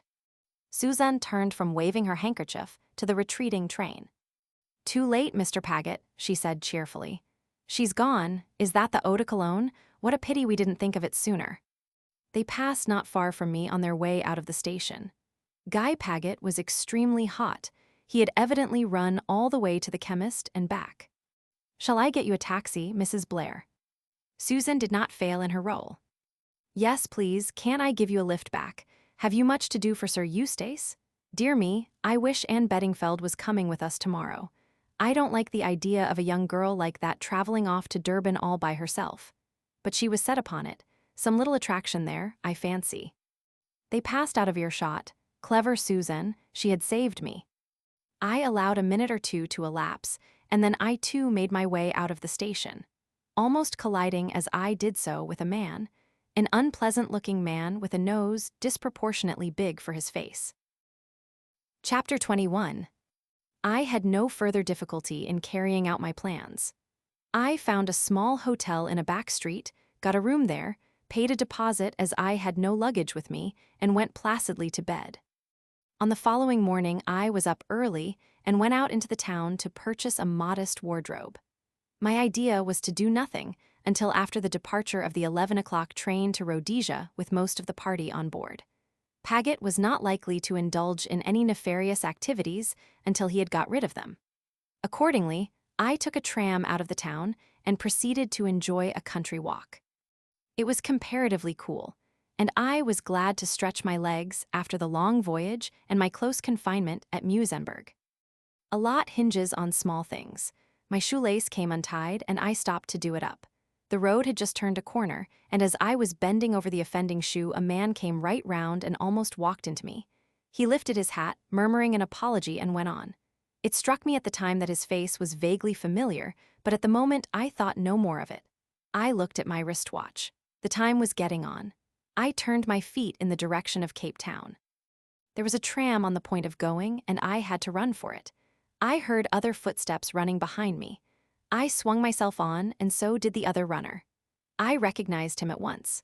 It was the man who had passed me on the road when my shoe came untied, and in a flash I knew why his face was familiar. It was the small man with the big nose whom I had run into on leaving the station the night before. The coincidence was rather startling. Could it be possible that the man was deliberately following me? I resolved to test that as promptly as possible. I rang the bell and got off at the next stop. The man did not get off. I withdrew into the shadow of a shop doorway and watched. He alighted at the next stop and walked back in my direction. The case was clear enough. I was being followed. I had crowed too soon. My victory over Guy Paget took on another aspect. I hailed the next tram, and, as I expected, my shadower also got on. I gave myself up to some very serious thinking. It was perfectly apparent that I had stumbled on a bigger thing than I knew. The murder in the house at Marlow was not an isolated incident committed by a solitary individual. I was up against a gang, and, thanks to Colonel Race's revelations to Susan and what I had overheard at the house at Muizenberg, I was beginning to understand some of its manifold activities. Systematized crime, organized by the man known to his followers as the Colonel. I remembered some of the talk I had heard on board ship, of the strike on the Rand and the causes underlying it, and the belief that some secret organization was at work fomenting the agitation. That was the Colonel's work. His emissaries were acting according to plan. He took no part in these things himself, I had always heard, as he limited himself to directing and organizing. The brain work, not the dangerous labor for him. But still, it well might be that he himself was on the spot, directing affairs from an apparently impeccable position. That, then, was the meaning of Colonel Race's presence on the Kilmorden Castle. He was out after the arch-criminal. Everything fitted in with that assumption. He was someone high up in the Secret Service whose business it was to lay the Colonel by the heels. I nodded to myself. Things were becoming very clear to me. What of my part in the affair? Where did I come in? Was it only diamonds they were after? I shook my head. Great as the value of the diamonds might be, they hardly accounted for the desperate attempts which had been made to get me out of the way. No, I stood for more than that. In some way unknown to myself, I was a menace, a danger. Some knowledge that I had, or that they thought I had, made them anxious to remove me at all costs, and that knowledge was bound up somehow with the diamonds. There was one person, I felt sure, who could enlighten me, if he would, the man in the brown suit, Harry Rayburn. He knew the other half of the story. But he had vanished into the darkness. He was a hunted creature flying from pursuit. In all probability, he and I would never meet again. I brought myself back with a jerk to the actualities of the moment. It was no good thinking sentimentally of Harry Rayburn. He had displayed the greatest antipathy to me from the first, or, at least, Their eye was again dreaming. The real problem was what to do now. I, priding myself upon my role of watcher, had become the watched, and I was afraid. For the first time, I began to lose my nerve. I was the little bit of grit that was impeding the smooth working of the great machine, and I fancied that the machine would have a short way with little bits of grit. Once Harry Rayburn had saved me, once I had saved myself, but I felt suddenly that the odds were heavily against me. My enemies were all around me in every direction, and they were closing in. If I continued to play a lone hand, I was doomed. I rallied myself with an effort. After all, what could they do? I was in a civilized city, with policemen every few yards. I would be wary in future. They should not trap me again as they had done in Muizenberg. As I reached this point in my meditations, the train arrived at Adderley Street. I got out. Undecided what to do, I walked slowly up the left-hand side of the street. I did not trouble to look if my watcher was behind me. I knew he was. I walked into Cartwright's and ordered 2 coffee ice cream sodas to steady my nerves. A man, I suppose, would have had a stiff peg, but girls derive a lot of comfort from ice cream sodas. I applied myself to the end of the straw with gusto. The cool liquid went trickling down my throat in the most agreeable manner. I pushed the first glass aside empty. I was sitting on one of the little high stools in front of the counter. Out of the tail of my eye, I saw my tracker come in and sit down unostentatiously at a little table near the door. I finished the second coffee soda and demanded a maple one. I can drink practically an unlimited amount of ice cream sodas. Suddenly, the man by the door got up and went out. That surprised me. If he was going to wait outside, why not wait outside from the beginning? I slipped down from my stool and went cautiously to the door. I drew back quickly into the shadow. The man was talking to Guy Paget. If I had ever had any doubts, that would have settled it. Paget had his watch out and was looking at it. They exchanged a few brief words, and then the secretary swung on down the street towards the station. Evidently, he had given his orders. But what were they? Suddenly, my heart leapt into my mouth. The man who had followed me crossed to the middle of the road and spoke to a policeman. He spoke at some length, gesticulating towards Cartwright's and evidently explaining something. I saw the plan at once. I was to be arrested on some charge or other, pocket-picking, perhaps. It would be easy enough for the gang to put through a simple little matter like that. Of what good to protest my innocence? They would have seen to every detail.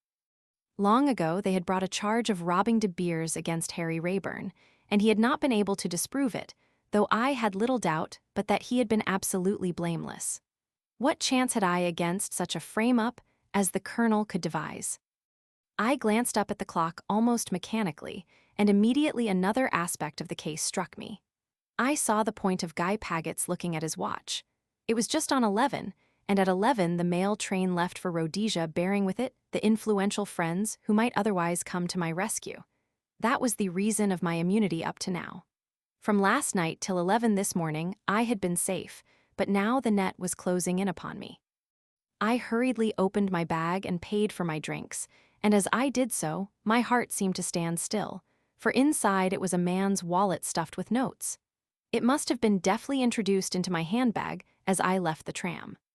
Promptly, I lost my head. I hurried out of Cartwright's. The little man with the big nose and the policeman were just crossing the road. They saw me, and the little man designated me excitedly to the policeman. I took to my heels and ran. I judged him to be a slow policeman. I should get a start, but I had no plan, even then. I just ran for my life down Adderley Street. People began to stare. I felt that in another minute someone would stop me. An idea flashed into my head. "The station?" I asked in a breathless gasp. "Just down on the right." I sped on. It is permissible to run for a train. I turned into the station, but as I did so, I heard footsteps close behind me. The little man with the big nose was a champion sprinter. I foresaw that I should be stopped before I got to the platform I was in search of. I looked up to the clock, 1 minute to 11. I might just do it if my plan succeeded. I had entered the station by the main entrance in Adderley Street. I now darted out again through the side exit.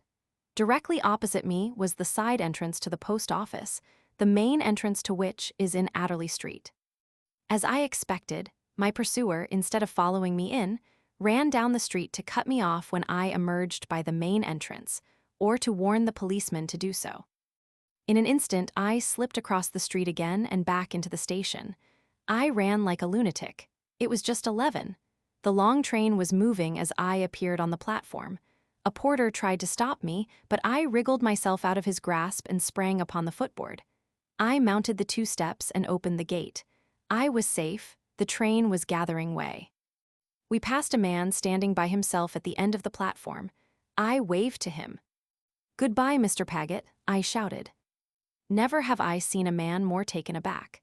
He looked as though he had seen a ghost. In a minute or two, I was having trouble with the conductor, but I took a lofty tone.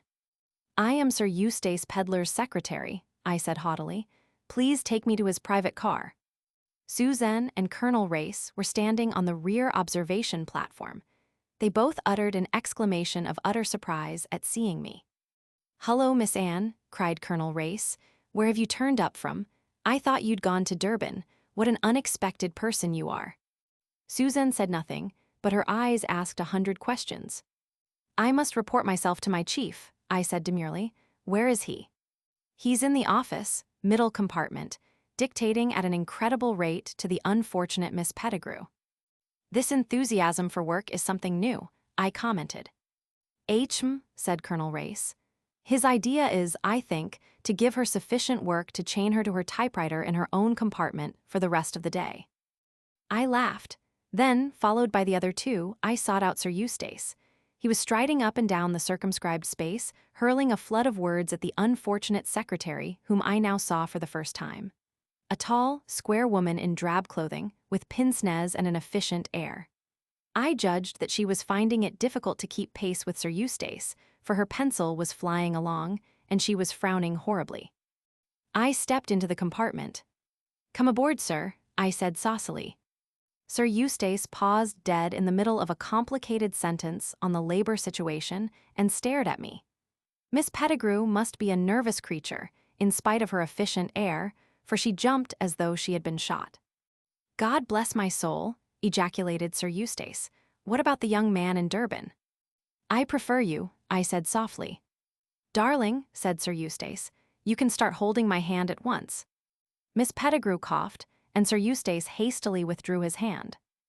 "Ah, yes," he said. "Let me see, where were we? Yes, Tillman ruse in his speech at, what's the matter, why aren't you taking it down?" "I think," said Colonel Race gently, "that Miss Pettigrew has broken her pencil." He took it from her and sharpened it.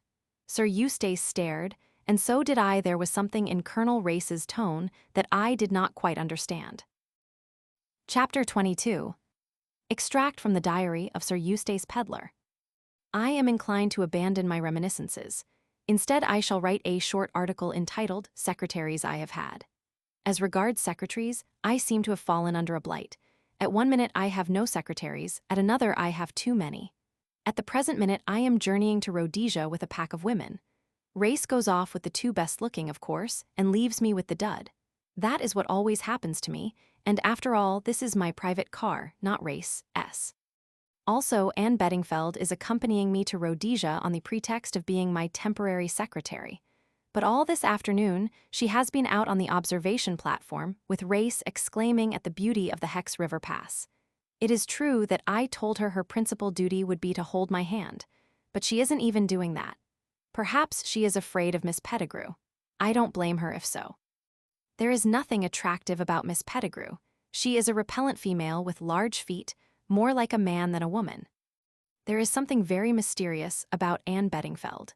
She jumped on board the train at the last minute, puffing like a steam engine for all the world as though she'd been running a race, and yet Paget told me that he'd seen her off to Durban last night. Either Paget has been drinking again, or else the girl must have an astral body.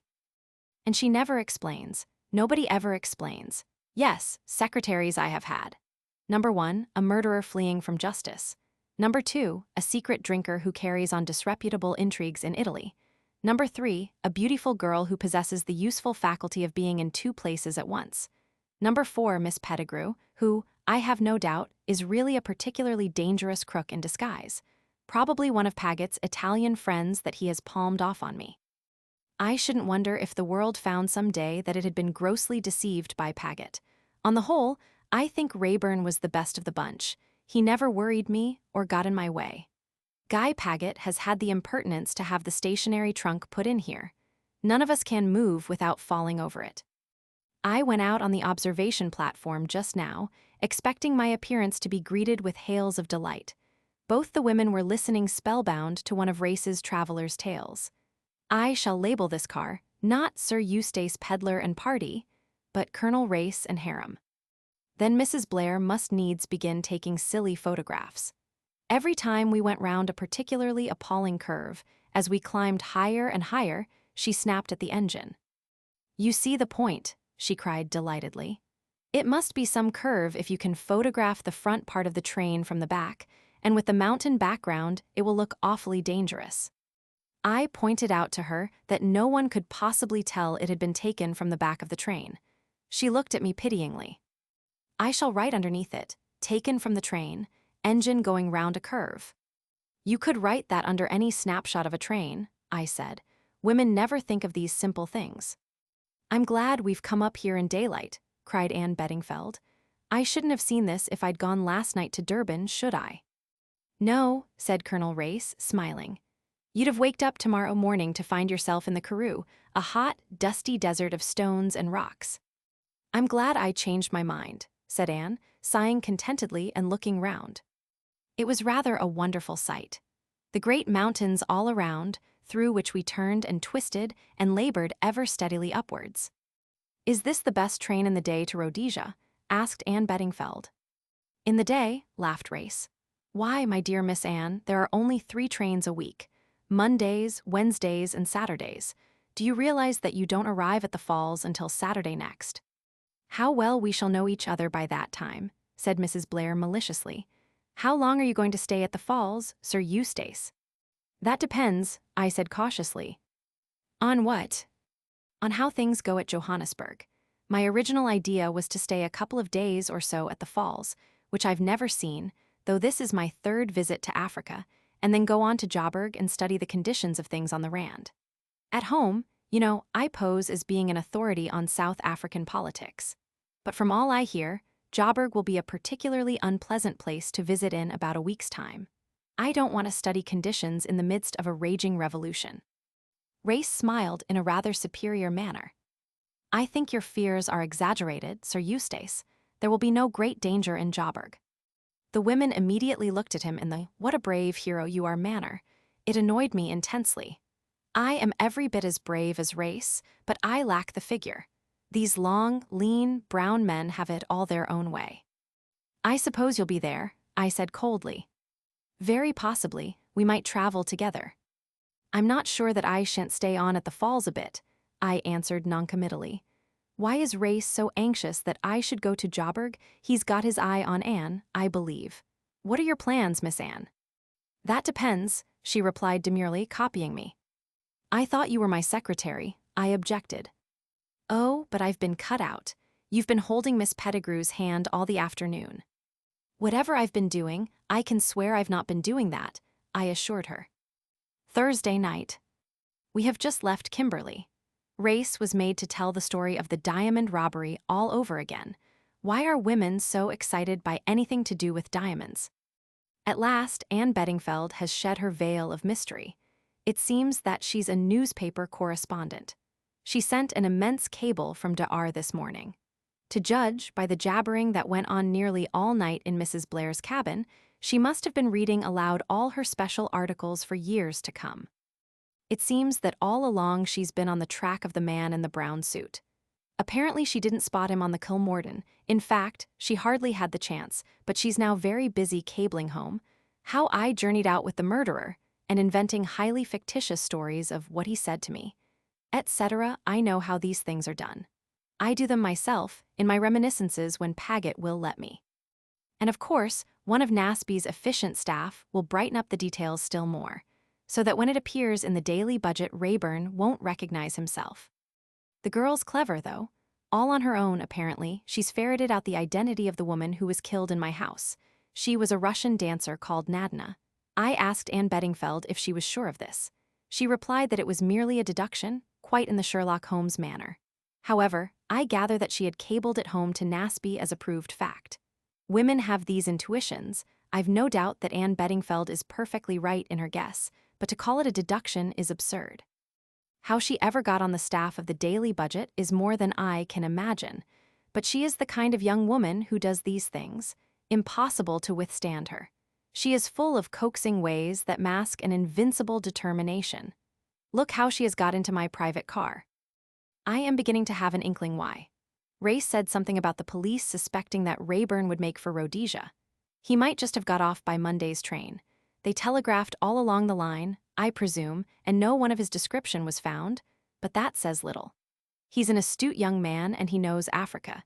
He's probably exquisitely disguised as an old Kaffir woman, and the simple police continue to look for a handsome young man with a scar, dressed in the height of European fashion. I never did quite swallow that scar. Anyway, Anne Beddingfeld is on his track. She wants the glory of discovering him for herself and the Daily Budget. Young women are very cold-blooded nowadays. I hinted to her that it was an unwomanly action. She laughed at me. She assured me that did she run him to earth her fortune was made. Race doesn't like it either, I can see. Perhaps Rayburn is on this train. If so, we may all be murdered in our beds. I said so to Mrs. Blair, but she seemed quite to welcome the idea and remarked that if I were murdered, it would be really a terrific scoop for Anne. A scoop for Anne indeed. Tomorrow we shall be going through Bechuanaland. The dust will be atrocious. Also at every station, little Kaffir children come and sell you quaint wooden animals that they carve themselves. Also mealy bowls and baskets. I am rather afraid that Mrs. Blair may run amok. There is a primitive charm about these toys that I feel will appeal to her. Friday evening. As I feared, Mrs. Blair and Anne have bought 49 wooden animals. Chapter 23. Anne's narrative resumed. I thoroughly enjoyed the journey up to Rhodesia. There was something new and exciting to see every day. First, the wonderful scenery of the Hex River Valley, then the desolate grandeur of the Karoo, and finally that wonderful straight stretch of line in Bechuanaland, and the perfectly adorable toys the natives brought to sell. Suzanne and I were nearly left behind at each station, if you could call them stations. It seemed to me that the train just stopped whenever it felt like it, and no sooner had it done so than a horde of natives materialized out of the empty landscape, holding up mealy bowls and sugar canes and fur karosses and adorable carved wooden animals. Suzanne began at once to make a collection of the latter. I imitated her example. Most of them cost a tikkie, threepence, and each was different. There were giraffes and tigers and snakes and a melancholy-looking eland and absurd little black warriors. We enjoyed ourselves enormously. Sir Eustace tried to restrain us, but in vain. I still think it was a miracle we were not left behind at some oasis of the line. South African trains don't hoot or get excited when they are going to start off again. They just glide quietly away, and you look up from your bargaining and run for your life. Suzanne's amazement at seeing me climb upon the train at Cape Town can be imagined. We held an exhaustive survey of the situation on the first evening out. We talked half the night. It had become clear to me that defensive tactics must be adopted as well as aggressive ones. Traveling with Sir Eustace Pedler and his party, I was fairly safe. Both he and Colonel Race were powerful protectors, and I judged that my enemies would not wish to stir up a hornet's nest about my ears. Also, as long as I was near Sir Eustace, I was more or less in touch with Guy Paget, and Guy Paget was the heart of the mystery. I asked Suzanne whether in her opinion it was possible that Paget himself was the mysterious Colonel. His subordinate position was, of course, against the assumption, but it had struck me once or twice that, for all his autocratic ways, Sir Eustace was really very much influenced by his secretary. He was an easygoing man, and one whom an adroit secretary might be able to twist round his little finger. The comparative obscurity of his position might in reality be useful to him, since he would be anxious to be well out of the limelight. Suzanne, however, negatived these ideas very strongly. She refused to believe that Guy Paget was the ruling spirit. The real head, the colonel, was somewhere in the background and had probably been already in Africa at the time of our arrival. I agreed that there was much to be said for her view, but I was not entirely satisfied. For in each suspicious instance, Paget had been shown as the directing genius. It was true that his personality seemed to lack the assurance and decision that one would expect from a master criminal. But after all, according to Colonel Race, it was brain work only that this mysterious leader supplied, and creative genius is often allied to a weak and timorous physical constitution. "There speaks the professor's daughter," interrupted Suzanne, when I had got to this point in my argument. "It's true, all the same. On the other hand, Paget may be the Grand Vizier, so to speak, of the All-Highest." I was silent for a minute or two, and then went on musingly. "I wish I knew how Sir Eustace made his money." "Suspecting him again." "Suzanne, I've got into that state that I can't help suspecting somebody. I don't really suspect him, but after all, he is Paget's employer, and he did own the mill house. I've always heard that he made his money in some way he isn't anxious to talk about," said Suzanne thoughtfully. "But that doesn't necessarily mean crime. It might be tin tacks or hair restorer." I agreed ruefully. "I suppose," said Suzanne doubtfully, "that we're not barking up the wrong tree. Being led completely astray, I mean, by assuming Paget's complicity. Supposing that, after all, he is a perfectly honest man." I considered that for a minute or two, then I shook my head. "I can't believe that. After all, he has his explanations for everything." "Why ease, but they're not very convincing. For instance, the night he tried to throw me overboard on the Kilmorden, he says he followed Rayburn up on deck and Rayburn turned and knocked him down. Now we know that's not true." "No," said Suzanne unwillingly. "But we only heard the story at second hand from Sir Eustace. If we'd heard it direct from Paget himself, it might have been different. You know how people always get a story a little wrong when they repeat it." I turned the thing over in my mind. "No," I said at last, "I don't see any way out. Paget's guilty. You can't get away from the fact that he tried to throw me overboard, and everything else fits in. Why are you so persistent in this new idea of yours?" "Because of his face."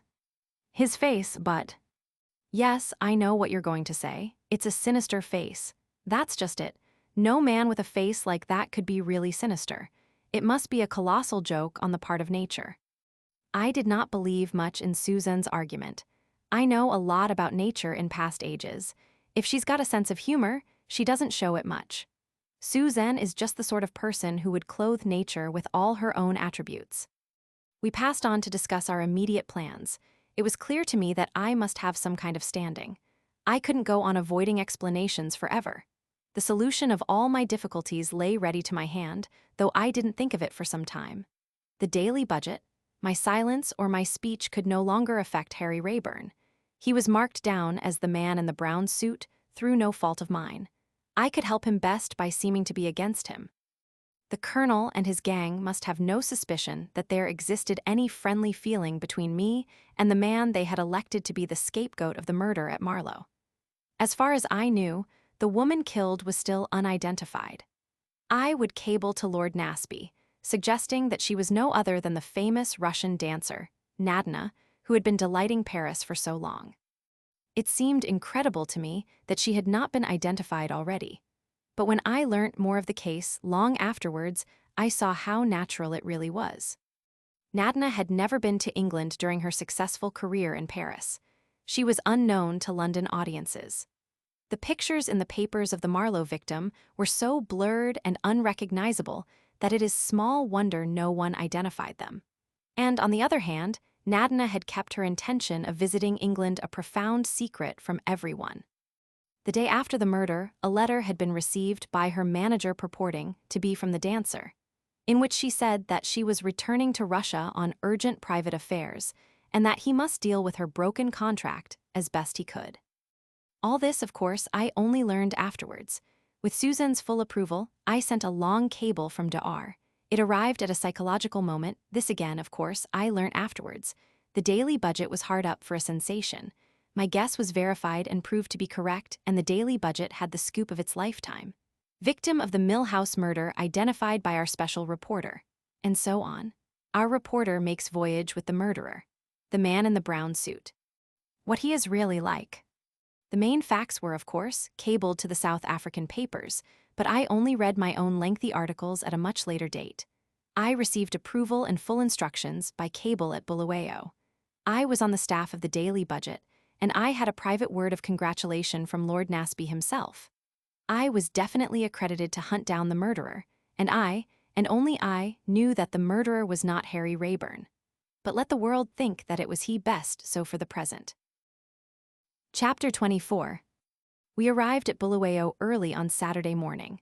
I was disappointed in the place. It was very hot, and I hated the hotel. Also, Sir Eustace was what I can only describe as thoroughly sulky. I think it was all our wooden animals that annoyed him, especially the big giraffe. It was a colossal giraffe with an impossible neck, a mild eye, and a dejected tail. It had character. It had charm. A controversy was already arising as to whom it belonged, me or Susan. We had each contributed a tikkie to its purchase. Susan advanced the claims of seniority and the married state. I stuck to the position that I had been the first to behold its beauty. In the meantime, I must admit, it occupied a good deal of this three-dimensional space of ours. To carry 49 wooden animals, all of awkward shape, and all of extremely brittle wood, is somewhat of a problem. 2 porters were laden with a bunch of animals each, and one promptly dropped a ravishing group of ostriches and broke their heads off. Warned by this, Susan and I carried all we could, Colonel Race helped, and I pressed the big giraffe into Sir Eustace's arms. Even the correct Miss Pettigrew did not escape. A large hippopotamus and 2 black warriors fell to her share. Had a feeling Miss Pettigrew didn't like me. Perhaps she fancied I was a bold hussy. Anyway, she avoided me as much as she could, and the funny thing was, her face seemed vaguely familiar to me, though I couldn't quite place it. We reposed ourselves most of the morning, and in the afternoon we drove out to the Matapos to see Rhodes's grave. That is to say, we were to have done so, but at the last moment, Sir Eustace backed out. He was very nearly in as bad a temper as the morning we arrived at Cape Town, when he bounced the peaches on the floor and they squashed. Evidently arriving early in the morning at places is bad for his temperament. He cursed the porters, he cursed the waiters at breakfast, he cursed the whole hotel management. He would doubtless have liked to curse Miss Pettigrew, who hovered around with her pencil and pad, but I don't think even Sir Eustace would have dared to curse Miss Pettigrew. She's just like the efficient secretary in a book. I only rescued our dear giraffe just in time. I feel Sir Eustace would have liked to dash him to the ground. To return to our expedition, after Sir Eustace had backed out, Miss Pettigrew said she would remain at home in case he might want her. And at the very last minute, Susan sent down a message to say she had a headache. So Colonel Race and I drove off alone. He is a strange man. One doesn't notice it so much in a crowd. But when one is alone with him, the sense of his personality seems really almost overpowering. He becomes more taciturn, and yet his silence seems to say more than speech might do. It was so that day that we drove to the Matapos through the soft yellow-brown scrub. Everything seemed strangely silent, except our car, which I should think was the first Ford ever made by man. The upholstery of it was torn to ribbons, and though I know nothing about engines, even I could guess that all was not as it should be in its interior. By and by the character of the country changed. Great boulders appeared, piled up into fantastic shapes. I felt suddenly that I had got into a primitive era. Just for a moment Neanderthal men seemed quite as real to me as they had to Papa. I turned to Colonel Race. "There must have been giants once," I said dreamily. "And their children were just like children are today. They played with handfuls of pebbles, piling them up and knocking them down, and the more cleverly they balanced them, the better pleased they were. If I were to give a name to this place, I should call it the country of giant children." "Perhaps you're nearer the mark than you know," said Colonel Race gravely. "Simple, primitive, big, that is Africa." I nodded appreciatively. "You love it, don't you?" I asked. "Yes, but to live in it long, well, it makes one what you would call cruel. One comes to hold life and death very lightly." "Yes," I said, thinking of Harry Rayburn, he had been like that too, but not cruel to weak things. "Opinions differ as to what are and are not weak things, Miss Anne." There was a note of seriousness in his voice which almost startled me. I felt that I knew very little really of this man at my side. "I meant children and dogs, I think. I can truthfully say I've never been cruel to children or dogs, so you don't class women as weak things." I considered. "No, I don't think I do, though they are, I suppose. That is, they are nowadays. But Papa always said that in the beginning men and women roamed the world together, equal in strength, like lions and tigers. And giraffes, interpolated Colonel Race slyly. I laughed. Everyone makes fun of that giraffe. And giraffes, they were nomadic, you see. It wasn't till they settled down in communities, and women did one kind of thing and men another, that women got weak. And of course, underneath, one is still the same. One feels the same, I mean, and that is why women worship physical strength in men. It's what they once had and have lost. Almost ancestor worship, in fact. Something of the kind. And you really think that's true? That women worship strength, I mean? I think it's quite true if one's honest. You think you admire moral qualities, but when you fall in love, you revert to the primitive where the physical is all that counts. But I don't think that's the end. If you lived in primitive conditions, it would be all right, but you don't. And so, in the end, the other thing wins after all. It's the things that are apparently conquered that always do win, isn't it? They win in the only way that counts. Like what the Bible says about losing your soul and finding it. In the end, said Colonel Race thoughtfully, you fall in love and you fall out of it, is that what you mean? Not exactly, but you can put it that way if you like. But I don't think you've ever fallen out of love, Miss Anne. No, I haven't, I admitted frankly. Or fallen in love either. I did not answer. The car drew up at our destination and brought the conversation to a close. We got out and began the slow ascent to the world's view. Not for the first time, I felt a slight discomfort in Colonel Race's company. He veiled his thoughts so well behind those impenetrable black eyes. He frightened me a little. He had always frightened me. I never knew where I stood with him. We climbed in silence till we reached the spot where Rhodes lies guarded by giant boulders. A strange, eerie place, far from the haunts of men, that sings a ceaseless paean of rugged beauty. We sat there for some time in silence, then descended once more, but diverging slightly from the path. Sometimes it was a rough scramble, and once we came to a sharp slope or rock that was almost sheer. Colonel Race went first, then turned to help me. Better lift you, he said suddenly, and swung me off my feet with a quick gesture. I felt the strength of him as he set me down and released his clasp. A man of iron, with muscles like taut steel. And again, I felt afraid, especially as he did not move aside, but stood directly in front of me, staring into my face. What are you really doing here, Anne Beddingfeld? He said abruptly. I'm a gypsy seeing the world. Yes, that's true enough. The newspaper correspondent is only a pretext. You've not the soul of the journalist. You're out for your own hand, snatching at life. But that's not all. What was he going to make me tell him? I was afraid. I looked him full in the face. My eyes can't keep secrets like his, but they can carry the war into the enemy's country. What are you really doing here, Colonel Race? I asked deliberately. For a moment, I thought he wasn't going to answer. He was clearly taken aback, though. At last he spoke, and his words seemed to afford him a grim amusement. Pursuing ambition, he said. Just that, pursuing ambition. You will remember, Miss Beddingfeld, that by that sin fell the angels, etc. They say, I said slowly, that you are really connected with the government, that you are in the Secret Service. Is that true? Was it my fancy, or did he hesitate for a fraction of a second before he answered? I can assure you, Miss Beddingfeld, that I am out here strictly as a private individual traveling for my own pleasure.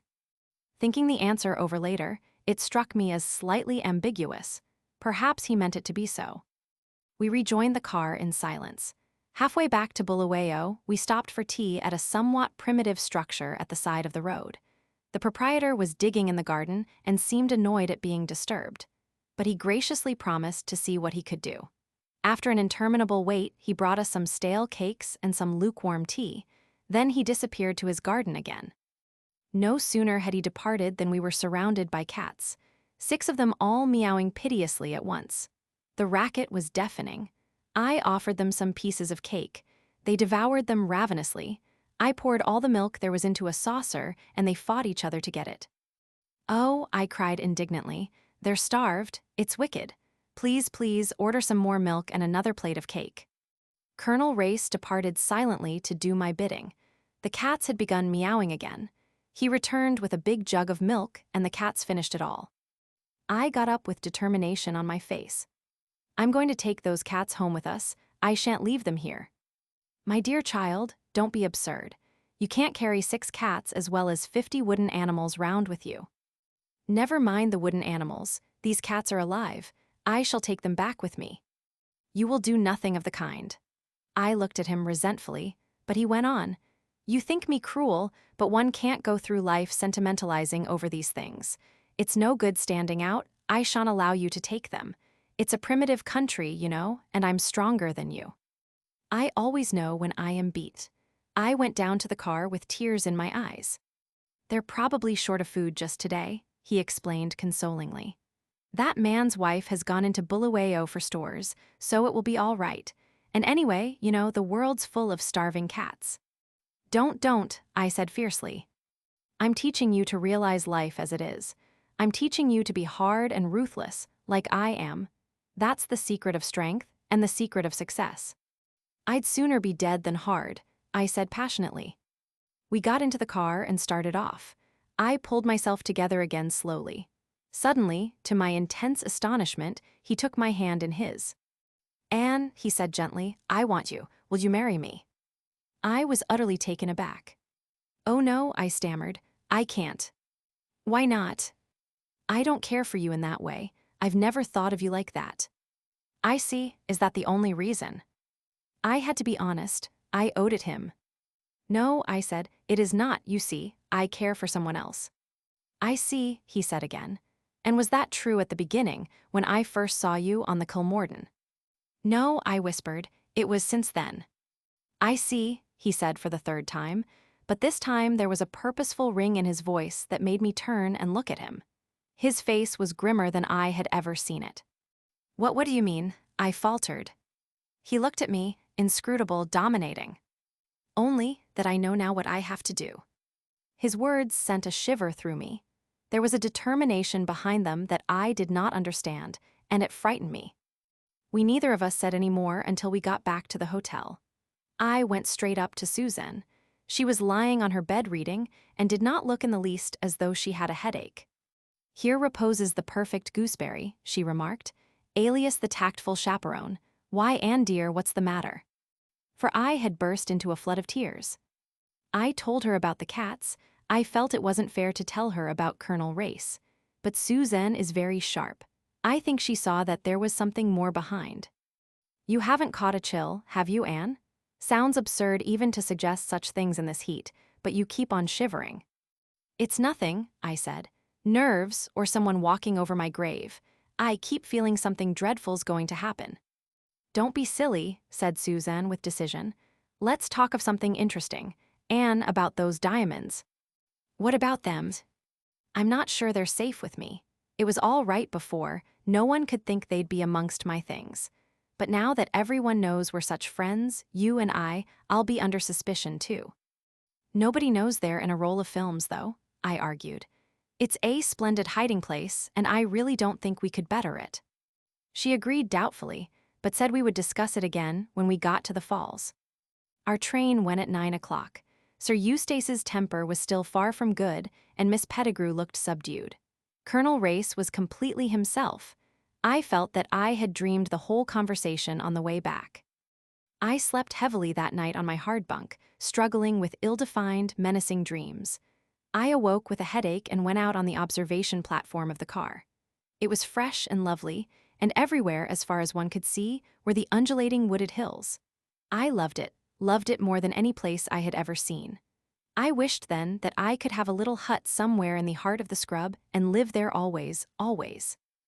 Just before 2:30, Colonel Race called me out from the office and pointed to a bouquet-shaped white mist that hovered over one portion of the bush. The spray from the falls, he said. We are nearly there. I was still wrapped in that strange dream feeling of exultation that had succeeded my troubled night. Very strongly implanted in me was the feeling that I had come home. Home, and yet I had never been here before, or had I in dreams. We walked from the train to the hotel, a big white building closely wired against mosquitoes. There were no roads, no houses. We went out on the stoop and I uttered a gasp. There, 1/2 mile away facing us, were the falls. I've never seen anything so grand and beautiful, I never shall. "Anne, you're fey," said Susan as we sat down to lunch. "I've never seen you like this before." She stared at me curiously. "Am I?" I laughed, but I felt that my laugh was unnatural. "It's just that I love it all." "It's more than that." A little frown creased her brow, one of apprehension. Yes, I was happy, but beyond that I had the curious feeling that I was waiting for something that would happen soon. I was excited, restless. After tea, we strolled out, got on the trolley, and were pushed by smiling blacks down the little tracks of rails to the bridge. It was a marvelous sight, the great chasm and the rushing waters below, and the veil of mist and spray in front of us that parted every now and then for one brief minute to show the cataract of water, and then closed up again in its impenetrable mystery. That, to my mind, has always been the fascination of the falls, their elusive quality. You always think you're going to see, and you never do. We crossed the bridge and walked slowly on by the path that was marked out with white stone on either side and led round the brink of the gorge. Finally, we arrived in a big clearing where on the left a path led downwards towards the chasm. "The Palm Gully," explained Colonel Race. "Shall we go down, or shall we leave it until tomorrow? It will take some time, and it's a good climb up again." "We'll leave it until tomorrow," said Sir Eustace with decision. He isn't at all fond of strenuous physical exercise, I have noticed. He led the way back. As we went, we passed a fine native stalking along. Behind him came a woman who seemed to have the entire household belongings piled upon her head. The collection included a frying pan. "I never have my camera when I want it," groaned Susan. "That's an opportunity that will occur often enough, Mrs. Blair," said Colonel Race, "so don't lament." We arrived back on the bridge. "Shall we go into the rainbow forest?" he continued, "or are you afraid of getting wet?" Susan and I accompanied him. Sir Eustace went back to the hotel.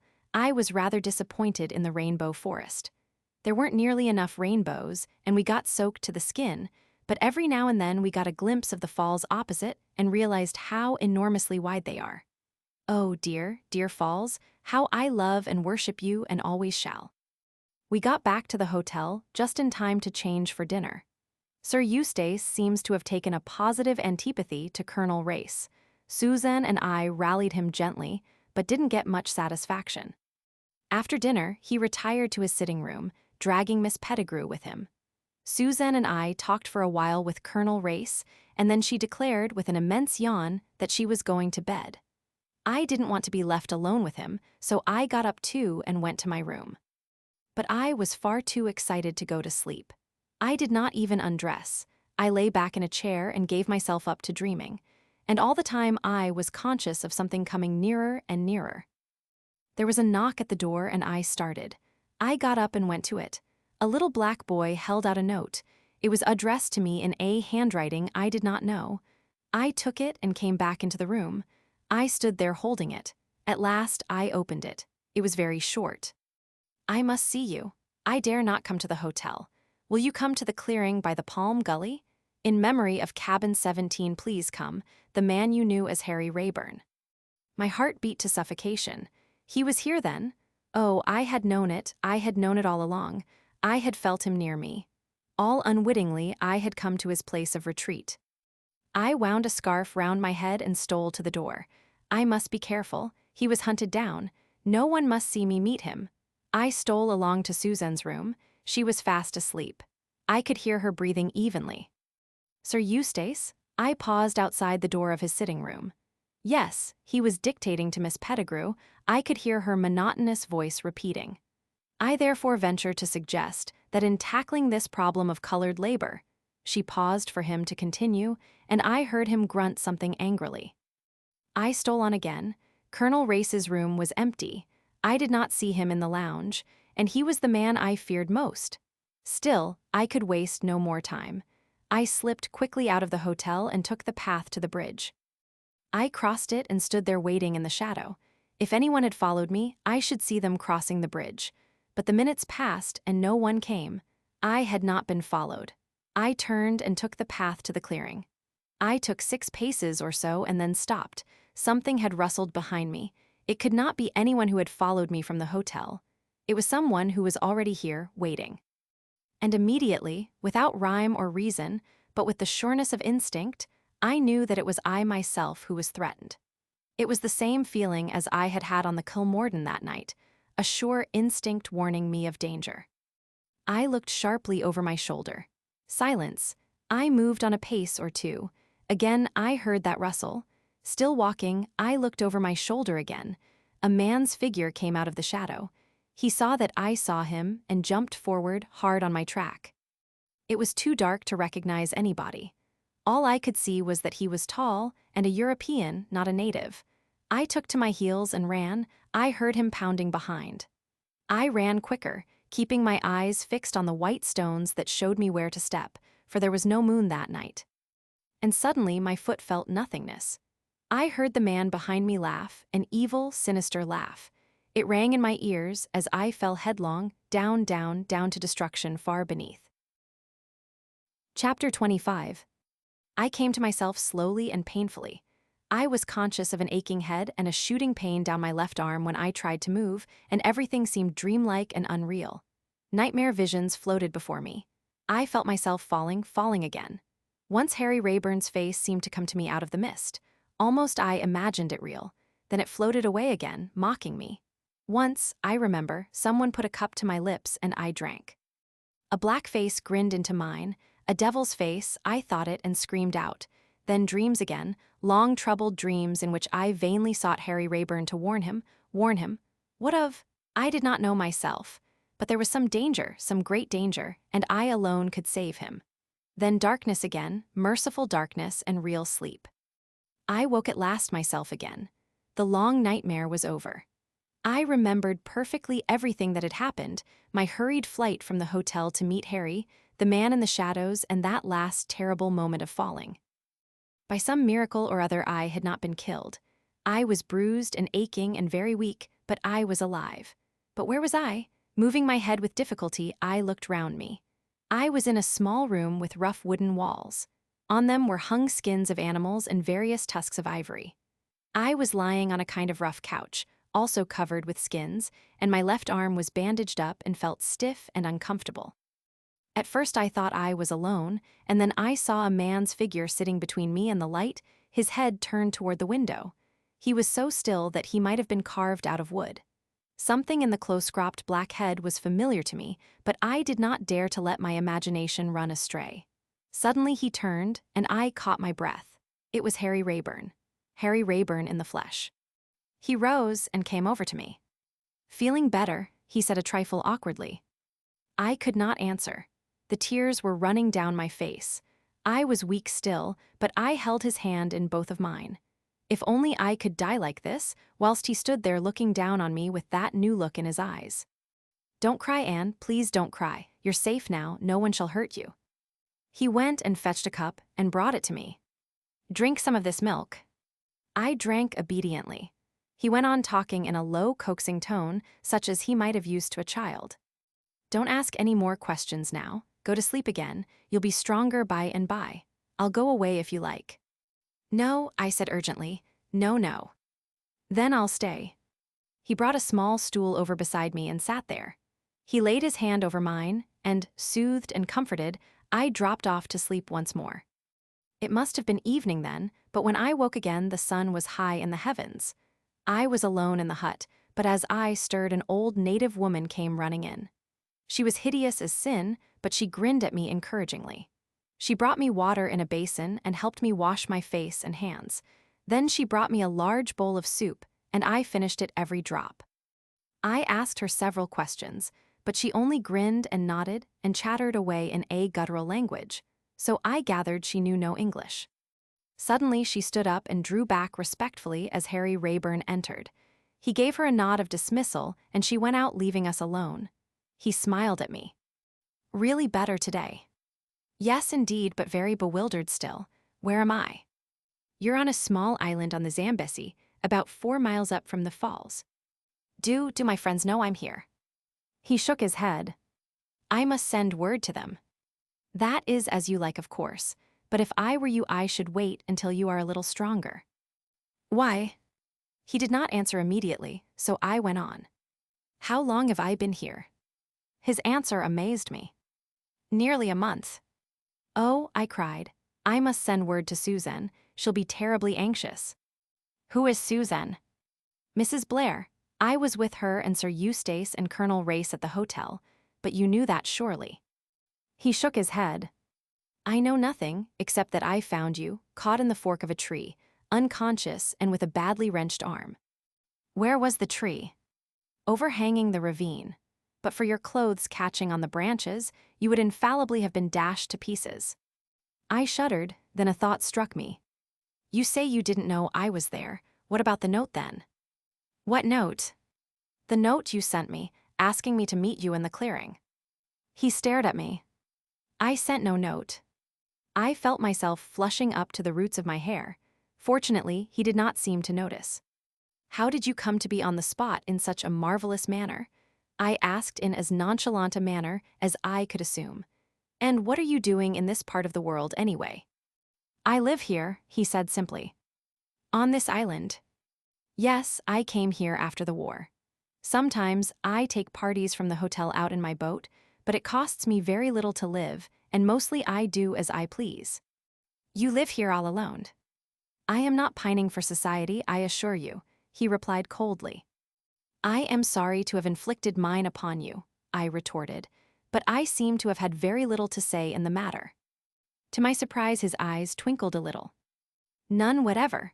I slung you across my shoulders like a sack of coal and carried you to my boat, quite like a primitive man of the Stone Age. But for a different reason, I put in. He flushed this time, a deep burning blush. The tan of his face was suffused. But you haven't told me how you came to be wandering about so conveniently for me, I said hastily, to cover his confusion.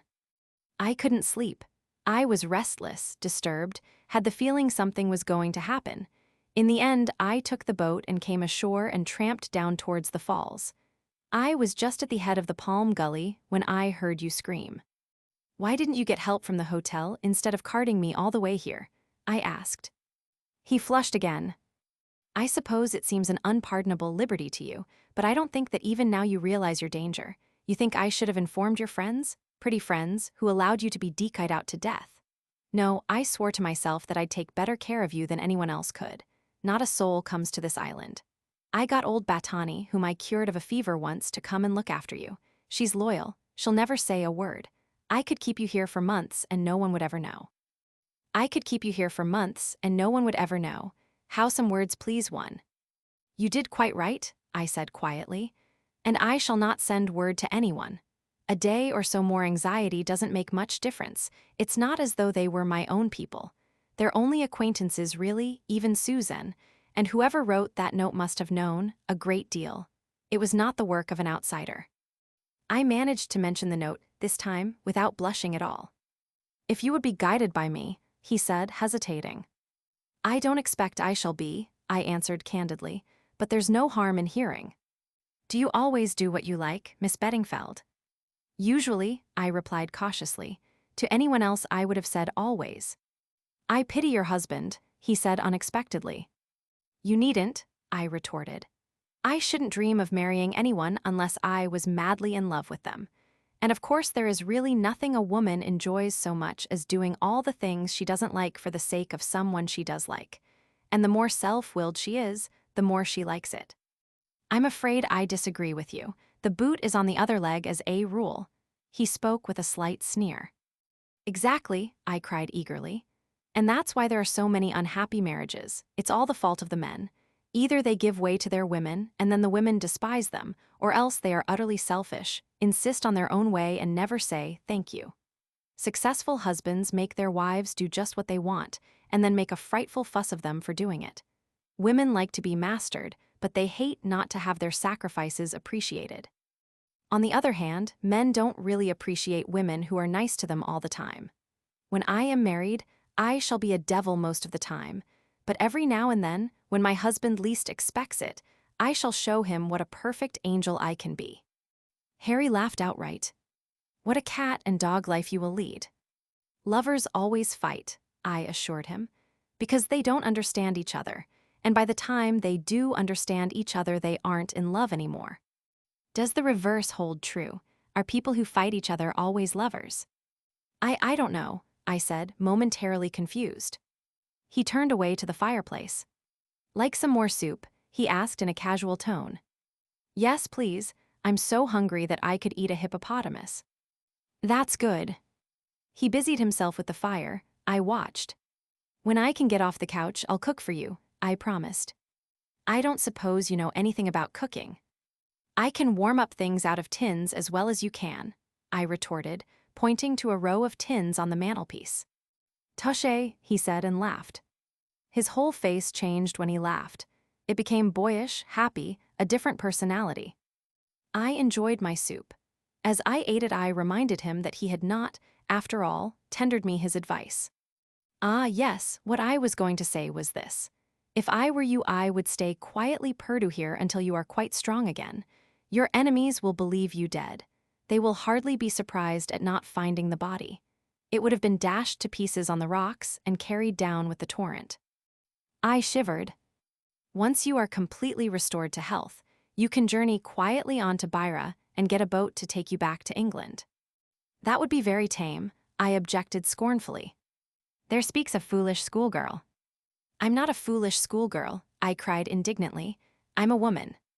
He looked at me with an expression I could not fathom as I sat up flushed and excited. God help me, so you are, he muttered and went abruptly out. My recovery was rapid. The two injuries I had sustained were a knock on the head and a badly wrenched arm. The latter was the most serious, and to begin with, my rescuer had believed it to be actually broken. A careful examination, however, convinced him that it was not so, and although it was very painful, I was recovering the use of it quite quickly. It was a strange time. We were cut off from the world, alone together as Adam and Eve might have been. But with what a difference, old Battani hovered about counting no more than a dog might have done. I insisted on doing the cooking, or as much of it as I could manage with one arm. Harry was out a good part of the time, but we spent long hours together lying out in the shade of the palms, talking and quarreling, discussing everything under high heaven, quarreling and making it up again. We bickered a good deal, but there grew up between us a real and lasting comradeship such as I could never have believed possible. That, and something else. The time was drawing near, I knew it, when I should be well enough to leave, and I realized it with a heavy heart. Was he going to let me go? Without a word? Without a sign? He had fits of silence, long moody intervals, moments when he would spring up and tramp off by himself. One evening the crisis came. We had finished our simple meal and were sitting in the doorway of the hut. The sun was sinking. Hairpins were necessities of life with which Harry had not been able to provide me, and my hair, straight and black, hung to my knees. I sat, my chin on my hands, lost in meditation. I felt rather than saw Harry looking at me. You look like a witch, Anne, he said at last, and there was something in his voice that had never been there before. He reached out his hand and just touched my hair. I shivered. Suddenly he sprang up with an oath. You must leave here tomorrow, do you hear? He cried. I can't bear any more. I'm only a man after all. You must go, Anne, you must. You're not a fool. You know yourself that this can't go on. I suppose not, I said slowly, but it's been happy, hasn't it? Happy, it's been hell. As bad as that. What do you torment me for? Why are you mocking at me? Why do you say that, laughing into your hair? I wasn't laughing, and I'm not mocking. If you want me to go, I'll go, but if you want me to stay, I'll stay. Not that, he cried vehemently. Not that. Don't tempt me, Anne. Do you realize what I am? A criminal twice over. A man hunted down. They know me here as Harry Parker. They think I've been away on a trek up country, but any day they may put two and two together, and then the blow will fall. You're so young, Anne, and so beautiful, with the kind of beauty that sends men mad. All the world's before you, love, life, everything. Mine's behind me, scorched, spoiled with a taste of bitter ashes. If you don't want me, you know I want you. You know that I'd give my soul to pick you up in my arms and keep you here, hidden away from the world forever and ever. And you're tempting me, Anne. You with your long witch's hair and your eyes that are golden and brown and green and never stop laughing even when your mouth is grave. But I'll save you from yourself and from me. You shall go tonight. You shall go to Beira. I'm not going to Beira, I interrupted. You are. You shall go to Beira if I have to take you there myself and throw you onto the boat.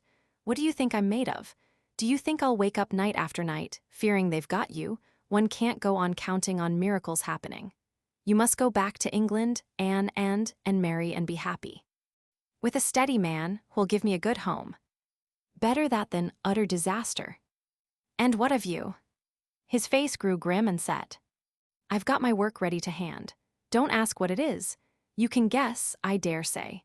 But I'll tell you this, I'll clear my name or die in the attempt, and I'll choke the life out of the damned scoundrel who did his best to murder you the other night. We must be fair, I said. He didn't actually push me over. He'd no need to. His plan was cleverer than that. I went up to the path afterwards.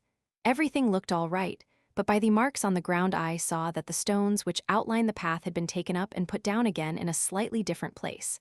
There are tall bushes growing just over the edge. He'd balanced the outside stones on them so that you'd think you were still on the path when in reality you were stepping into nothingness. God help him if I lay my hands upon him. He paused a minute and then said in a totally different tone, We've never spoken of these things, Anne, have we? But the time's come. I want you to hear the whole story from the beginning. If it hurts you to go over the past, don't tell me, I said in a low voice. But I want you to know, I never thought I should speak of that part of my life to anyone. Funny, isn't it, the tricks fate plays? He was silent for a minute or two. The sun had set, and the velvety darkness of the African night was enveloping us like a mantle. Some of it I know, I said gently. What do you know? I know that your real name is Harry Lucas. Still he hesitated, not looking at me, but staring straight out in front of him. I had no clue as to what was passing in his mind, but at last he jerked his head forward as though acquiescing in some unspoken decision of his own and began his story. Chapter 26. You are right. My real name is Harry Lucas. My father was a retired soldier who came out to farm in Rhodesia. He died when I was in my second year at Cambridge. Were you fond of him? I asked suddenly. I don't know. Then he flushed and went on with sudden vehemence. Why do I say that? I did love my father. We said bitter things to each other the last time I saw him, and we had many rows over my wildness and my debts, but I cared for the old man. I know how much now, when it's too late, he continued more quietly. It was at Cambridge that I met the other fellow. Young Eardsley. Yes, young Eardsley. His father, as you know, was one of South Africa's most prominent men. We drifted together at once, my friend and I. We had our love of South Africa in common, and we both had a taste for the untrodden places of the world. After he left Cambridge, Eardsley had a final quarrel with his father. The old man had paid his debts twice. He refused to do so again. There was a bitter scene between them. Sir Lawrence declared himself at the end of his patience. He would do no more for his son. He must stand on his own legs for a while. The result was, as you know, that those two young men went off to South America together, prospecting for diamonds. I'm not going into that now, but we had a wonderful time out there. Hardships in plenty, you understand, but it was a good life, a hand-to-mouth scramble for existence far from the beaten track, and my God, that's the place to know a friend. There was a bond forged between us two out there that only death could have broken. Well, as Colonel Race told you, our efforts were crowned with success. We found a second Kimberley in the heart of the British Guiana jungles. I can't tell you our elation.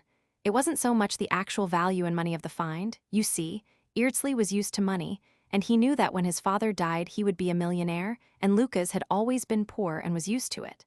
No, it was the sheer delight of discovery. He paused and then added, almost apologetically, You don't mind my telling it this way, do you? As though I wasn't in it at all.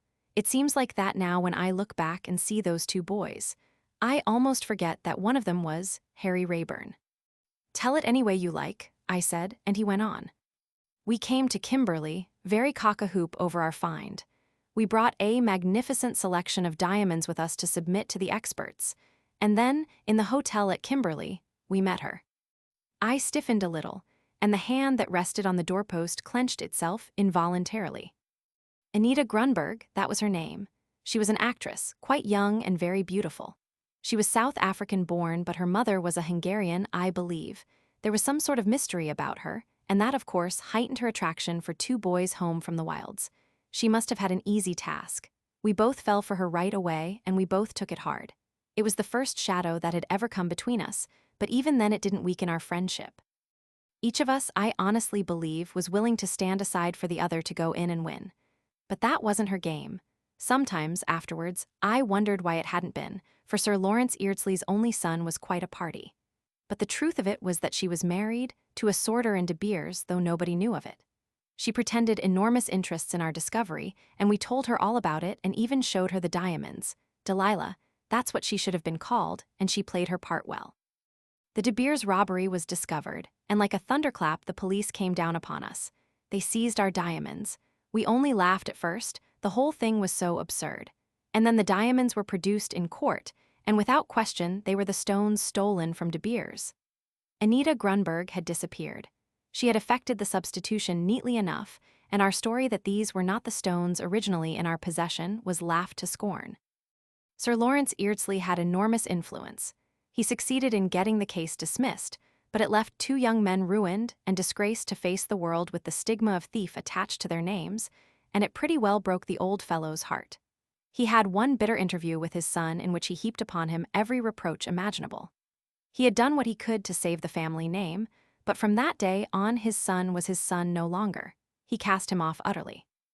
And the boy, like the proud young fool that he was, remained silent, disdaining to protest his innocence in the face of his father's disbelief. He came out furious from the interview. His friend was waiting for him. A week later, war was declared. The 2 friends enlisted together. You know what happened? The best pal a man ever had was killed, partly through his own mad recklessness in rushing into unnecessary danger. He died with his name tarnished.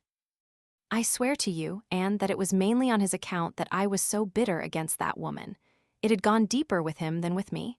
I had been madly in love with her for the moment. I even think that I frightened her sometimes, but with him it was a quieter and deeper feeling. She had been the very center of his universe, and her betrayal of him tore up the very roots of life. The blow stunned him and left him paralyzed. Harry paused. After a minute or two, he went on. As you know, I was reported missing, presumed killed. I never troubled to correct the mistake. I took the name of Parker and came to this island, which I knew of old. At the beginning of the war, I had had ambitious hopes of proving my innocence, but now all that spirit seemed dead. All I felt was, what's the good? My pal was dead. Neither he nor I had any living relations who would care. I was supposed to be dead too, let it remain at that. I led a peaceful existence here, neither happy nor unhappy, numbed of all feeling. I see now, though I did not realize it at the time, that that was partly the effect of the war. And then one day something occurred to wake me right up again.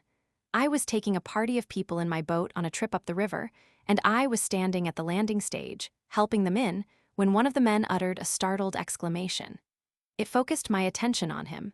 He was a small, thin man with a beard, and he was staring at me for all he was worth as though I was a ghost. So powerful was his emotion that it awakened my curiosity. I made inquiries about him at the hotel and learned that his name was Carton, that he came from Kimberley, and that he was a diamond sorter employed by De Beers. In a minute, all the old sense of wrong surged over me again. I left the island and went to Kimberley. I could find out little more about him, however. In the end, I decided that I must force an interview. I took my revolver with me. In the brief glimpse I had had of him, I had realized that he was a physical coward. No sooner were we face to face than I recognized that he was afraid of me. I soon forced him to tell me all he knew. He had engineered part of the robbery, and Anita Grunberg was his wife. He had once caught sight of both of us when we were dining with her at the hotel, and having read that I was killed, my appearance in the flesh at the falls had startled him badly. He and Anita had married quite young, but she had soon drifted away from him. She had got in with a bad lot, he told me, and it was then for the first time that I heard of the Colonel. Carton himself had never been mixed up in anything except this one affair, so he solemnly assured me, and I was inclined to believe him. He was emphatically not of the stuff of which successful criminals are made. I still had the feeling that he was keeping back something. As a test, I threatened to shoot him there and then, declaring that I cared very little what became of me now. In a frenzy of terror, he poured out a further story. It seems that Anita Grunberg did not quite trust the Colonel. Whilst pretending to hand over to him the stones she had taken from the hotel, she kept back some in her own possession. Carton advised her, with his technical knowledge, which to keep. If, at any time, these stones were produced, they were of such color and quality as to be readily identifiable, and the experts at De Beers would admit at once that these stones had never passed through their hands. In this way, my story of a substitution would be supported, my name would be cleared, and suspicion would be diverted to the proper quarter. I gathered that, contrary to his usual practice, the colonel himself had been concerned in this affair, therefore Anita felt satisfied that she had a real hold over him, should she need it. Carton now proposed that I should make a bargain with Anita Grunberg, or Nadina, as she now called herself. For a sufficient sum of money, he thought that she would be willing to give up the diamonds and betray her former employer. He would cable to her immediately. I was still suspicious of Carton. He was a man whom it was easy enough to frighten, but who, in his fright, would tell so many lies that to sift the truth out from them would be no easy job. I went back to the hotel and waited. By the following evening, I judged that he would have received the reply to his cable. I called round at his house and was told that Mr. Carton was away, but would be returning on the morrow. Instantly, I became suspicious. In the nick of time, I found out that he was in reality sailing for England on the Kilmorden Castle, which left Cape Town in 2 days' time. Had just time to journey down and catch the same boat. I had no intention of alarming Carton by revealing my presence on board. I had done a good deal of acting in my time at Cambridge, and it was comparatively easy for me to transform myself into a grave, bearded gentleman of middle age. I avoided Carton carefully on board the boat, keeping to my own cabin as far as possible under the pretense of illness. I had no difficulty in trailing him when we got to London. He went straight to an hotel and did not go out until the following day. He left the hotel shortly before 1 o'clock. I was behind him. He went straight to a house agent in Knightsbridge. There he asked for particulars of houses to let on the river. I was at the next table also inquiring about houses. Then suddenly in walked Anita Grunberg, Nadina, whatever you like to call her, superb, insolent, and almost as beautiful as ever. God, how I hated her. There she was, the woman who had ruined my life and who had also ruined a better life than mine. At that minute, I could have put my hands round her neck and squeezed the life out of her inch by inch. Just for a minute or two I saw red. I hardly took in what the agent was saying. It was her voice that I heard next, high and clear, with an exaggerated foreign accent. The Mill House, Marlow, the property of Sir Eustace Pedlar. That sounds as though it might suit me. At any rate, I will go and see it. The man wrote her an order, and she walked out again in her regal, insolent manner. Not by word or a sign had she recognized Carton, yet I was sure that their meeting there was a preconceived plan. Then I started to jump to conclusions. Not knowing that Sir Eustace was at Cannes, I thought that this house-hunting business was a mere pretext for meeting him in the Mill House. I knew that he had been in South Africa at the time of the robbery, and never having seen him, I immediately leaped to the conclusion that he himself was the mysterious colonel of whom I had heard so much. I followed my 2 suspects along Knightsbridge. Nadina went into the Hyde Park Hotel. I quickened my pace and went in also.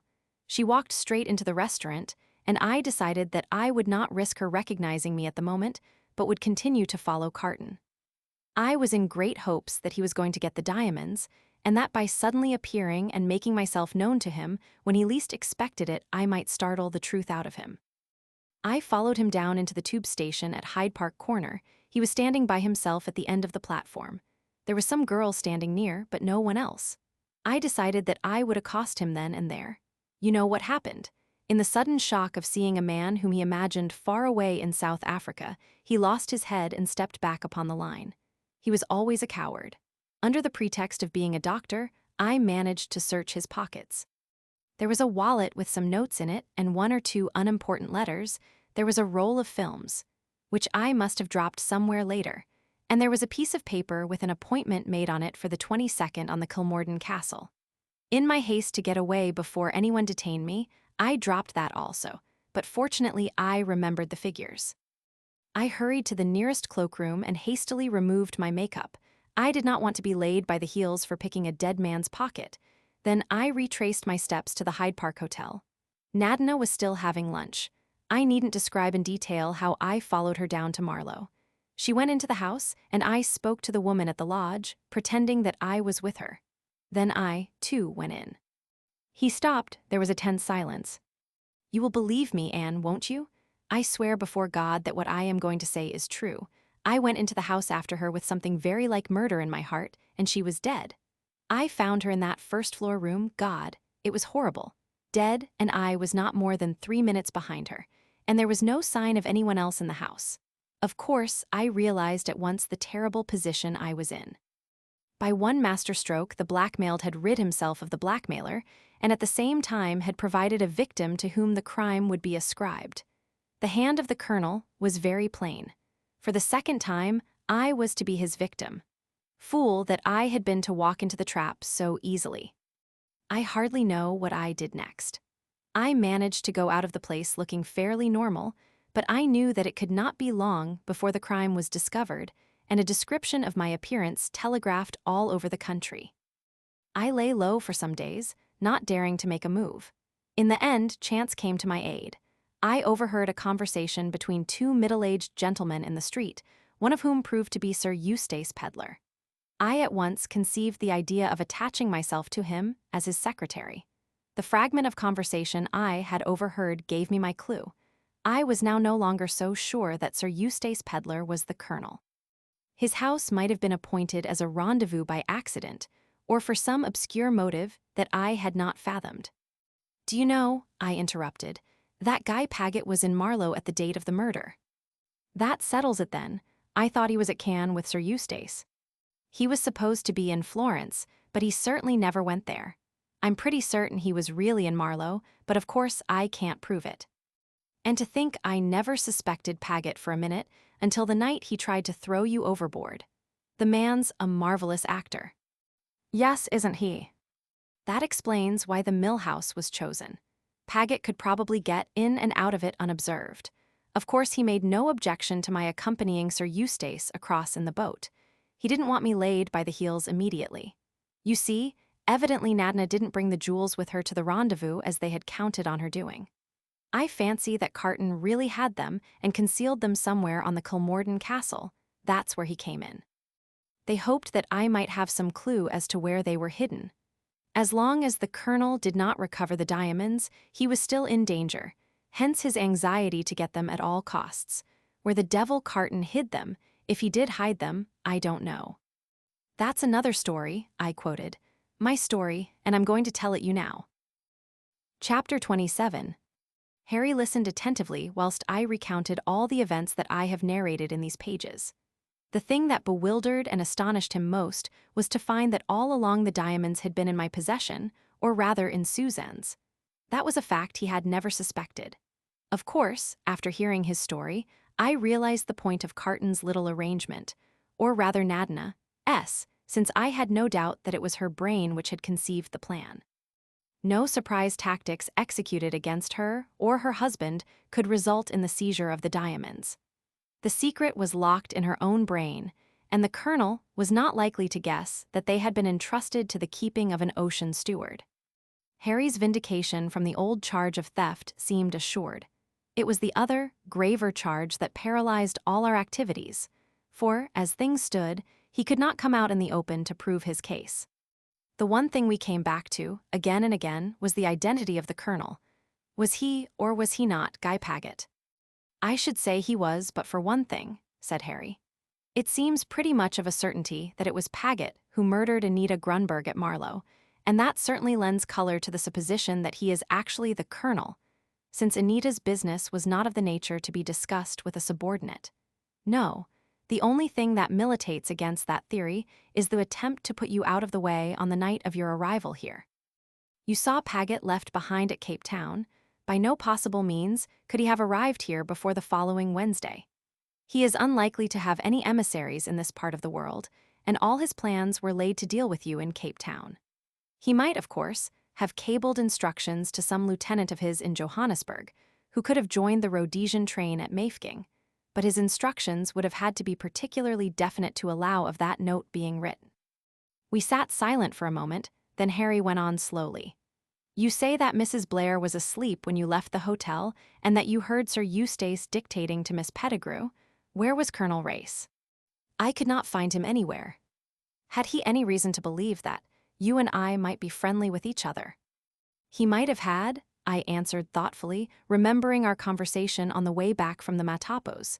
"He's a very powerful personality," I continued, "but not at all my idea of the colonel.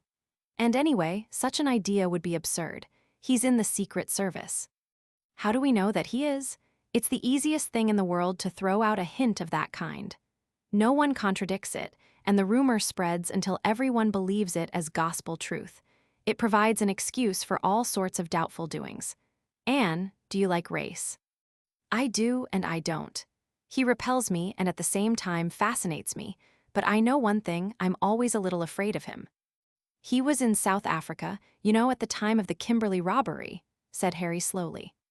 But it was he who told Susan all about the colonel and how he had been in Paris trying to get on his track. Camouflage of a particularly clever kind. But where does Paget come in? Is he in Race's pay? Perhaps, said Harry slowly, he doesn't come in at all. What? Think back, Anne. Did you ever hear Paget's own account of that night on the Kilmorden? Yes, through Sir Eustace. I repeated it. Harry listened closely. He saw a man coming from the direction of Sir Eustace's cabin and followed him up on deck. Is that what he says? Now, who had the cabin opposite to Sir Eustace? Colonel Race. Supposing Colonel Race crept up on deck and, foiled in his attack on you, fled round the deck and met Paget just coming through the saloon door. He knocks him down and springs inside, closing the door. We dash round and find Paget lying there. How is that? You forget that he declares positively, it was you who knocked him down. Well, suppose that just as he regains consciousness, he sees me disappearing in the distance. Wouldn't he take it for granted that I was his assailant, especially as he thought all along it was I he was following? It's possible, yes, I said slowly, but it alters all our ideas, and there are other things. Most of them are open to explanation. The man who followed you in Cape Town spoke to Paget, and Paget looked at his watch. The man might have merely asked him the time. It was just a coincidence, you mean? Not exactly. There's a method in all this, connecting Paget with the affair. Why was the mill house chosen for the murder? Was it because Paget had been in Kimberley when the diamonds were stolen? Would he have been made the scapegoat if I had not appeared so providentially upon the scene? Then you think he may be entirely innocent. It looks like it, but if so, we've got to find out what he was doing in Marlow. If he's got a reasonable explanation of that, we're on the right tack. He got up. It's past midnight. Turn in, Anne, and get some sleep. Just before dawn, I'll take you over in the boat. You must catch the train at Livingstone. I've got a friend there who will keep you hidden away until the train starts. You go to Bulawayo and catch the Barra train there. I can find out from my friend in Livingstone what's going on at the hotel and where your friends are now. Byra, I said meditatively. Yes, Anne, it's Byra for you. This is man's work. Leave it to me. We had had a momentary respite from emotion whilst we talked the situation out, but it was on us again now. We did not even look at each other. Very well, I said, and passed into the hut. I lay down on the skin-covered couch, but I didn't sleep, and outside I could hear Harry Rayburn pacing up and down through the long dark hours. At last he called me. Come, Anne, it's time to go. I got up and came out obediently. It was still quite dark, but I knew that dawn was not far off. We'll take the canoe, not the motorboat, Harry began, when suddenly he stopped dead and held up his hand. Hush, what's that? I listened, but could hear nothing. His ears were sharper than mine, however, the ears of a man who has lived long in the wilderness. Presently I heard it too, the faint splash of paddles in the water coming from the direction of the right bank of the river and rapidly approaching our little landing stage. We strained our eyes in the darkness and could make out a dark blur on the surface of the water. It was a boat. Then there was a momentary spurt of flame. Someone had struck a match. By its light I recognized one figure, the red-bearded Dutchman of the villa at Muizenberg. The others were natives. Quick, back to the hut. Harry swept me back with him. He took down a couple of rifles and a revolver from the wall. Can you load a rifle? I never have, show me how. I grasped his instructions well enough. We closed the door, and Harry stood by the window which overlooked the landing stage. The boat was just about to run alongside it. Who's that? Called out Harry in a ringing voice. Any doubt we might have had as to our visitor's intentions was swiftly resolved. A hail of bullets splattered round us. Fortunately, neither of us was hit. Harry raised the rifle. It spat murderously and again and again. I heard 2 groans and a splash. That's given him something to think about, he muttered grimly as he reached for the second rifle. Stand well back, Anne, for God's sake, and load quickly. More bullets, one just grazed Harry's cheek. His answering fire was more deadly than theirs. I had the rifle reloaded when he turned for it. He caught me close with his left arm and kissed me once savagely before he turned to the window again. Suddenly, he uttered a shout. They're going, had enough of it. They're a good mark out there on the water, and they can't see how many of us there are. They're routed for the moment, but they'll come back. We'll have to get ready for them. He flung down the rifle and turned to me. Anne, you beauty, you wonder, you little queen, as brave as a lion, black-haired witch. He caught me in his arms. He kissed my hair, my eyes, my mouth. And now to business, he said, suddenly releasing me. Get out those tins of paraffin. I did as I was told. He was busy inside the hut. Presently, I saw him on the roof of the hut, crawling along with something in his arms. He rejoined me in a minute or two. Go down to the boat. We'll have to carry it across the island to the other side. He picked up the paraffin as I disappeared. They're coming back, I called softly. I had seen the blur moving out from the opposite shore. He ran down to me. Just in time. Why, where the hell's the boat? Both had been cut adrift. Harry whistled softly. We're in a tight place, honey, mind. Not with you. Ah, but dying together's not much fun. We'll do better than that. See, they've got 2 boatloads this time, going to land at 2 different points. Now for my little scenic effect. Almost as he spoke, a long flame shot up from the hut. Its light illuminated 2 crouching figures huddled together on the roof. My old clothes stuffed with rags, but they won't tumble to it for some time. Come, Anne, we've got to try desperate means. Hand in hand, we raced across the island. Only a narrow channel of water divided it from the shore on that side. We've got to swim for it. Can you swim at all, Anne? Not that it matters. I can get you across. It's the wrong side for a boat, too many rocks, but the right side for swimming and the right side for Livingstone. I can swim a little farther than that. What's the danger, Harry? For I had seen the grim look on his face. Sharks. No, you little goose. Sharks live in the sea, but you're sharp, Anne. Crocs, that's the trouble. Crocodiles. Yes, don't think of them, or say your prayers, whichever you feel inclined. We plunged in. My prayers must have been efficacious, for we reached the shore without adventure and drew ourselves up wet and dripping on the bank. Now for Livingstone. It's rough going, I'm afraid, and wet clothes won't make it any better, but it's got to be done. That walk was a nightmare. My wet skirts flapped round my legs and my stockings were soon torn off by the thorns. Finally, I stopped, utterly exhausted. Harry came back to me. Hold up, honey, I'll carry you for a bit. That was the way I came into Livingstone, slung across his shoulder like a sack of coals. How he did it for all that way, I don't know. The first faint light of dawn was just breaking. Harry's friend was a young man of 20-odd who kept a store of native curios. His name was Ned. Perhaps he had another, but I never heard it. He didn't seem in the least surprised to see Harry walk in, dripping wet, holding an equally dripping female by the hand. Men are very wonderful. He gave us food to eat and hot coffee, and got our clothes dried for us whilst we rolled ourselves in Manchester blankets of gaudy hue. In the tiny back room of the hut, we were safe from observation, whilst he departed to make judicious inquiries as to what had become of Sir Eustace's party, and whether any of them were still at the hotel. It was then that I informed Harry that nothing would induce me to go to Byra. I never meant to anyway, but now all reason for such proceedings had vanished. The point of the plan had been that my enemies believed me dead. Now that they knew I wasn't dead, my going to Byra would do no good whatever. They could easily follow me there and murder me quietly. I should have no one to protect me. It was finally arranged that I should join Suzanne, wherever she was, and devote all my energies to taking care of myself. On no account was I to seek adventures or endeavor to checkmate the colonel. I was to remain quietly with her and await instructions from Harry. The diamonds were to be deposited in the bank at Kimberley under the name of Parker. There's one thing, I said thoughtfully, we ought to have a code of some kind. We don't want to be hoodwinked again by messages purporting to come from one to the other. That's easy enough. Any message that comes genuinely from me will have the word and crossed out in it. Without trademark, none genuine, I murmured. What about wires? Any wires from me will be signed Andy. "Train will be in before long, Harry," said Ned, putting his head in and withdrawing it immediately. I stood up. "And shall I marry a nice steady man if I find one?" I asked demurely. Harry came close to me.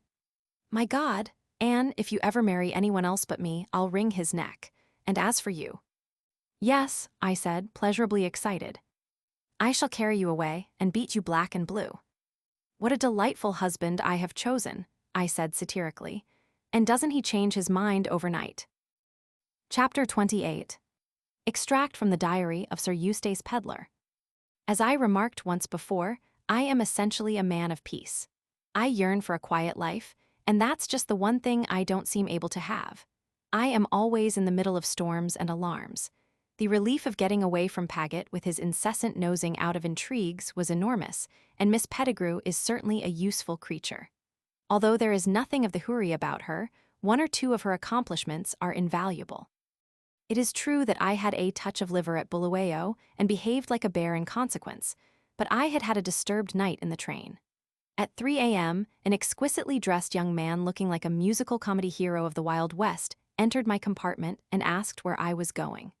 Disregarding my first murmur of tea, "And for God's sake, don't put sugar in it," he repeated his question, laying stress on the fact that he was not a waiter but an immigration officer. I finally succeeded in satisfying him that I was suffering from no infectious disease, that I was visiting Rhodesia from the purest of motives, and further gratified him with my full Christian names and my place of birth. I then endeavored to snatch a little sleep, but some officious ass aroused me at 5.3 with a cup of liquid sugar which he called tea. I don't think I threw it at him, but I know that that was what I wanted to do. He brought me unsugared tea, stone cold at 6, and I then fell asleep utterly exhausted, to awaken just outside Bulawayo and be landed with a beastly wooden giraffe, all legs and neck. But for these small contretemps, all had been going smoothly, and then fresh calamity befell. It was the night of our arrival at the falls. I was dictating to Miss Pettigrew in my sitting room, when suddenly Mrs. Blair burst in without a word of excuse and wearing most compromising attire. "Where's Anne?" she cried. A nice question to ask. As though I were responsible for the girl, what did she expect Miss Pettigrew to think? That I was in the habit of producing Anne Beddingfeld from my pocket at midnight or thereabouts? Very compromising for a man in my position. "I presume," I said coldly, "that she is in her bed." I cleared my throat and glanced at Miss Pettigrew to show that I was ready to resume dictating. I hoped Mrs. Blair would take the hint. She did nothing of the kind. Instead, she sank into a chair and waved a slippered foot in an agitated manner. "She's not in her room. I've been there. I had a dream, a terrible dream, that she was in some awful danger, and I got up and went to her room just to reassure myself, you know. She wasn't there and her bed hadn't been slept in." She looked at me appealingly. "What shall I do, Sir Eustace?" Repressing the desire to reply, "Go to bed and don't worry over nothing. An able-bodied young woman like Anne Beddingfeld is perfectly well able to take care of herself." I frowned judicially. "What does Race say about it?" "Why should Race have it all his own way? Let him have some of the disadvantages as well as the advantages of female society. I can't find him anywhere." She was evidently making a night of it. I sighed and sat down in a chair. "I don't quite see the reason for your agitation," I said patiently. "My dream. That curry we had for dinner." "Oh, Sir Eustace." The woman was quite indignant, and yet everybody knows that nightmares are a direct result of injudicious eating. "After all," I continued persuasively, "why shouldn't Anne Beddingfeld and Race go out for a little stroll without having the whole hotel aroused about it? You think they've just gone out for a stroll together, but it's after midnight." "One does these foolish things when one is young," I murmured, though Race is certainly old enough to know better. "Do you really think so?" "I dare say they've run away to make a match of it," I continued soothingly, though fully aware that I was making an idiotic suggestion. For, after all, at a place like this, where is there to run away to? I don't know how much longer I should have gone on making feeble remarks, but at that moment Race himself walked in upon us. At any rate, I had been partly right. He had been out for a stroll, but he hadn't taken Anne with him. However, I had been quite wrong in my way of dealing with the situation. I was soon shown that. Race had the whole hotel turned upside down in 3 minutes. I've never seen a man more upset. The thing is very extraordinary.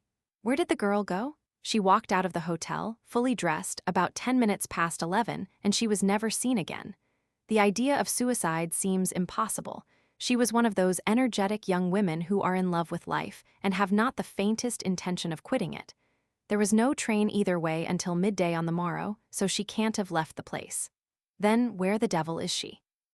Race is almost beside himself, poor fellow. He has left no stone unturned. All the deceased, or whatever they call themselves, for hundreds of miles round have been pressed into the service. The native trackers have run about on all fours. Everything that can be done is being done, but no sign of Anne Beddingfeld. The accepted theory is that she walked in her sleep. There are signs on the path near the bridge which seem to show that the girl walked deliberately off the edge. If so, of course, she must have been dashed to pieces on the rocks below. Unfortunately, most of the footprints were obliterated by a party of tourists who chose to walk that way early on the Monday morning. I don't know that it's a very satisfactory theory. In my young days, I always was told that sleepwalkers couldn't hurt themselves, that their own sixth sense took care of them. I don't think the theory satisfies Mrs. Blair either. I can't make that woman out. Her whole attitude towards Race has changed. She watches him now like a cat a mouse, and she makes obvious efforts to bring herself to be civil to him, and they used to be such friends. Altogether, she is unlike herself, nervous, hysterical, starting and jumping at the least sound. I am beginning to think that it is high time I went to Joburg. A rumor came along yesterday of a mysterious island somewhere up the river, with a man and a girl on it. Race got very excited. It turned out to be all a mare's nest, however. The man had been there for years and is well known to the manager of the hotel. He totes parties up and down the river in the season and points out crocodiles and a stray hippopotamus or so to them. I believe that he keeps a tame one which is trained to bite pieces out of the boat on occasions. Then he fends it off with a boat hook, and the party feel they have really got to the back of beyond at last. How long the girl has been there is not definitely known, but it seems pretty clear that she can't be Anne, and there is a certain delicacy in interfering in other people's affairs. If I were this young fellow, I should certainly kick Race off the island if he came asking questions about my love affairs. Later. It is definitely settled that I go to Joburg tomorrow. Race urges me to do so. Things are getting unpleasant there, by all I hear, but I might as well go before they get worse. I dare say I shall be shot by a striker anyway. Mrs. Blair was to have accompanied me, but at the last minute she changed her mind and decided to stay on at the falls. It seems as though she couldn't bear to take her eyes off Race. She came to me tonight and said, with some hesitation, that she had a favor to ask. Would I take charge of her souvenirs for her? Not the animals? I asked, in lively alarm. I always felt that I should get stuck with those beastly animals sooner or later. In the end, we effected a compromise. I took charge of 2 small wooden boxes for her, which contained fragile articles. The animals are to be packed by the local store in vast crates and sent to Cape Town by rail, where Paget will see to their being stored. The people who are packing them say that they are of a particularly awkward shape, and that special cases will have to be made. I pointed out to Mrs. Blair that by the time she has got them home, those animals will have cost her easily £1 apiece. Paget is straining at the leash to rejoin me in Joburg. I shall make an excuse of Mrs. Blair's cases to keep him in Cape Town. I have written him that he must receive the cases and see to their safe disposal, as they contain rare curios of immense value. So all is settled, and I and Miss Pettigrew go off into the blue together. And anyone who has seen Miss Pettigrew will admit that it is perfectly respectable. Chapter 29. Johannesburg. March 6th. There is something about the state of things here that is not at all healthy. To use the well-known phrase that I have so often read, we are all living on the edge of a volcano. Bands of strikers, or so-called strikers, patrol the streets and scowl at one in a murderous fashion. They are picking out the bloated capitalists ready for when the massacres begin, I suppose. You can't ride in a taxi. If you do, strikers pull you out again. And the hotels hint pleasantly that when the food gives out, they will fling you out on the mat. I met Reeves, my labor friend of the Kilmorden, last night. He has cold feet worse than any man I ever saw. He's like all the rest of these people. They make inflammatory speeches of enormous length, solely for political purposes, and then wish they hadn't. He's busy now going about and saying he didn't really do it. When I met him, he was just off to Cape Town, where he meditates making a 3 days speech in Dutch, vindicating himself, and pointing out that the things he said really meant something entirely different. I am thankful that I do not have to sit in the Legislative Assembly of South Africa. The House of Commons is bad enough, but at least we have only one language and some slight restriction as to length of speeches. When I went to the assembly before leaving Cape Town, I listened to a gray-haired gentleman with a drooping mustache who looked exactly like the mock turtle in Alice in Wonderland. He dropped out his words one by one in a particularly melancholy fashion. Every now and then he galvanized himself to further efforts by ejaculating something that sounded like plat skeet, uttered fortissime, and in marked contrast to the rest of his delivery. When he did this, half his audience yelled woof woof, which is possibly Dutch for hear hear, and the other half woke up with a start from the pleasant nap they had been having. I was given to understand that the gentleman had been speaking for at least 3 days. They must have a lot of patience in South Africa. I have invented endless jobs to keep Paget in Cape Town, but at last the fertility of my imagination has given out, and he joins me tomorrow in the spirit of the faithful dog who comes to die by his master's side. And I was getting on so well with my reminiscences too. I had invented some extraordinarily witty things that the strike leaders said to me, and I said to the strike leaders. This morning I was interviewed by a government official. He was urbane, persuasive, and mysterious in turn. To begin with, he alluded to my exalted position and importance and suggested that I should remove myself, or be removed by him, to Pretoria. "You expect trouble, then?" I asked. His reply was so worded as to have no meaning whatsoever, so I gathered that they were expecting serious trouble. I suggested to him that his government were letting things go rather far. There is such a thing as giving a man enough rope, and letting him hang himself, Sir Eustace. "Oh, quite so, quite so. It is not the strikers themselves who are causing the trouble. There is some organization at work behind them. Arms and explosives have been pouring in, and we have made a haul of certain documents which throw a good deal of light on the methods adopted to import them. There is a regular code. Potatoes mean detonators, cauliflower, rifles. Other vegetables stand for various explosives." "That's very interesting," I commended. "More than that, Sir Eustace, we have every reason to believe that the man who runs the whole show, the directing genius of the affair, is at this minute in Johannesburg." He stared at me so hard that I began to fear that he suspected me of being the man. I broke out into a cold perspiration at the thought, and began to regret that I had ever conceived the idea of inspecting a miniature revolution at first hand. "No trains are running from Joburg to Pretoria," he continued, "but I can arrange to send you over by private car. In case you should be stopped on the way, I can provide you with 2 separate passes, one issued by the Union government and the other stating that you are an English visitor who has nothing whatsoever to do with the Union. One for your people and one for the strikers, eh?" "Exactly." The project did not appeal to me. I know what happens in a case of that kind. You get flustered and mix the things up. I should hand the wrong pass to the wrong person, and it would end in my being summarily shot by a bloodthirsty rebel or one of the supporters of law and order whom I notice guarding the streets wearing bowler hats and smoking pipes, with rifles tucked carelessly under their arms. Besides, what should I do with myself in Pretoria?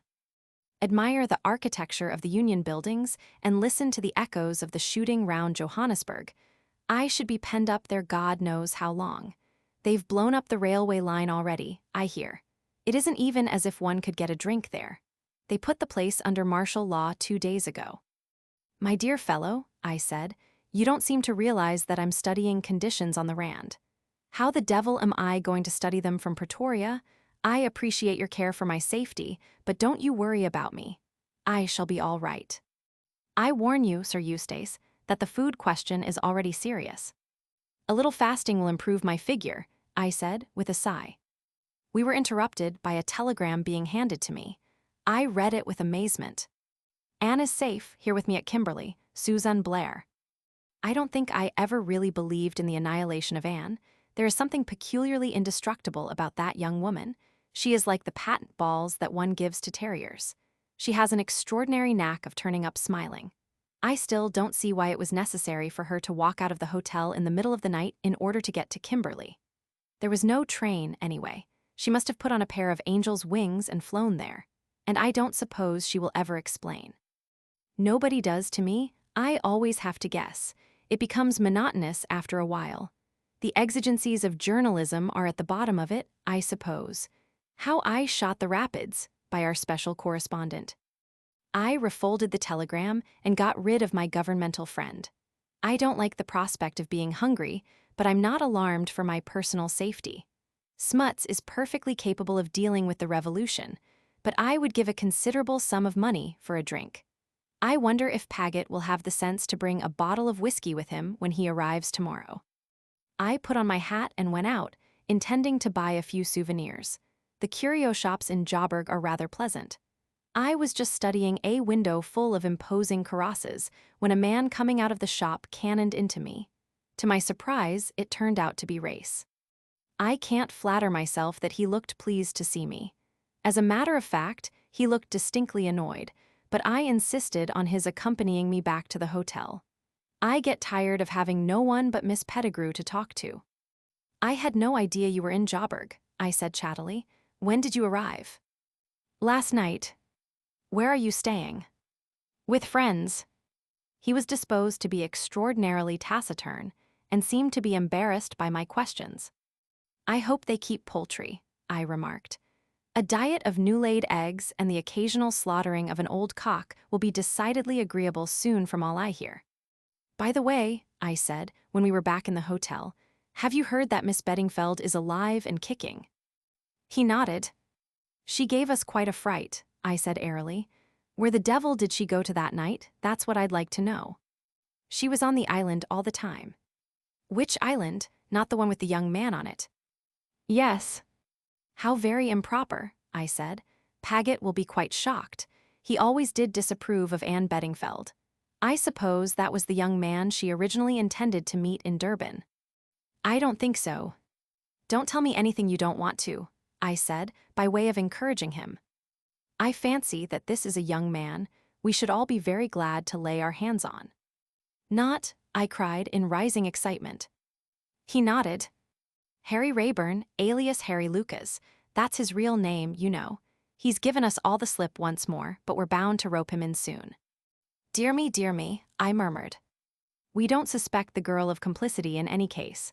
On her side, it's just a love affair. I always did think Race was in love with Anne. The way he said those last words made me feel sure of it.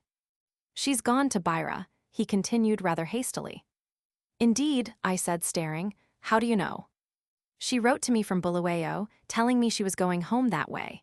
The best thing she can do, poor child. Somehow, I don't fancy she is in Beira, I said meditatively. She was just starting when she wrote. I was puzzled. Somebody was clearly lying. Without stopping to reflect that Anne might have excellent reasons for her misleading statements, I gave myself up to the pleasure of scoring off Race. He is always so cocksure. I took the telegram from my pocket and handed it to him. Then how do you explain this? I asked nonchalantly. He seemed dumbfounded. She said she was just starting for Beira, he said, in a dazed voice. I know that Race is supposed to be clever.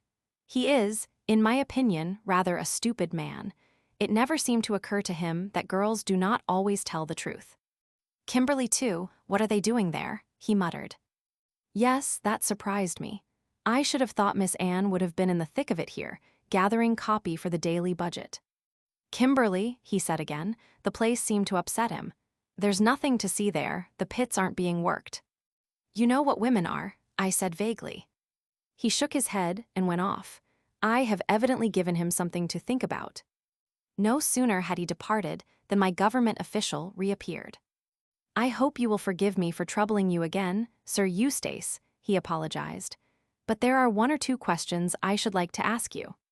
Certainly, my dear fellow, I said cheerfully. Ask away. It concerns your secretary. I know nothing about him, I said hastily.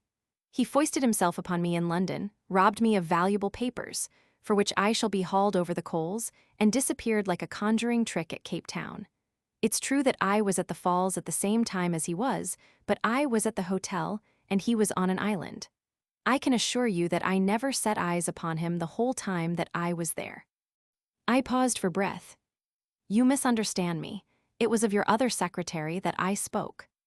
What Paget? I cried in lively astonishment. He's been with me 8 years, a most trustworthy fellow. My interlocutor smiled. We are still at cross purposes. I refer to the lady. Miss Pettigrew, I exclaimed.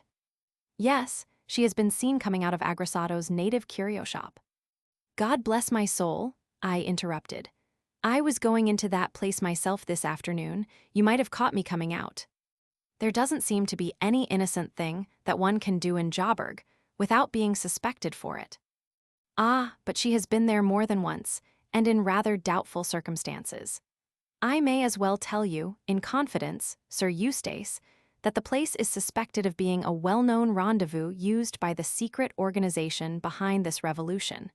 That is why I should be glad to hear all that you can tell me about this lady.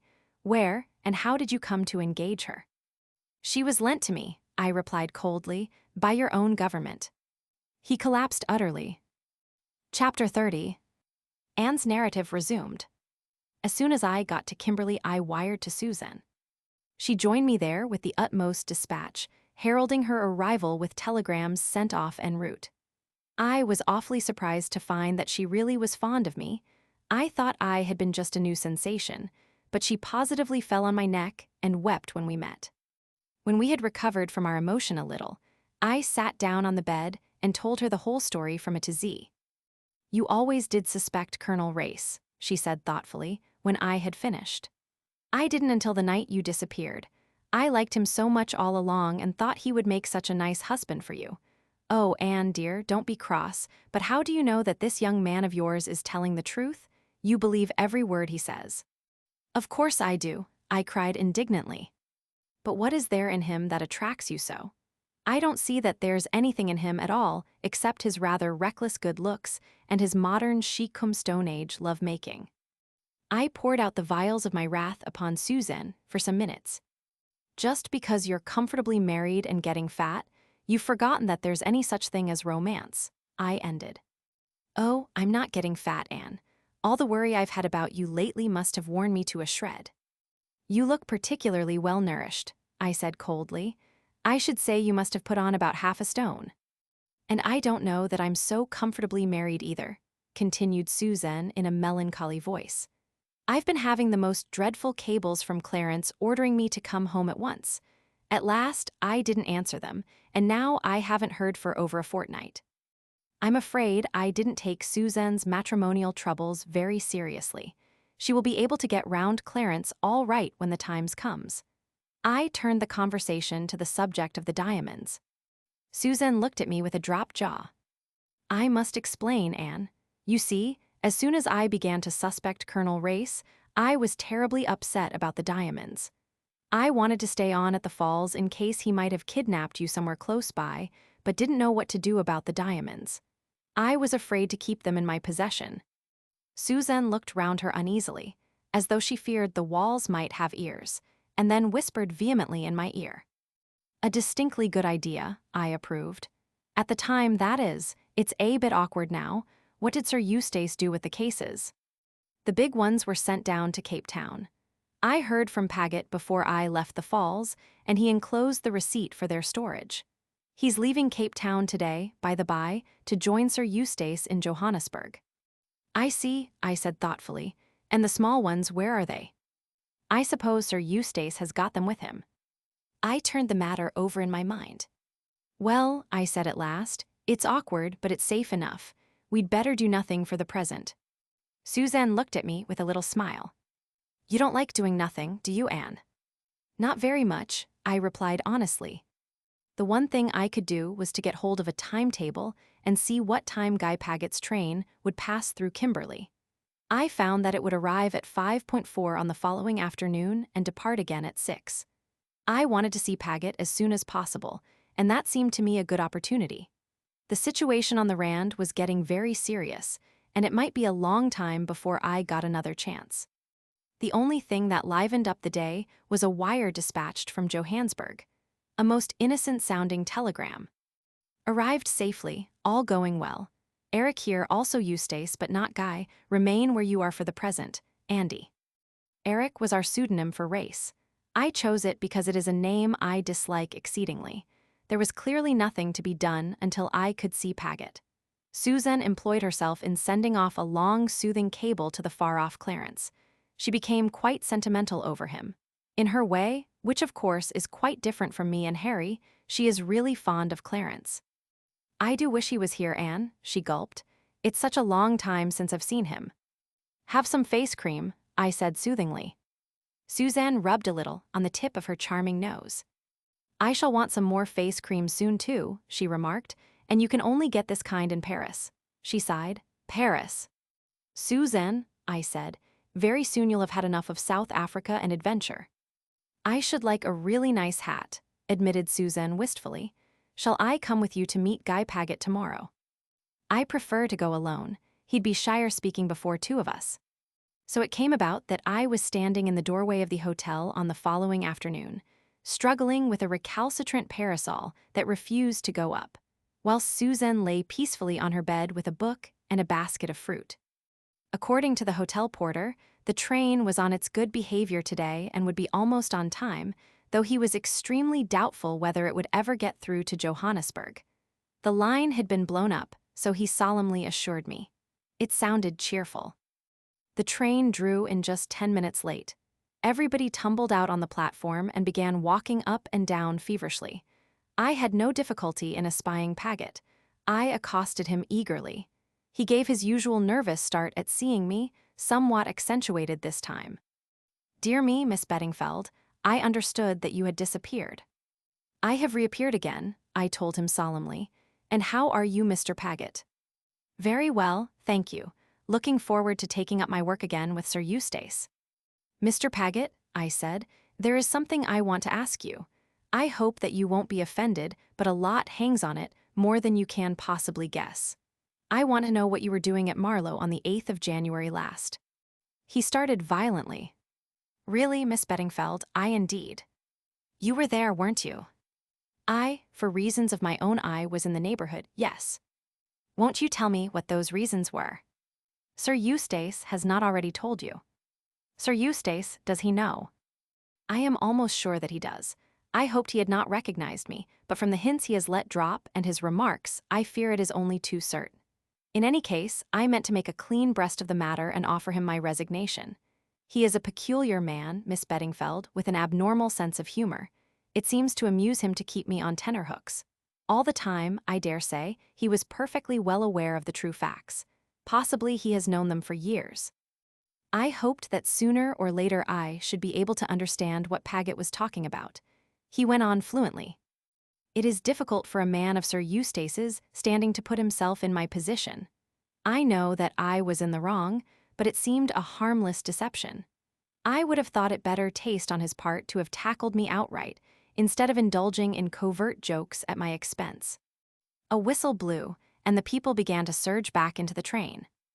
Yes, Mr. Paget, I broke in, I'm sure I quite agree with all you're saying about Sir Eustace, but why did you go to Marlow? It was wrong of me, but natural under the circumstances. Yes, I still feel natural under the circumstances. What circumstances? I cried desperately. For the first time, Paget seemed to recognize that I was asking him a question. His mind detached itself from the peculiarities of Sir Eustace and his own justification and came to rest on me. I beg your pardon, Miss Beddingfeld, he said stiffly, but I fail to see your concern in the matter. He was back in the train now, leaning down to speak to me. I felt desperate. What could one do with a man like that? Of course, if it's so dreadful that you'd be ashamed to speak of it to me, I began spitefully. At last I had found the right stop. Paget stiffened and flushed. Dreadful, ashamed, I don't understand you. Then tell me. In 3 short sentences he told me. At last I knew Paget's secret. It was not in the least what I expected. I walked slowly back to the hotel. There a wire was handed to me. I tore it open. It contained full and definite instructions for me to proceed forthwith to Johannesburg, or rather to a station this side of Johannesburg, where I should be met by a car. It was signed, not Andy, but Harry. I sat down in a chair to do some very serious thinking. Chapter 31. From the Diary of Sir Eustace Pedlar. Johannesburg. March 7th. Paget has arrived. He is in a blue funk, of course. Suggested at once that we should go off to Pretoria. Then, when I had told him kindly but firmly that we were going to remain here, he went to the other extreme, wished he had his rifle here, and began bucking about some bridge he guarded during the Great War. A railway bridge at Little Puddicombe Junction, or something of that sort. I soon cut that short by telling him to unpack the big typewriter. I thought that that would keep him employed for some time, because the typewriter was sure to have gone wrong. It always does, and he would have to take it somewhere to be mended. But I had forgotten Paget's powers of being in the right. I've already unpacked all the cases, Sir Eustace. The typewriter is in perfect condition. What do you mean, all the cases? The 2 small cases as well. I wish you wouldn't be so officious, Paget. Those small cases were no business of yours. They belong to Mrs. Blair. Paget looked crestfallen. He hates to make a mistake. So you can just pack them up again neatly, I continued. After that you can go out and look around you. Joburg will probably be a heap of smoking ruins by tomorrow, so it may be your last chance. I thought that that would get rid of him successfully for the morning, at any rate. There is something I want to say to you when you have the leisure, Sir Eustace. I haven't got it now, I said hastily. At this minute I have absolutely no leisure whatsoever. Paget retired.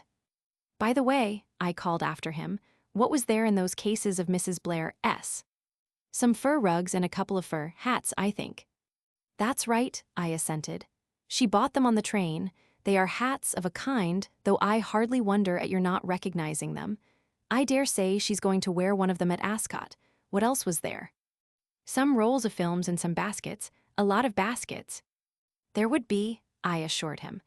Mrs. Blair is the kind of woman who never buys less than a dozen or so of anything. I think that's all, Sir Eustace, except some miscellaneous odds and ends, a motor veil and some odd gloves, that sort of thing. If you hadn't been a born idiot, Paget, you would have seen from the start that those couldn't possibly be my belongings. I thought some of them might belong to Miss Pettigrew. Ah, that reminds me. What do you mean by picking me out such a doubtful character as a secretary? And I told him about the searching cross-examination I had been put through. Immediately I was sorry. I saw a glint in his eye that I knew only too well. I changed the conversation hurriedly, but it was too late. Paget was on the warpath. He next proceeded to bore me with a long, pointless story about the Kilmorden. It was about a roll of films and a wager. The roll of films being thrown through a porthole in the middle of the night by some steward who ought to have known better. I hate horseplay. I told Paget so, and he began to tell me the story all over again. He tells a story extremely badly anyway. It was a long time before I could make head or tail of this one. I did not see him again until lunchtime. Then he came in brimming over with excitement, like a bloodhound on the scent. I never have cared for bloodhounds. The upshot of it all was that he had seen Rayburn. What? I cried, startled. Yes, he had caught sight of someone whom he was sure was Rayburn crossing the street. Paget had followed him. And who do you think I saw him stop and speak to? Miss Pettigrew. What? Yes, Sir Eustace, and that's not all. I've been making inquiries about her. Wait a bit, what happened to Rayburn? He and Miss Pettigrew went into that corner curio shop. I uttered an involuntary exclamation. Paget stopped inquiringly. Nothing, I said, go on. I waited outside for ages, but they didn't come out. At last I went in. Sir Eustace, there was no one in the shop. There must be another way out.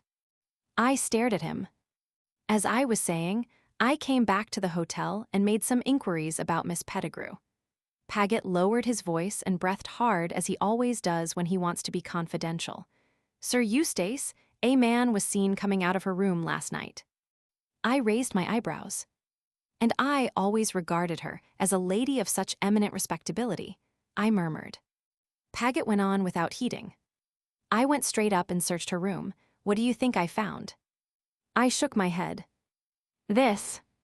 Paget held up a safety razor and a stick of shaving soap. What should a woman want with these? I don't suppose Paget ever reads the advertisements in the high-class ladies' papers. I do. Whilst not proposing to argue with him on the subject, I refused to accept the presence of the razor as proof positive of Miss Pettigrew's sex. Paget is so hopelessly behind the times. I should not have been at all surprised if he had produced a cigarette case to support his theory. However, even Paget has his limits. You're not convinced, Sir Eustace. What do you say to this? I inspected the article, which he dangled aloft triumphantly. It looks like hair, I remarked distastefully. It is hair. I think it's what they call a toupee. Indeed, I commented. Now are you convinced that that Pettigrew woman is a man in disguise? Really, my dear Paget, I think I am. I might have known it by her feet. Then that's that. And now, Sir Eustace, I want to speak to you about my private affairs. I cannot doubt, from your hints and your continual allusions to the time I was in Florence, that you have found me out. At last, the mystery of what Paget did in Florence is going to be revealed. Make a clean breast of it, my dear fellow, I said kindly. Much the best way. Thank you, Sir Eustace. Is it her husband? Annoying fellows' husbands, always turning up when they're least expected. I fail to follow you, Sir Eustace. Whose husband? The lady's husband. What lady? God bless my soul, Paget, the lady you met in Florence. There must have been a lady. Don't tell me that you merely robbed a church or stabbed an Italian in the back because you didn't like his face. I am quite at a loss to understand you, Sir Eustace. I suppose you're joking. I am an amusing fellow sometimes, when I take the trouble, but I can assure you that I am not trying to be funny this minute. I hoped that as I was a good way off you had not recognized me, Sir Eustace. Recognized you where? At Marlow, Sir Eustace. At Marlow? What the devil were you doing at Marlow? I thought you understood that. I'm beginning to understand less and less. Go back to the beginning of the story and start again. You went to Florence. Then you don't know after all, and you didn't recognize me. As far as I can judge, you seem to have given yourself away needlessly, made a coward of by your conscience. But I shall be able to tell better when I've heard the whole story. Now then, take a deep breath and start again. You went to Florence. But I didn't go to Florence, that is just it. Well, where did you go then? I went home to Marlow. What the devil did you want to go to Marlow for? I wanted to see my wife. She was in delicate health and expecting. Your wife, but I didn't know you were married. No, Sir Eustace, that is just what I am telling you. I deceived you in this matter. How long have you been married? Just over 8 years. I had been married just 6 months when I became your secretary. I did not want to lose the post. A resident secretary is not supposed to have a wife, so I suppressed the fact. You take my breath away, I remarked.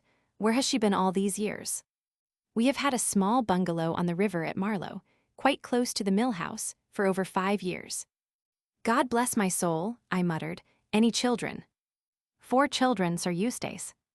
I gazed at him in a kind of stupor.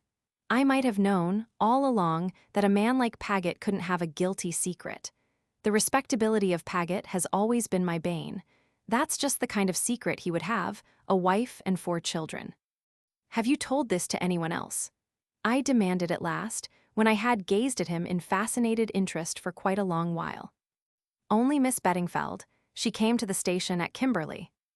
I continued to stare at him. He fidgeted under my glance. I hope, Sir Eustace, that you are not seriously annoyed. My dear fellow, I said, I don't mind telling you here and now that you've blinking well torn it. I went out seriously ruffled. As I passed the corner curio shop, I was assailed by a sudden irresistible temptation and went in. The proprietor came forward obsequiously, rubbing his hands. Can I show you something? Furs, curios. I want something quite out of the ordinary, I said. It's for a special occasion. Will you show me what you've got? Perhaps you will come into my back room. We have many specialties there. That is where I made a mistake, and I thought I was going to be so clever. I followed him through the swinging portieres. Chapter 32. Anne's narrative resumed. I had great trouble with Suzanne. She argued, she pleaded, she even wept before she would let me carry out my plan. But in the end, I got my own way. She promised to carry out my instructions to the letter and came down to the station to bid me a tearful farewell. I arrived at my destination the following morning early. I was met by a short, black-bearded Dutchman whom I had never seen before. He had a car waiting and we drove off. There was a queer booming in the distance, and I asked him what it was. Guns, he answered laconically. So there was fighting going on in Joburg. I gathered that our objective was a spot somewhere in the suburbs of the city. We turned and twisted and made several detours to get there, and every minute the guns were nearer. It was an exciting time. At last we stopped before a somewhat ramshackle building. The door was opened by a Kaffir boy. My guide signed to me to enter. I stood irresolute in the dingy square hall. The man passed me and threw open a door. "The young lady to see Mr. Harry Rayburn," he said, and laughed. Thus announced, I passed in. The room was sparsely furnished and smelt of cheap tobacco smoke. Behind a desk, a man sat writing. He looked up and raised his eyebrows. "Dear me," he said, "if it isn't Miss Beddingfeld." "I must be seeing double," I apologized. "Is it Mr. Chichester, or is it Miss Pettigrew? There is an extraordinary resemblance to both of them." "Both characters are in abeyance for the moment. I have doffed my petticoats and my cloth likewise. Won't you sit down?" I accepted a seat composedly. "It would seem," I remarked, "that I have come to the wrong address." "From your point of view, I am afraid you have. Really, Miss Beddingfeld, to fall into the trap a second time." "It was not very bright of me," I admitted meekly. Something about my manner seemed to puzzle him. "You hardly seem upset by the occurrence," he remarked dryly. "Would my going into heroics have any effect upon you?" I asked. "It certainly would not. My great-aunt Jane always used to say that a true lady was neither shocked nor surprised at anything that might happen," I murmured dreamily. "I endeavor to live up to her precepts." I read Mr. Chichester Pettigrew's opinion so plainly written on his face that I hastened into speech once more. "You really are positively marvelous at makeup," I said generously. "All the time you were Miss Pettigrew, I never recognized you, even when you broke your pencil in the shock of seeing me climb upon the train at Cape Town." He tapped upon the desk, with the pencil he was holding in his hand at the minute. "All this is very well in its way, but we must get to business. Perhaps, Miss Beddingfeld, you can guess why we required your presence here." "You will excuse me," I said, "but I never do business with anyone but principals."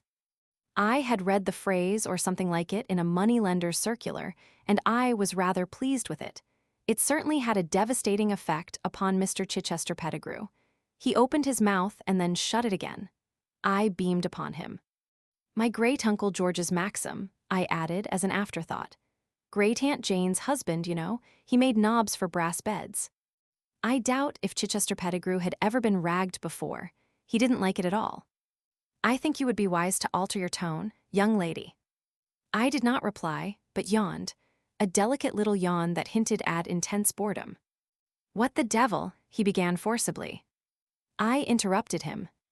"I can assure you it's no good shouting at me. We are only wasting time here. I have no intention of talking with underlings. You will save a lot of time and annoyance by taking me straight to Sir Eustace Pedlar." "To He looked dumbfounded. "Yes," I said, "Sir Eustace Pedlar." I excuse me." He bolted from the room like a rabbit. I took advantage of the respite to open my bag and powder my nose thoroughly. Also, I settled my hat at a more becoming angle. Then I settled myself to wait with patience for my enemy's return. He reappeared in a subtly chastened mood. "Will you come this way, Miss Beddingfeld?" I followed him up the stairs. He knocked at the door of a room. A brisk "come in" sounded from inside, and he opened the door and motioned to me to pass inside. Sir Eustace Pedlar sprang up to greet me, genial and smiling. "Well, well, Miss Anne." He shook me warmly by the hand. "I'm delighted to see you. Come and sit down. Not tired after your journey? That's good." He sat down facing me, still beaming. It left me rather at a loss. His manner was so completely natural. "Quite right to insist on being brought straight to me," he went on. "Minx is a fool, A clever actor, but a fool. That was Minx you saw downstairs. Oh, really? I said feebly. And now, said Sir Eustace cheerfully, let's get down to facts. How long have you known that I was the Colonel? Ever since Mr. Paget told me that he had seen you in Marlow when you were supposed to be in Cannes. Sir Eustace nodded ruefully. Yes, I told the fool he'd blinking well torn it. He didn't understand, of course. His whole mind was set on whether I'd recognized him. It never occurred to him to wonder what I was doing down there. A piece of sheer bad luck that was. I arranged it all so carefully too, sending him off to Florence, telling the hotel I was going over to Nice for one night or possibly two. Then, by the time the murder was discovered, I was back again in Cannes, with nobody dreaming that I'd ever left the Riviera. He still spoke quite naturally and unaffectedly. I had to pinch myself to understand that this was all real, that the man in front of me was really that deep-dyed criminal, the Colonel. I followed things out in my mind. Then it was you who tried to throw me overboard on the Kilmorden, I said slowly. It was you that Paget followed up on deck that night. He shrugged his shoulders. I apologize, my dear child, I really do. I always liked you, but you were so confoundedly interfering. I couldn't have all my plans brought to naught by a chit of a girl. I think your plan at the falls was really the cleverest, I said, endeavoring to look at the thing in a detached fashion. I would have been ready to swear anywhere that you were in the hotel when I went out. Seeing is believing in future. Yes, Minx had one of his greatest successes as Miss Pettigrew, and he can imitate my voice quite creditably. There is one thing I should like to know. Yes. How did you induce Paget to engage her? Oh, that was quite simple. She met Paget in the doorway of the Trade Commissioner's office or the Chamber of Mines, or wherever it was he went, told him I had phoned down in a hurry, and that she had been selected by the government department in question. Paget swallowed it like a lamb. You're very frank, I said, studying him. There's no earthly reason why I shouldn't be. I didn't quite like the sound of that. I hastened to put my own interpretation on it. You believe in the success of this revolution. You've burnt your boats. For an otherwise intelligent young woman, that's a singularly unintelligent remark. No, my dear child, I do not believe in this revolution. I give it a couple of days longer, and it will fizzle out ignominiously. Not one of your successes, in fact, I said nastily. Like all women, you've no idea of business. The job I took on was to supply certain explosives and arms, heavily paid for, to foment feeling generally, and to incriminate certain people up to the hilt. I've carried out my contract with complete success, and I was careful to be paid in advance. I took special care over the whole thing, as I intended it to be my last contract before retiring from business. As for burning my boats, as you call it, I simply don't know what you mean. I'm not the rebel chief, or anything of that kind. I'm a distinguished English visitor, who had the misfortune to go nosing into a certain curio shop, and saw a little more than he was meant to, and so the poor fellow was kidnapped.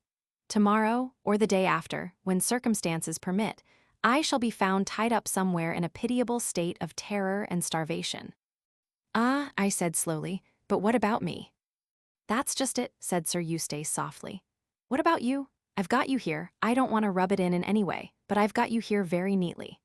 The question is, what am I going to do with you? The simplest way of disposing of you, and I may add the pleasantest to myself, is the way of marriage. Wives can't accuse their husbands, you know, and I'd rather like a pretty young wife to hold my hand and glance at me out of liquid eyes. Don't flash them at me so. You quite fright me. I see that the plan does not commend itself to you. It does not. Sir Eustace sighed. A pity, but I am no Adelphi villain. The usual trouble, I suppose. You love another, as the books say. I love another.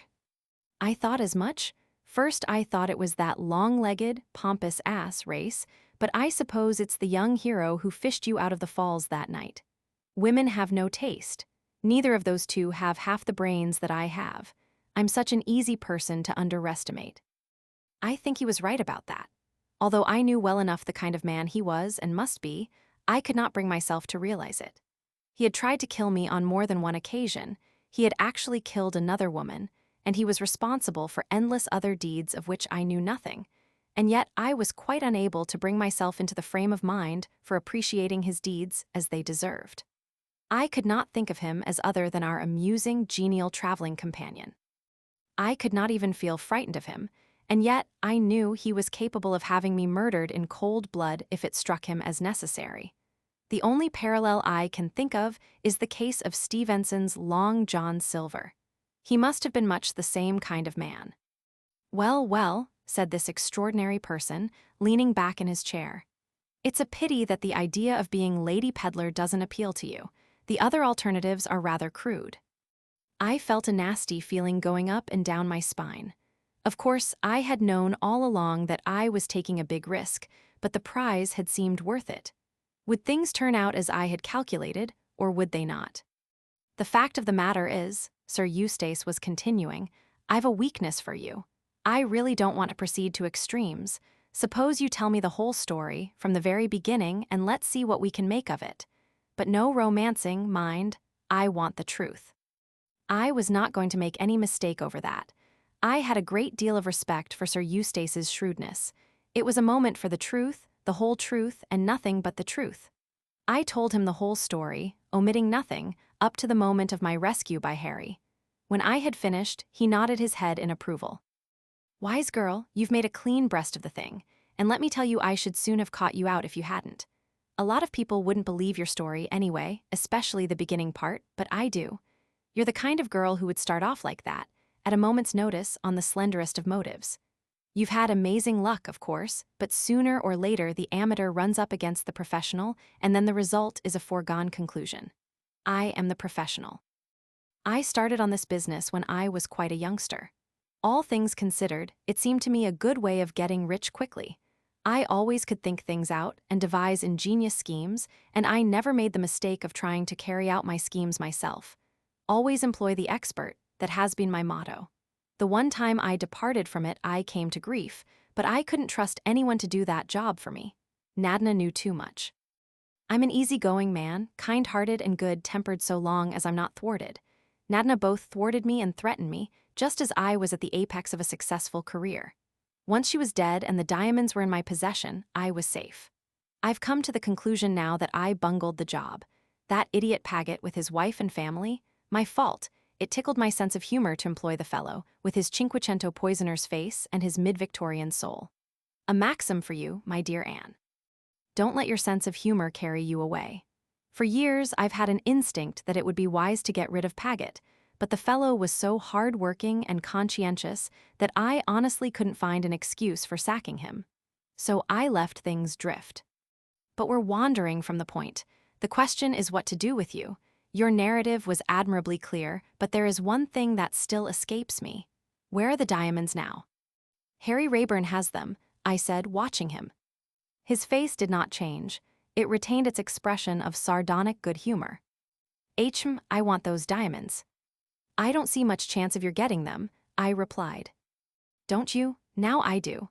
I don't want to be unpleasant, but I should like you to reflect that a dead girl or so found in this quarter of the city will occasion no surprise. There's a man downstairs who does those sort of jobs very neatly. Now, you're a sensible young woman. What I propose is this. You will sit down and write to Harry Rayburn, telling him to join you here and bring the diamonds with him." "I won't do anything of the kind." "Don't interrupt your elders.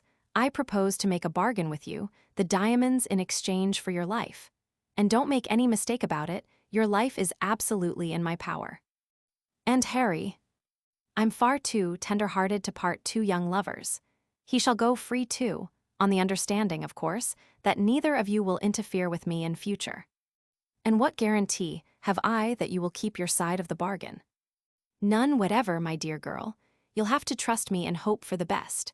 Of course, if you're in an heroic mood and prefer annihilation, that's another matter." This was what I had been playing for. I was careful not to jump at the bait. Gradually, I allowed myself to be bullied and cajoled into yielding. I wrote at Sir Eustace's dictation. "Dear Harry, I think I see a chance of establishing your innocence beyond any possible doubt. Please follow my instructions minutely. Go to Agressado's curio shop. Ask to see something out of the ordinary for a special occasion. The man will then ask you to come into the back room. Go with him. You will find a messenger who will bring you to me. Do exactly as he tells you.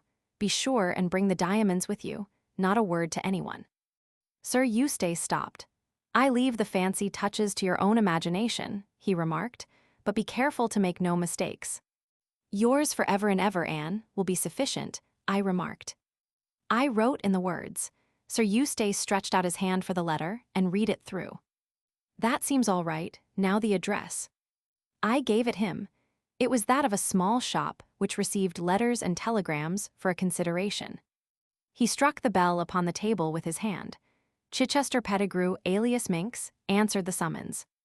"This letter is to go immediately, the usual route." "Very well, Colonel." He looked at the name on the envelope. Sir Eustace was watching him keenly. "A friend of yours, I think." "Of mine." The man seemed startled. "You had a prolonged conversation with him in Johannesburg yesterday. A man came up and questioned me about your movements and those of Colonel Race. I gave him misleading information." "Excellent, my dear fellow, excellent," said Sir Eustace genially. "My mistake." I chanced to look at Chichester Pettigrew as he left the room. He was white to the lips, as though in deadly terror. No sooner was he outside than Sir Eustace picked up a speaking tube that rested by his elbow and spoke down it. "That you, Schwart? Watch Minx. He's not to leave the house without orders." He put the speaking tube down again and frowned, slightly tapping the table with his hand. "May I ask you a few questions, Sir Eustace?" I said, after a minute or two of silence. "Certainly. What excellent nerves you have, Anne. You are capable of taking an intelligent interest in things when most girls would be sniffling and wringing their hands. Why did you take Harry as your secretary instead of giving him up to the police?" "I wanted those cursed diamonds. Nadina, the little devil, was playing off your Harry against me.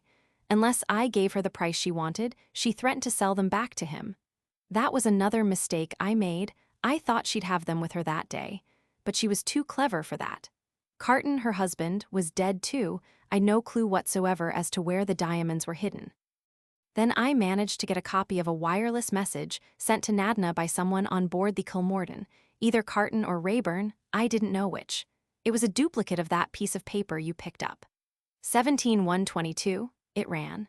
I took it to be an appointment with Rayburn, and when he was so desperate to get aboard the Kilmorden, I was convinced that I was right. So I pretended to swallow his statements and let him come. I kept a pretty sharp watch upon him and hoped that I should learn more. Then I found Minx trying to play a lone hand and interfering with me. I soon stopped that.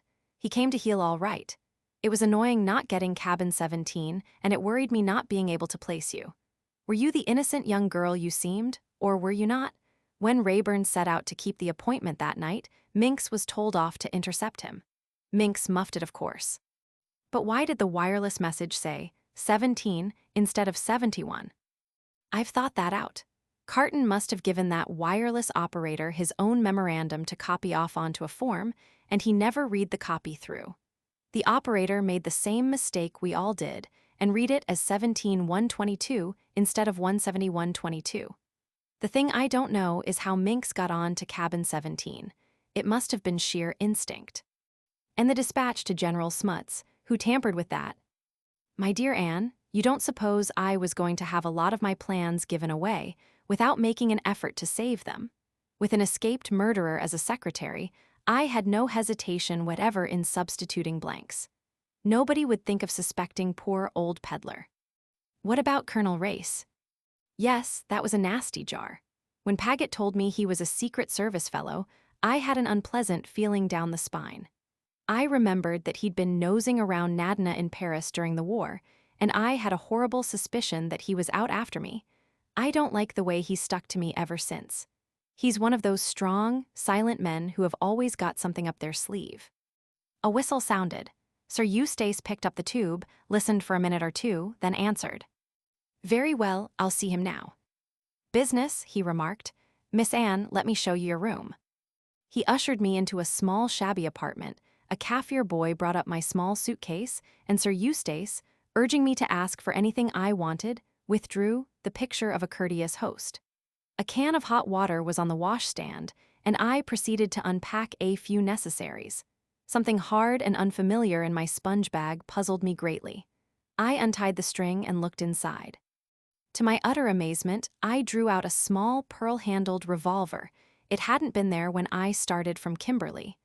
I examined the thing gingerly. It appeared to be loaded. I handled it with a comfortable feeling. It was a useful thing to have in a house such as this, but modern clothes are quite unsuited to the carrying of firearms. In the end, I pushed it gingerly into the top of my stocking. It made a terrible bulge, and I expected every minute that it would go off and shoot me in the leg, but it really seemed the only place. Chapter 33. I was not summoned to Sir Eustace's presence until late in the afternoon. 11 o'clock tea and a substantial lunch had been served to me in my own apartment, and I felt fortified for further conflict. Sir Eustace was alone. He was walking up and down the room, and there was a gleam in his eye and a restlessness in his manner which did not escape me. He was exultant about something. There was a subtle change in his manner towards me.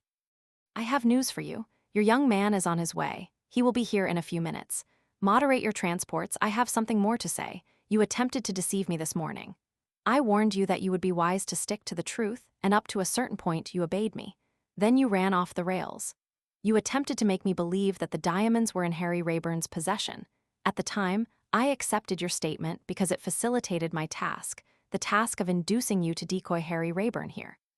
But my dear Anne, the diamonds have been in my possession ever since I left the Falls, though I only discovered the fact yesterday." "You know," I gasped. "It may interest you to hear that it was Paget who gave the show away. He insisted on boring me with a long, pointless story about a wager and a tin of films. It didn't take me long to put two and two together. Mrs. Blair's distrust of Colonel Race, her agitation, her entreaty that I would take care of her souvenirs for her. The excellent Paget had already unfastened the cases through an excess of zeal. Before leaving the hotel, I simply transferred all the rolls of films to my own pocket. They are in the corner there. I admit that I haven't had time to examine them yet, but I notice that one is of a totally different weight to the others, rattles in a peculiar fashion, and has evidently been stuck down with seccotine, which will necessitate the use of a tin opener. The case seems clear, does it not? And now, you see, I have you both nicely in the trap. It's a pity that you didn't take kindly to the idea of becoming Lady Peddler." I did not answer. I stood looking at him. There was the sound of feet on the stairs, the door was flung open, and Harry Rayburn was hustled into the room between two men. Sir Eustace flung me a look of triumph. "According to plan," he said softly, "you amateurs will pit yourselves against professionals." "What's the meaning of this?" cried Harry hoarsely. "It means that you have walked into my parlor," said the spider to the fly, remarked Sir Eustace facetiously. "My dear Rayburn, you are extraordinarily unlucky. You said I could come safely, Anne. Do not reproach her, my dear fellow. That note was written at my dictation, and the lady could not help herself. She would have been wiser not to write it, but I did not tell her so at the time. You followed her instructions, went to the curio shop, were taken through the secret passage from the back room, and found yourself in the hands of your enemies." Harry looked at me. I understood his glance and edged nearer to Sir Eustace. "Yes," murmured the latter, "decidedly you are not lucky. This is, let me see, the third encounter." "You are right," said Harry. "This is the third encounter. Twice you have worsted me. Have you never heard that the third time the luck changes? This is my round, cover him, Anne." I was all ready. In a flash, I had whipped the pistol out of my stocking and was holding it to his head. The two men guarding Harry sprang forward, but his voice stopped them. "Another step and he dies. If they come any nearer, Anne, pull the trigger. Don't hesitate." "I shan't," I replied cheerfully. "I'm rather afraid of pulling it anyway." I think Sir Eustace shared my fears. He was certainly shaking like a jelly. "Stay where you are," he commanded, and the men stopped obediently. "Tell them to leave the room," said Harry. Sir Eustace gave the order. The men filed out, and Harry shot the bolt across the door behind them. "Now we can talk," he observed grimly, and coming across the room, he took the revolver out of my hand. Sir Eustace uttered a sigh of relief and wiped his forehead with a handkerchief. "I'm shockingly out of condition," he observed. "I think I must have a weak heart. I am glad that revolver is in competent hands. I didn't trust Miss Anne with it.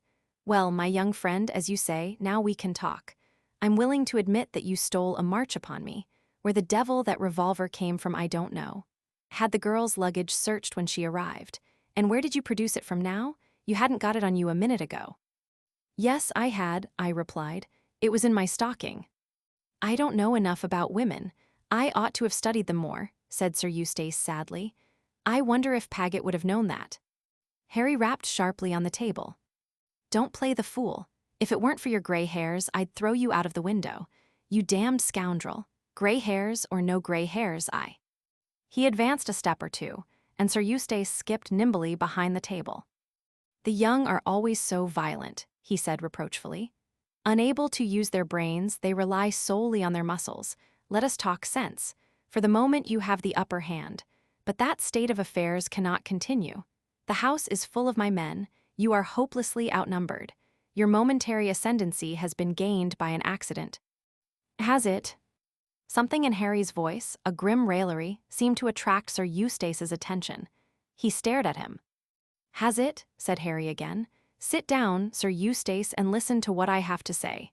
Still covering him with the revolver, he went on, "The cards are against you this time. To begin with, listen to that." That was a dull banging at the door below. There were shouts, oaths, and then a sound of firing. Sir Eustace paled. "What's that?" "Race and his people.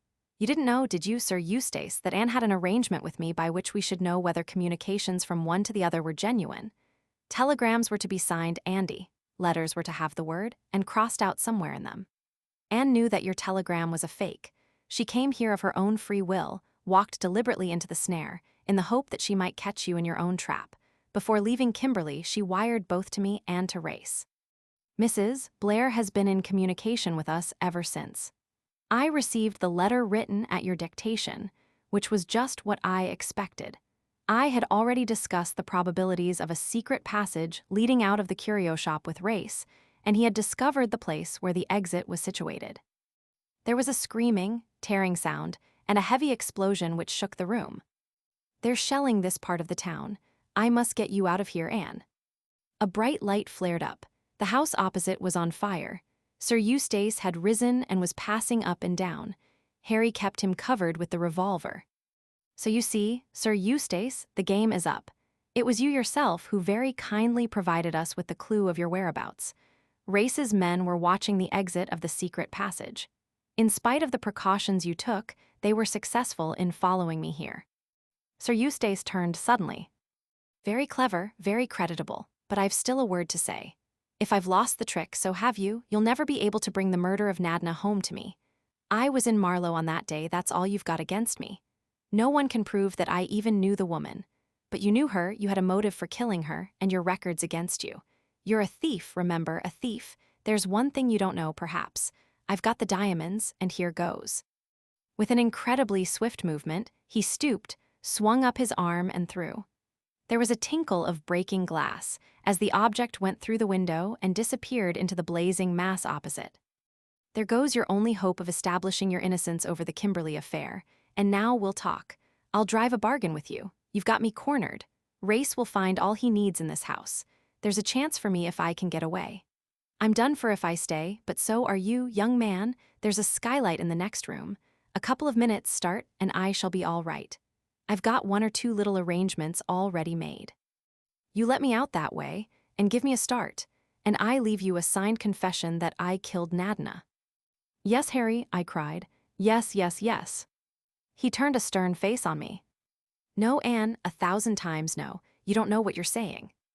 "I do. It solves everything. I'd never be able to look Race in the face again. I'll take my chance, but I'm damned if I'll let this slippery old fox get away.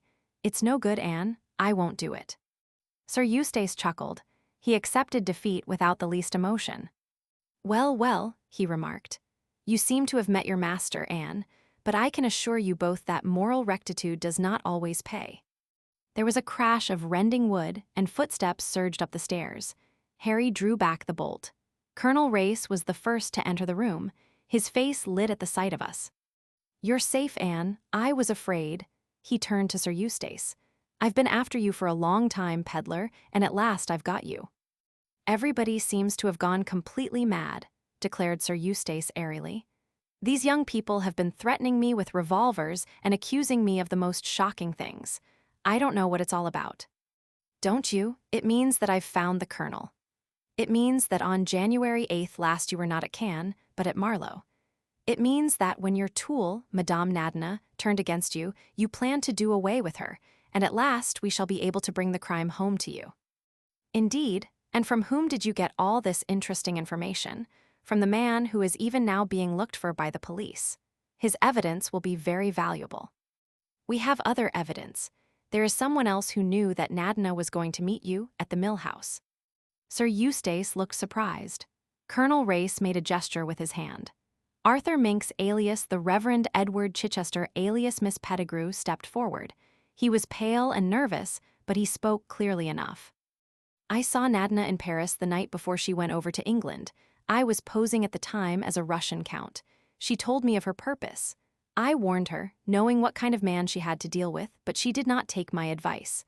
There was a wireless message on the table. I read it. Afterwards, I thought I would have a try for the diamonds myself. In Johannesburg, Mr. Rayburn accosted me. He persuaded me to come over to his side.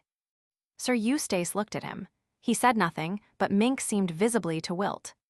Rats always leaving a sinking ship, observed Sir Eustace. I don't care for rats. Sooner or later, I destroy vermin. There's just one thing I'd like to tell you, Sir Eustace, I remarked. That tin you threw out of the window didn't contain the diamonds. It had common pebbles in it. The diamonds are in a perfectly safe place. As a matter of fact, they're in the big giraffe's stomach. Suzanne hollowed it out, put the diamonds in with cotton wool so that they wouldn't rattle, and plugged it up again. Sir Eustace looked at me for some time. His reply was characteristic. I always did hate that blinking giraffe, he said. It must have been instinct. Chapter 34. We were not able to return to Johannesburg that night. The shells were coming over pretty fast, and I gathered that we were now more or less cut off, owing to the rebels having obtained possession of a new part of the suburbs. Our place of refuge was a farm some 20 miles or so from Johannesburg, right out on the veldt. I was dropping with fatigue. All the excitement and anxiety of the last 2 days had left me little better than a limp rag. I kept repeating to myself, without being able to believe it, that our troubles were really over. Harry and I were together, and we should never be separated again. Yet all through I was conscious of some barrier between us, a constraint on his part, the reason of which I could not fathom.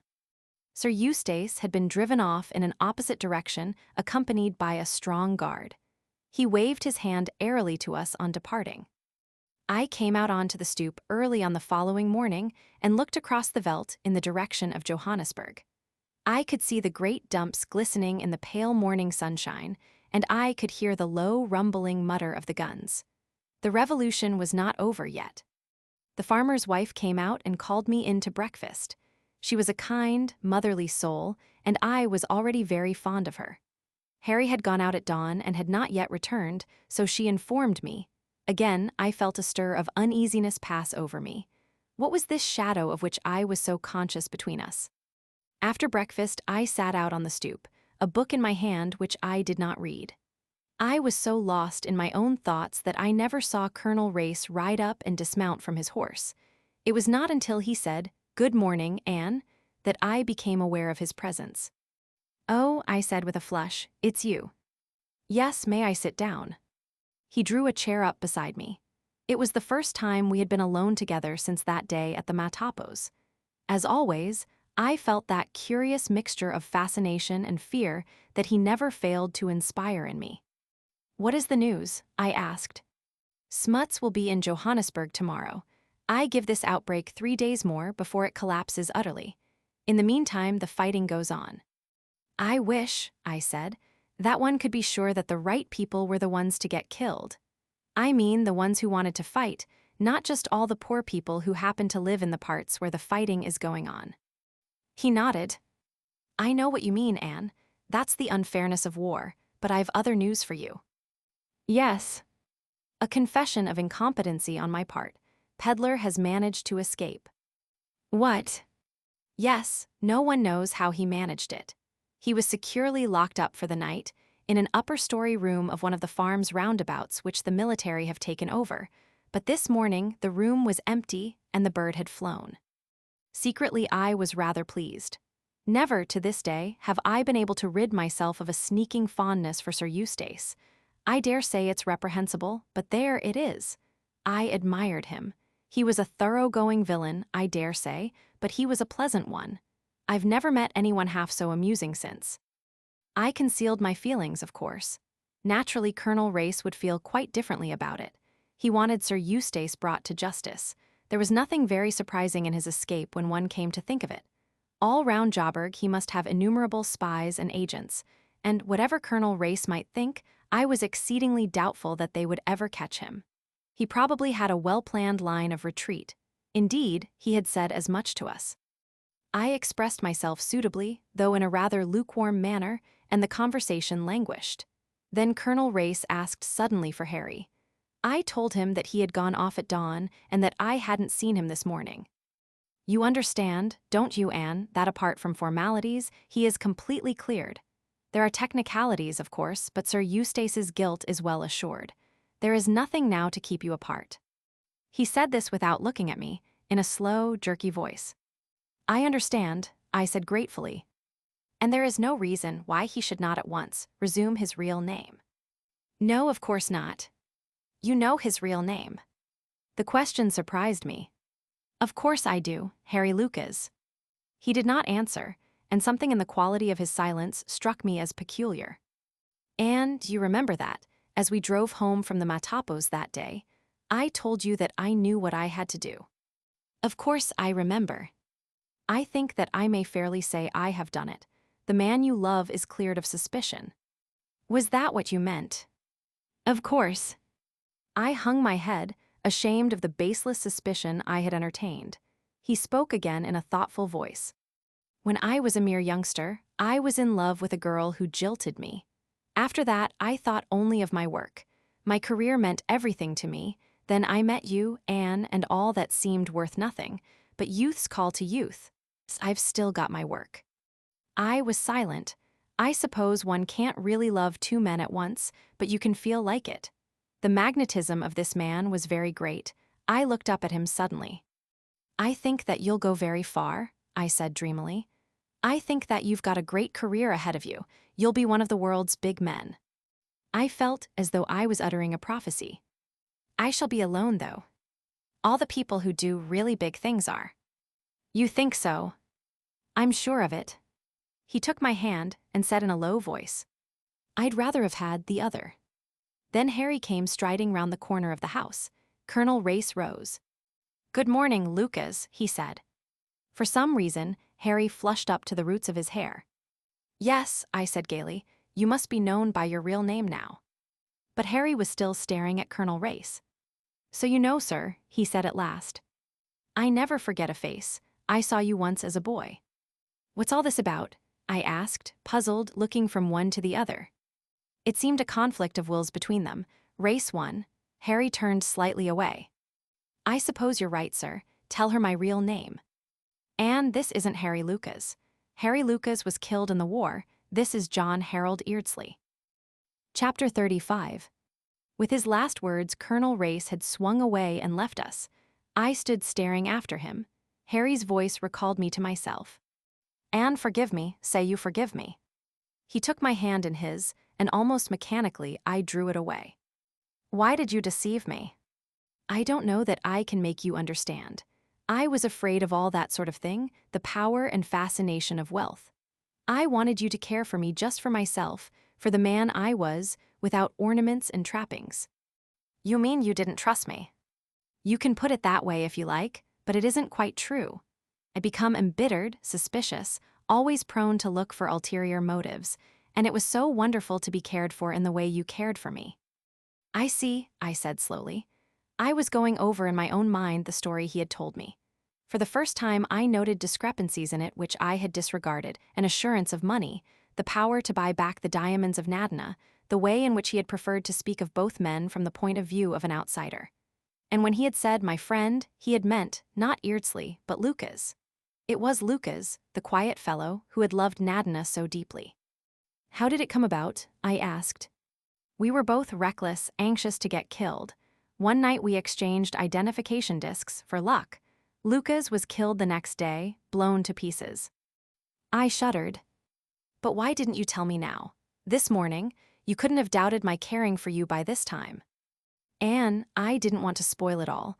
I wanted to take you back to the island. What's the good of money? It can't buy happiness. We'd have been happy on the island. I tell you I'm afraid of that other life. It nearly rotted me through once. Did Sir Eustace know who you really were? Oh, yes. And Carton. No, he saw us both with Nadna at Kimberley one night, but he didn't know which was which. He accepted my statement that I was Luca's and Nadna was deceived by his cable. She was never afraid of Luca's. He was a quiet chap, very deep. But I always had the devil's own temper. She'd have been scared out of her life if she'd known that I'd come to life again. Harry, if Colonel Race hadn't told me, what did you mean to do? Say nothing, go on as Luca's. And your father's millions. Race was welcome to them. Anyway, he would make a better use of them than I ever shall. Anne, what are you thinking about? You're frowning so. I'm thinking, I said slowly, that I almost wish Colonel Race hadn't made you tell me. No, he was right. I owed you the truth. He paused, then said suddenly, You know, Anne, I'm jealous of Race. He loves you too, and he's a bigger man than I am or ever shall be. I turned to him, laughing. Harry, you idiot, it's you I want, and that's all that matters. As soon as possible, we started for Cape Town. There Susan was waiting to greet me, and we disemboweled the big giraffe together. When the revolution was finally quelled, Colonel Race came down to Cape Town, and at his suggestion, the big villa at Musenberg that had belonged to Sir Lawrence Eardsley was reopened, and we all took up our abode in it. There we made our plans. I was to return to England with Susan and to be married from her house in London. And the trousseau was to be bought in Paris. Susan enjoyed planning all these details enormously. So did I, and yet the future seemed curiously unreal. And sometimes, without knowing why, I felt absolutely stifled, as though I couldn't breathe. It was the night before we were to sail. I couldn't sleep. I was miserable, and I didn't know why. I hated leaving Africa. When I came back to it, would it be the same thing? Would it ever be the same thing again? And then I was startled by an authoritative rap on the shutter. I sprang up. Harry was on the stoop outside. Put some clothes on, Anne, and come out. I want to speak to you. I huddled on a few garments and stepped out into the cool night air, still and scented, with its velvety feel. Harry beckoned me out of earshot of the house. His face looked pale and determined, and his eyes were blazing. Anne, do you remember saying to me once that women enjoyed doing the things they disliked for the sake of someone they liked? Yes, I said, wondering what was coming. He caught me in his arms. Anne, come away with me now tonight. Back to Rhodesia, back to the island. I can't stand all this tomfoolery. I can't wait for you any longer. I disengaged myself a minute. And what about my French frocks? I lamented mockingly. To this day, Harry never knows when I'm in earnest and when I'm only teasing him. Damn your French frocks. Do you think I want to put frocks on you? I'm a damned sight more likely to want to tear them off you. I'm not going to let you go, do you hear? You're my woman. If I let you go away, I may lose you. I'm never sure of you. You're coming with me now, tonight, and damn everybody. He held me to him, kissing me until I could hardly breathe. I can't do without you any longer, Anne. I can't indeed. I hate all this money. Let Race have it. Come on, let's go. My toothbrush, I demurred. You can buy one. I know I'm a lunatic, but for God's sake, come. He stalked off at a furious pace. I followed him as meekly as the Barotse woman I had observed at the falls. Only I wasn't carrying a frying pan on my head. He walked so fast that it was very difficult to keep up with him. Harry, I said at last, in a meek voice, are we going to walk all the way to Rhodesia? He turned suddenly, and with a great shout of laughter, gathered me up in his arms. I'm mad, sweetheart, I know it, but I do love you so. We're a couple of lunatics. And oh, Harry, you never asked me, but I'm not making a sacrifice at all. I wanted to come. Chapter 36. That was 2 years ago. We still live on the island. Before me, on the rough wooden table, is the letter that Suzanne wrote me. Dear babes in the wood, dear lunatics in love. I'm not surprised, not at all.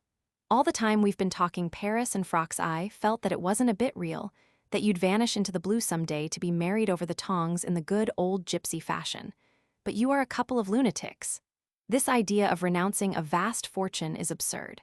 Colonel Race wanted to argue the matter, but I have persuaded him to leave the argument to time. He can administer the estate for Harry, and none better. Because, after all, honeymoons don't last forever. You're not here, Anne, so I can safely say that without having you fly out at me like a little wildcat. Love in the wilderness will last a good while, but one day you will suddenly begin to dream of houses in Park Lane, sumptuous furs, Paris frocks, the largest thing in motors and the latest thing in perambulators, French maids and Norland nurses. Oh, yes, you will. But have your honeymoon, dear lunatics, and let it be a long one. And think of me sometimes, comfortably putting on weight amidst the fleshpots. Your loving friend, Susan Blair. P.S. I am sending you an assortment of frying pans as a wedding present and an enormous tureen of pâté de foie gras to remind you of me. There is another letter that I sometimes read. It came a good while after the other and was accompanied by a bulky packet. It appeared to be written from somewhere in Bolivia. My dear Anne Beddingfeld, I can't resist writing to you, not so much for the pleasure it gives me to write, as for the enormous pleasure I know it will give you to hear from me.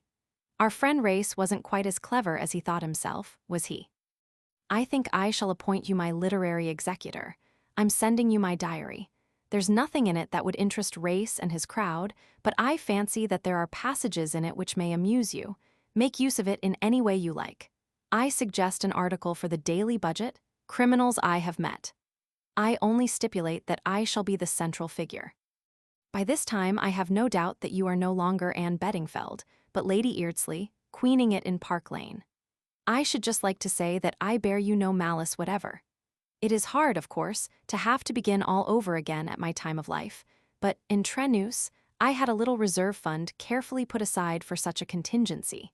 It has come in very usefully, and I am getting together a nice little connection. By the way, if you ever come across that funny friend of yours, Arthur Minks, just tell him that I haven't forgotten him, will you? That will give him a nasty jar. On the whole, I think I have displayed a most Christian and forgiving spirit, even to Paget. I happened to hear that he, or rather Mrs. Paget, had brought a sixth child into the world the other day. England will be entirely populated by Pagets soon. I sent the child a silver mug, and, on a postcard, declared my willingness to act as godfather. I can see Paget taking both mug and postcard straight to Scotland Yard without a smile on his face. Bless you, liquid eyes. Someday you will see what a mistake you have made in not marrying me. Yours ever, Eustace Pedlar. Harry was furious. It is the one point on which he and I do not see eye to eye. To him, Sir Eustace was the man who tried to murder me and whom he regards as responsible for the death of his friend. Sir Eustace's attempts on my life have always puzzled me. They are not in the picture, so to speak. For I am sure that he always had a genuinely kindly feeling towards me. Then why did he twice attempt to take my life? Harry says because he's a damned scoundrel, and seems to think that settles the matter. Susan was more discriminating. I talked it over with her, and she put it down to a fear complex. Susan goes in rather for psychoanalysis. She pointed out to me that Sir Eustace's whole life was actuated by a desire to be safe and comfortable. He had an acute sense of self-preservation, and the murder of Nadiner removed certain inhibitions. His actions did not represent the state of his feeling towards me, but were the result of his acute fears for his own safety. I think Susan is right. As for Nadina, she was the kind of woman who deserved to die. Men do all sorts of questionable things in order to get rich, but women shouldn't pretend to be in love when they aren't for ulterior motives. I can forgive Sir Eustace easily enough, but I shall never forgive Nadina. Never, never, never. The other day I was unpacking some tins that were wrapped in bits of an old Daily Budget, and I suddenly came upon the words, "The man in the brown suit." How long ago it seemed. I had, of course, severed my connection with the Daily Budget long ago. I had done with it sooner than it had done with me. My romantic wedding was given a halo of publicity. My son is lying in the sun, kicking his legs. There's a man in a brown suit, if you like. He's wearing as little as possible, which is the best costume for Africa and is as brown as a berry. He's always burrowing in the earth. I think he takes after Papa. He'll have that same mania for Pliocene clay. Suzanne sent me a cable when he was born. Congratulations and love to the latest arrival on Lunatic's Island. Is his head dolichocephalic or brachycephalic? I wasn't going to stand that from Susan. I sent her a reply of one word, economical and to the point. Platycephalic. The end.